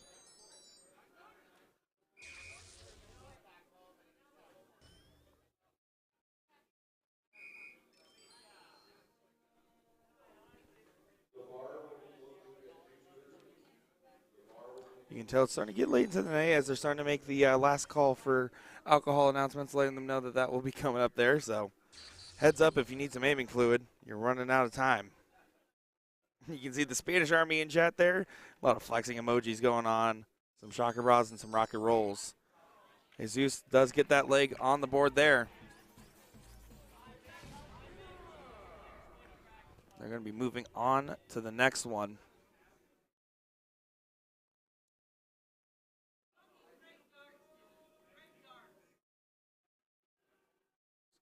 So here we go, going into the next leg.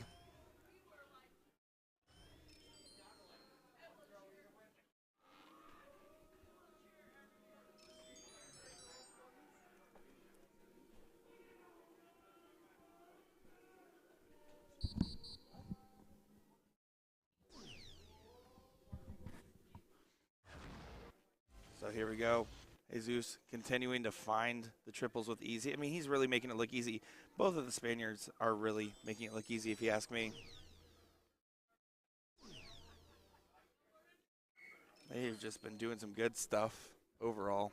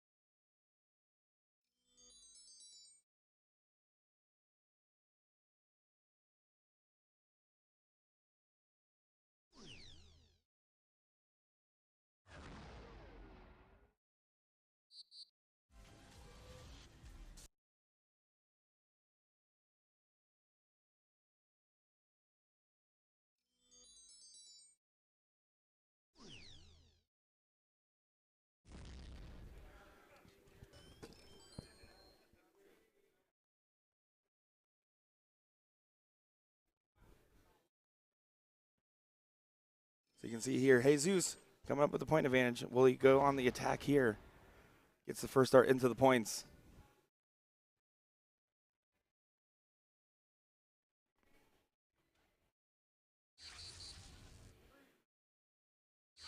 And look at that. Finding a big 9 mark in there. Got the point lead and then went right into the big numbers there, 20s and 18s. What a good shot there from Jesus.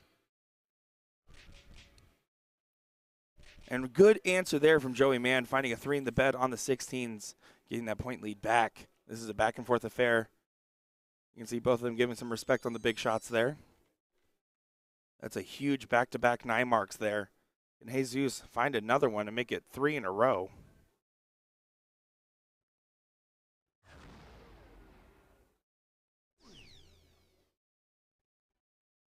And a big last start close. How about a 7 mark? Not quite a 9, but I think that will suffice there. Big darts going into it. Joey's now going to have to go on to the 15s to try to get a bet in. Instead, only getting a 2, and he knows by that reaction that that might be all she wrote for his run here. Third place does pay $640 here for our elite event, so that's still going to be a pretty hefty payout, but not quite the $2,500 that Joey had his eyes on the prize for. Jesus is trying to make this an all-Spanish final. 2 bowls away from doing so.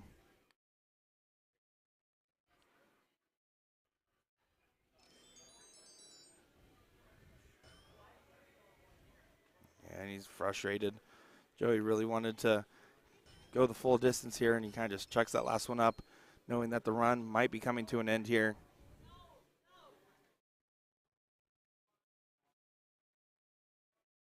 Jesus to face Ricardo. Needs 2 bowls. 1 more now. And gets it there. You can see the handshake between the players.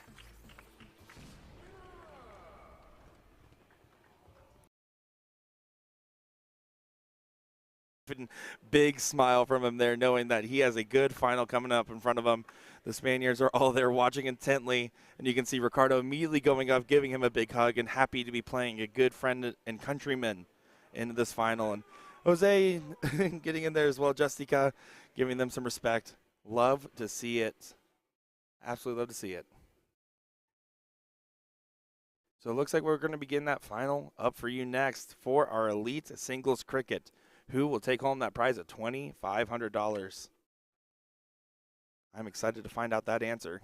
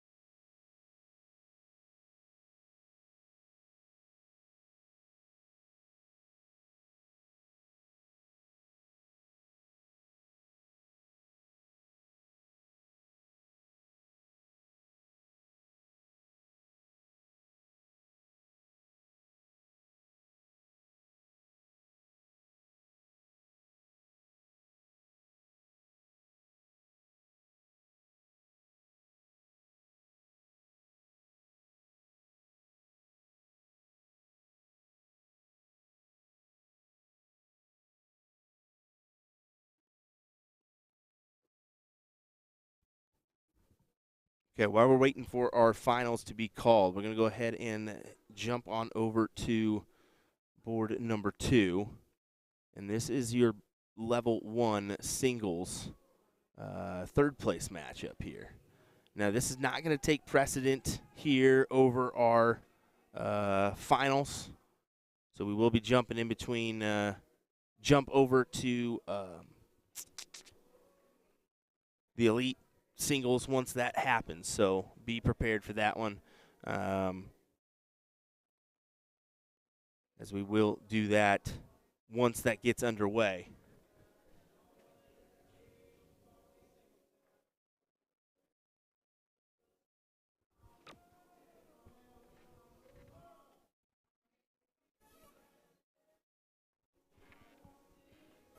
This is Dave Gott taking on Jaron Todd. This is Jaron. We don't have a score line, so we'll get that for you.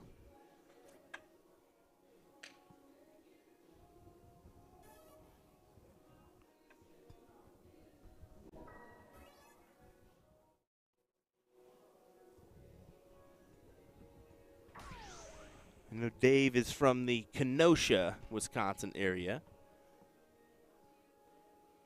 For Jaron, it's Illinois. Now, what park to be exact, I am not sure.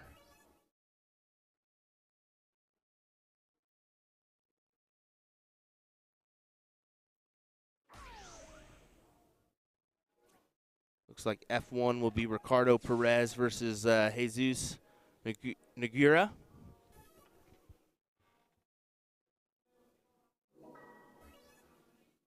So I will keep an eye on that one in the background. It's going to be a little bit difficult because this is your player cam for that one. So we'll do that.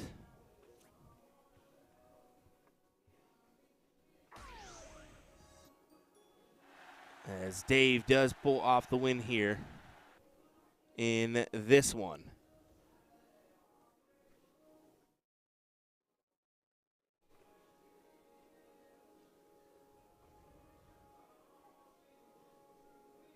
So Dave will continue on in this bracket.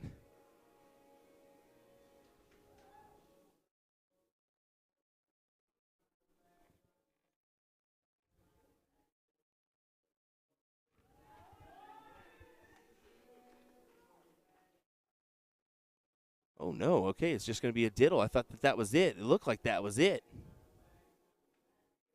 Apparently not. The dart does have to stick. We'll have to stay there.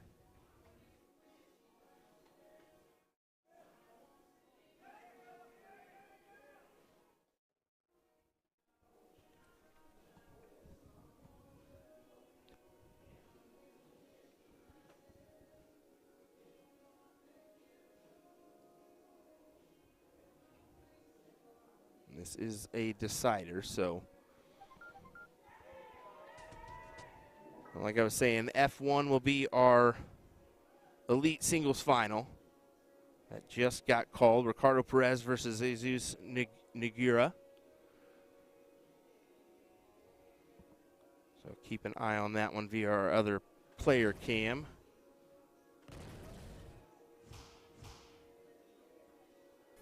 Those guys, usually they'll take about 12 before they get underway. So we should have time here. We do apologize for kind of jumping in between divisions here.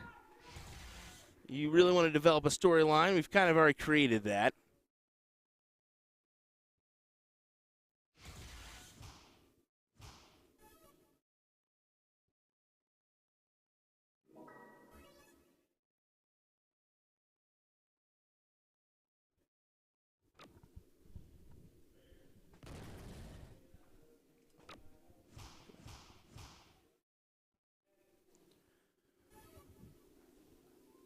This is going to be a interesting turn for David here. Single win, he's going to try to take that attack on the 20s, right? He wants to try to add a couple more points in here and try to at least close the gap first and then cross the bridge when he gets there. He seems inclined to get there, but that dart going on the right side, unfortunately, falling into the 3.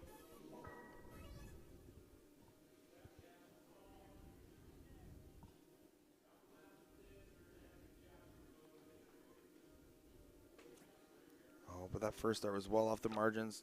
I do like to stay on the 20 here until you hit probably at least the 4 mark would be the number I was looking for, if not more.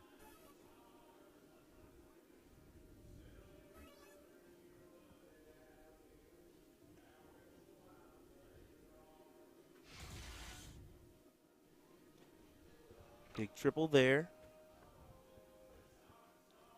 Does pull him out in front, but he'll stay for the 5 mark.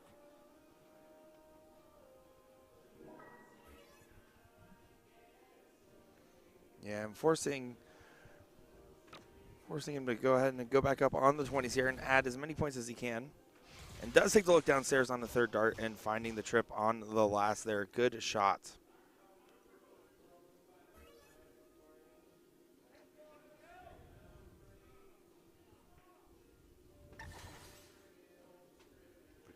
Look at this from Gott, finding those 18s. I almost want that last dart to go to the 20 there with the 2-point lead. It's a big risk, but if you hit it, it's a big hit. Everyone's favorite number is that 20 after all.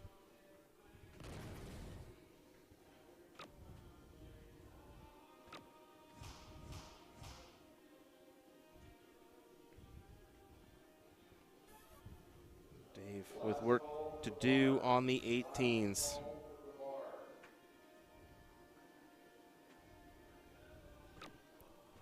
That's a good placement on that first dart for him. You can see why following it there. And getting a 5 on the board.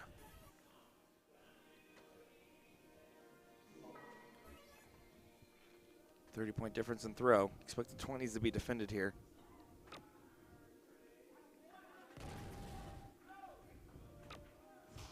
And a 5 right back in suit.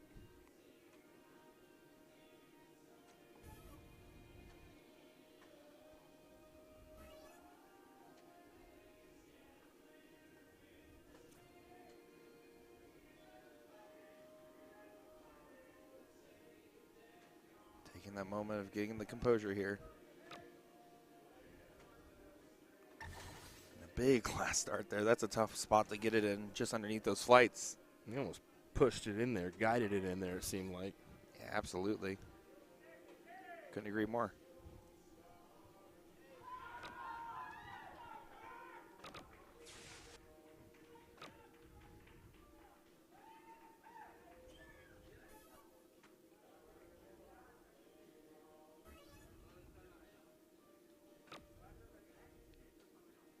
Seventeen's forgot, trying to establish a new wedge. There's a triple, but still behind. But it's something. Yeah, right now you see what God is losing ground at the moment, right? He's just consistently getting pushed down the board here, and he's maintaining these tough battles. But the longer this goes on, the smaller the numbers will be, and the harder the challenge will be to overcome.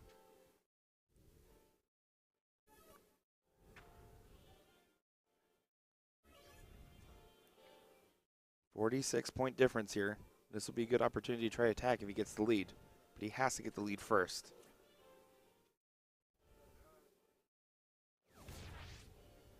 He's looking up. But there, he not happy with how that dart left his hand.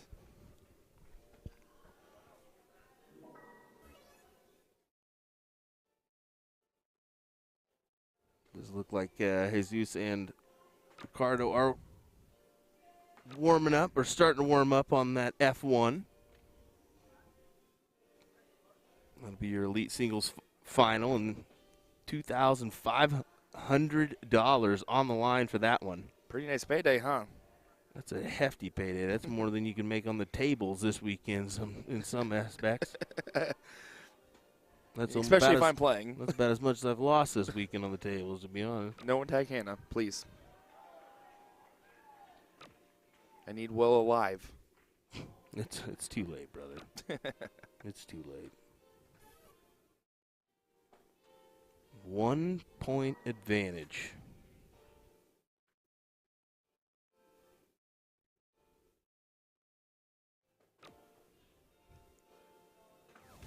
Oh, aggressive look there. That's a very interesting dart there. And it challenges David. It challenges David to have to hit 2 big darts here before he gets to look at the 20. Has to open up. But again, 19 points down, I would consider this move pretty early on to go to the 20s. Like there, he got the close on the 16. I almost wondered if he was going to take the shot upstairs. Staying down. 29-point lead.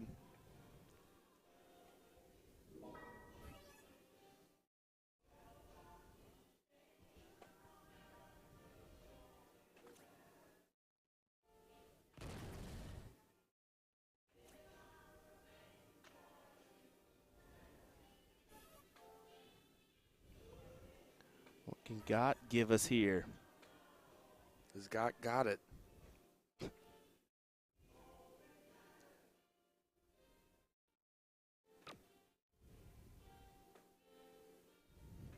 question has been answered.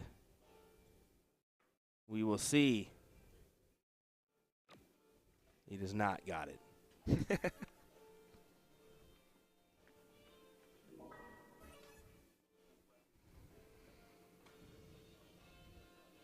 Someone asking what the second place payout is for the elite singles. That's $900. So steep fall off, but still a really good payday. Let's be honest. Yeah, NDA stepped in to add that to our payouts for the elite as they split the brackets. Last year, I believe it was a big one big bracket. So yeah, exactly. That's what took a little bit of a time last year. And so far, it's shown effective as a way to keep things moving forward faster.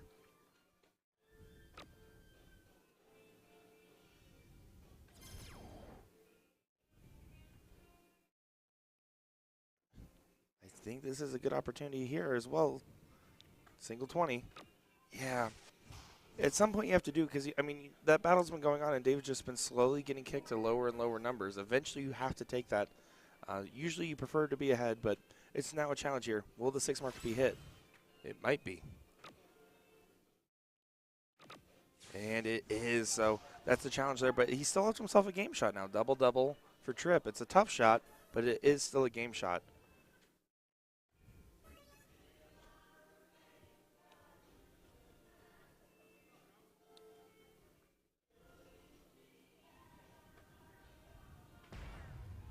There's the first. Big bull, yeah. Oh, what a change. Oh, my God, and he hit the shot for the game winner. And he gave a big fist punt. Oh, my goodness. Wow, he left himself the opportunity, and he found a good shot there from David Gott. Wow, that was something. That was impressive, and Gott's it now. He's going to be happy that we got that one on the video. Yeah, I expect to see that clipped on Spanky 41G. And here we go. This is your finals. As Ricardo saw that camera flip around to them, he said, okay, I think we're ready now. He did give a heart to the camera earlier after one of his matches. He's a little hyper-conscious of him. We promise we won't move it to you too much, if at all, anymore, so don't worry about that, Ricardo.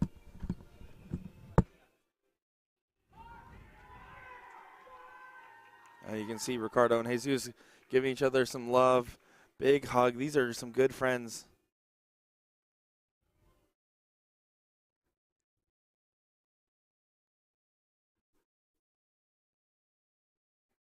Here we go. Off to the races. Ricardo showed first. And that's a good one, too. Okay, Nick. Well, before we get going, this is an all-Spaniard final. So I want to give someone a moment to say something. The one, the only, Jose Justica. So here we go. Jose, what do you got to say? Hello, everyone is watching this final, but I would like to say something in Spanish because half country now is watching the final. Gracias por estar ahí viéndonos y algunos tendréis preferencia entre Jesús, otros entre Ricardo, pero que sepáis que esto ya es un triunfo para él, para los dos, para mí y para toda España.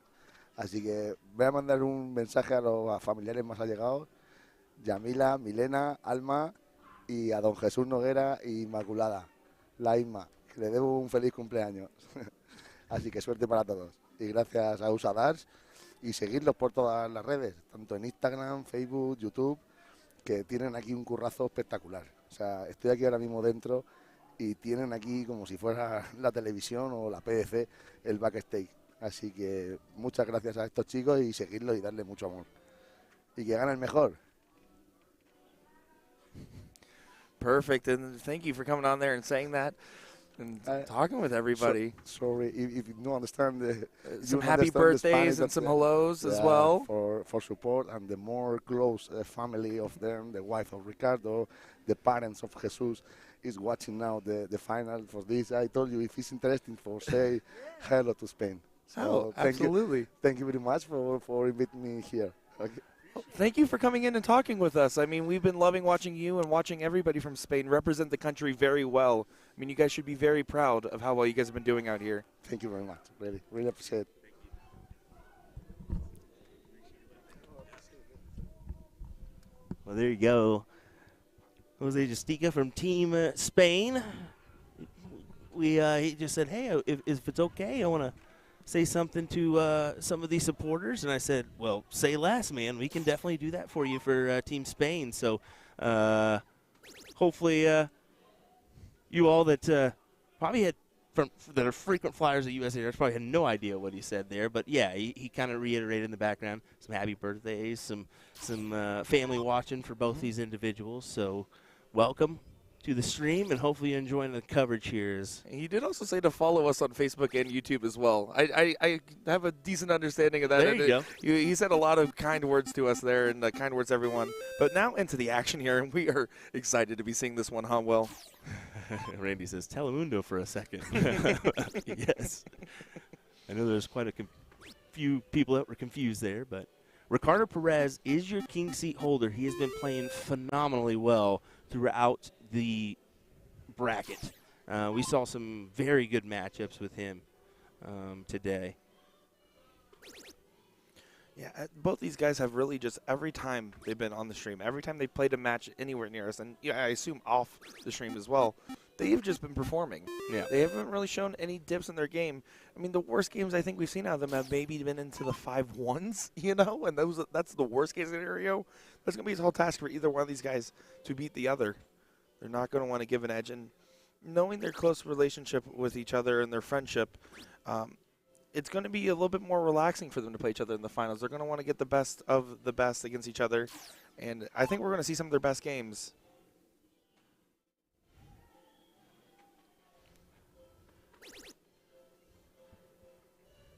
Perez wants the trip 15. No, he goes back up and adds a couple more points. Do you like that? Because that single 18 there means that there cannot be a point lead regained.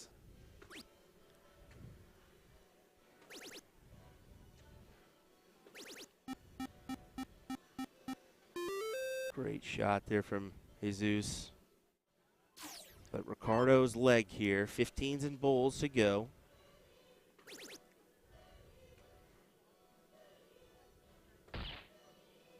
Big bull. Oh, how about that? Okay, I like the move. Go ahead and pat it in the points just to make sure you can gather the leg. Ricardo wants to end this in 2, not in 4. Yeah, it's certainly. And or also more. I mean, it could be 6, let's be honest. And you'll notice the difference is Jesus was playing a little bit more aggressive, going for those multiple houses. Ricardo on the other end just going for those situations where he likes to add those extra points. You're right, the absolute certainty to get it done in 2 is what he's trying to go for.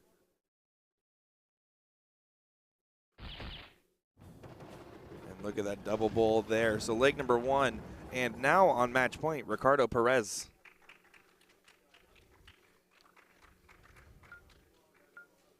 Get some support there from a few of the Spaniards in the room. There's a few.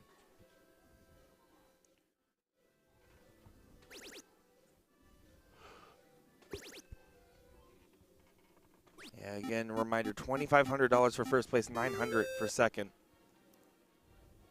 And a big 7-mark open there for Jesus.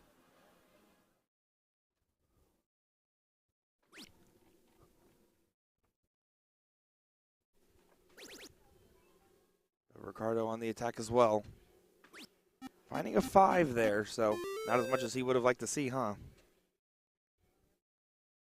Yeah, I would like some more, but Jesus should attack the 19s here.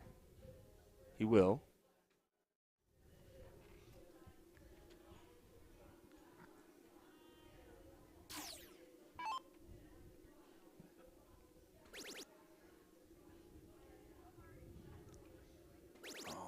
Perez looking up.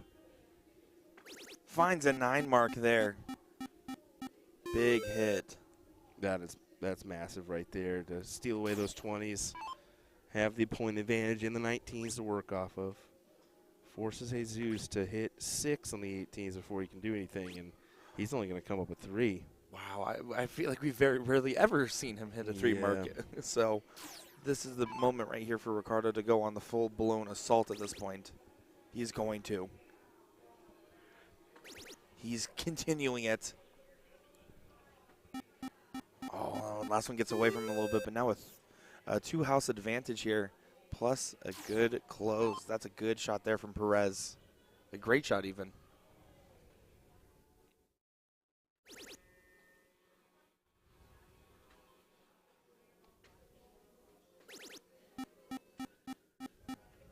Point lead regained by Jesus. It's a 6, so it's just enough to get him out in front. I think that this will go from Ricardo here. Triple for triple. Yep. And yep. You almost expect it, right? I felt like it was going to go. I feel the same way. I mean, just both these guys, every time they're at the board, they just can't seem to miss usually. It's kind of it's ridiculous, the talent. And we're used to seeing, I mean, elite level talent, but we've seen some good stuff from him today. I think just the level of, or how long they've stayed in that top upmost gear is what's most impressive. Triple. And big double. Wow. Wow. We're getting in sync, buddy. That's not good. For you, maybe. For me, it's an improvement, probably. But Perez puts himself 1 bull away from getting a 2 straight win in this final. Wow. Against his fellow countrymen. I almost can't believe this is over so quick. I figured this may go double with Ricardo sitting for a minute and Jesus playing well. But he didn't have to put in his best effort here and still got the job done. As you can see, he's very happy. Oh, and that's some love between fellow countrymen, and they're going to be happy that they get first and second place in here. But Ricardo Perez going to be your elite winner today, getting it done in style and winning $2,500. And there we go. You can see crowning the victor. You can see that's Jose Jessica that talked to us earlier at the start of this. And, of course, on top of that, Jesus, $900 and a second-place prize. And look, España can fly the flag proud, knowing how well they played tonight. And yeah, you can see the representation, all the love, and some Spaniards. They're going to enjoy their night. That's for sure. They're going to enjoy the rest of their morning, I should say, as the chat floods in with some of the Spaniards over in Spain right now that are congratulating Ricardo Perez as well as Jesus on their finishes. And thank you to Jose for spending a minute. And he's the one that came back here and said, hey, if it's okay, can we say something or no? And, yeah, I said, yeah, we can make that happen, you know. At first I was asking, do you want to comment? If he wanted to commentate, I was like, that may go weird. Yeah, that would be a little jarring. A little tough. I don't think either Nick or I understand fully Spanish. But yeah, exactly. Barely passable first grade level for me, maybe. Looking at the other bracket, we did have a couple brackets in here that got thrown at us. Singles cricket level 1 was one. And look at that. That's a big one. That's a big one. Love it. There we go. They Snapping let them know that it's on them. There we go. Yep. We'll go get photos of these guys real quick, and I'll let you know how it went here for singles level 1. David Gott, we saw him pull off the big shot there to win that match. That actually got called to another area. That got called to board 60, I believe. Yeah, but no, board 80. That's crazy. But that's where that one got called. The singles cricket 4, that was won by Kirk Gallagher of Alaska Anchorage. So congrats to Kurt, congrats to Bill St. John, who we saw here on this first board.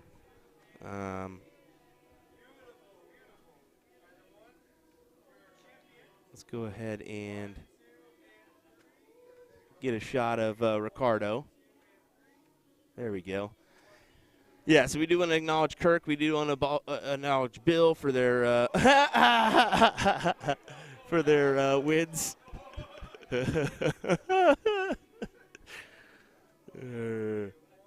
Or Kirk getting the win and Bill getting second place. Sorry for the tongue tie.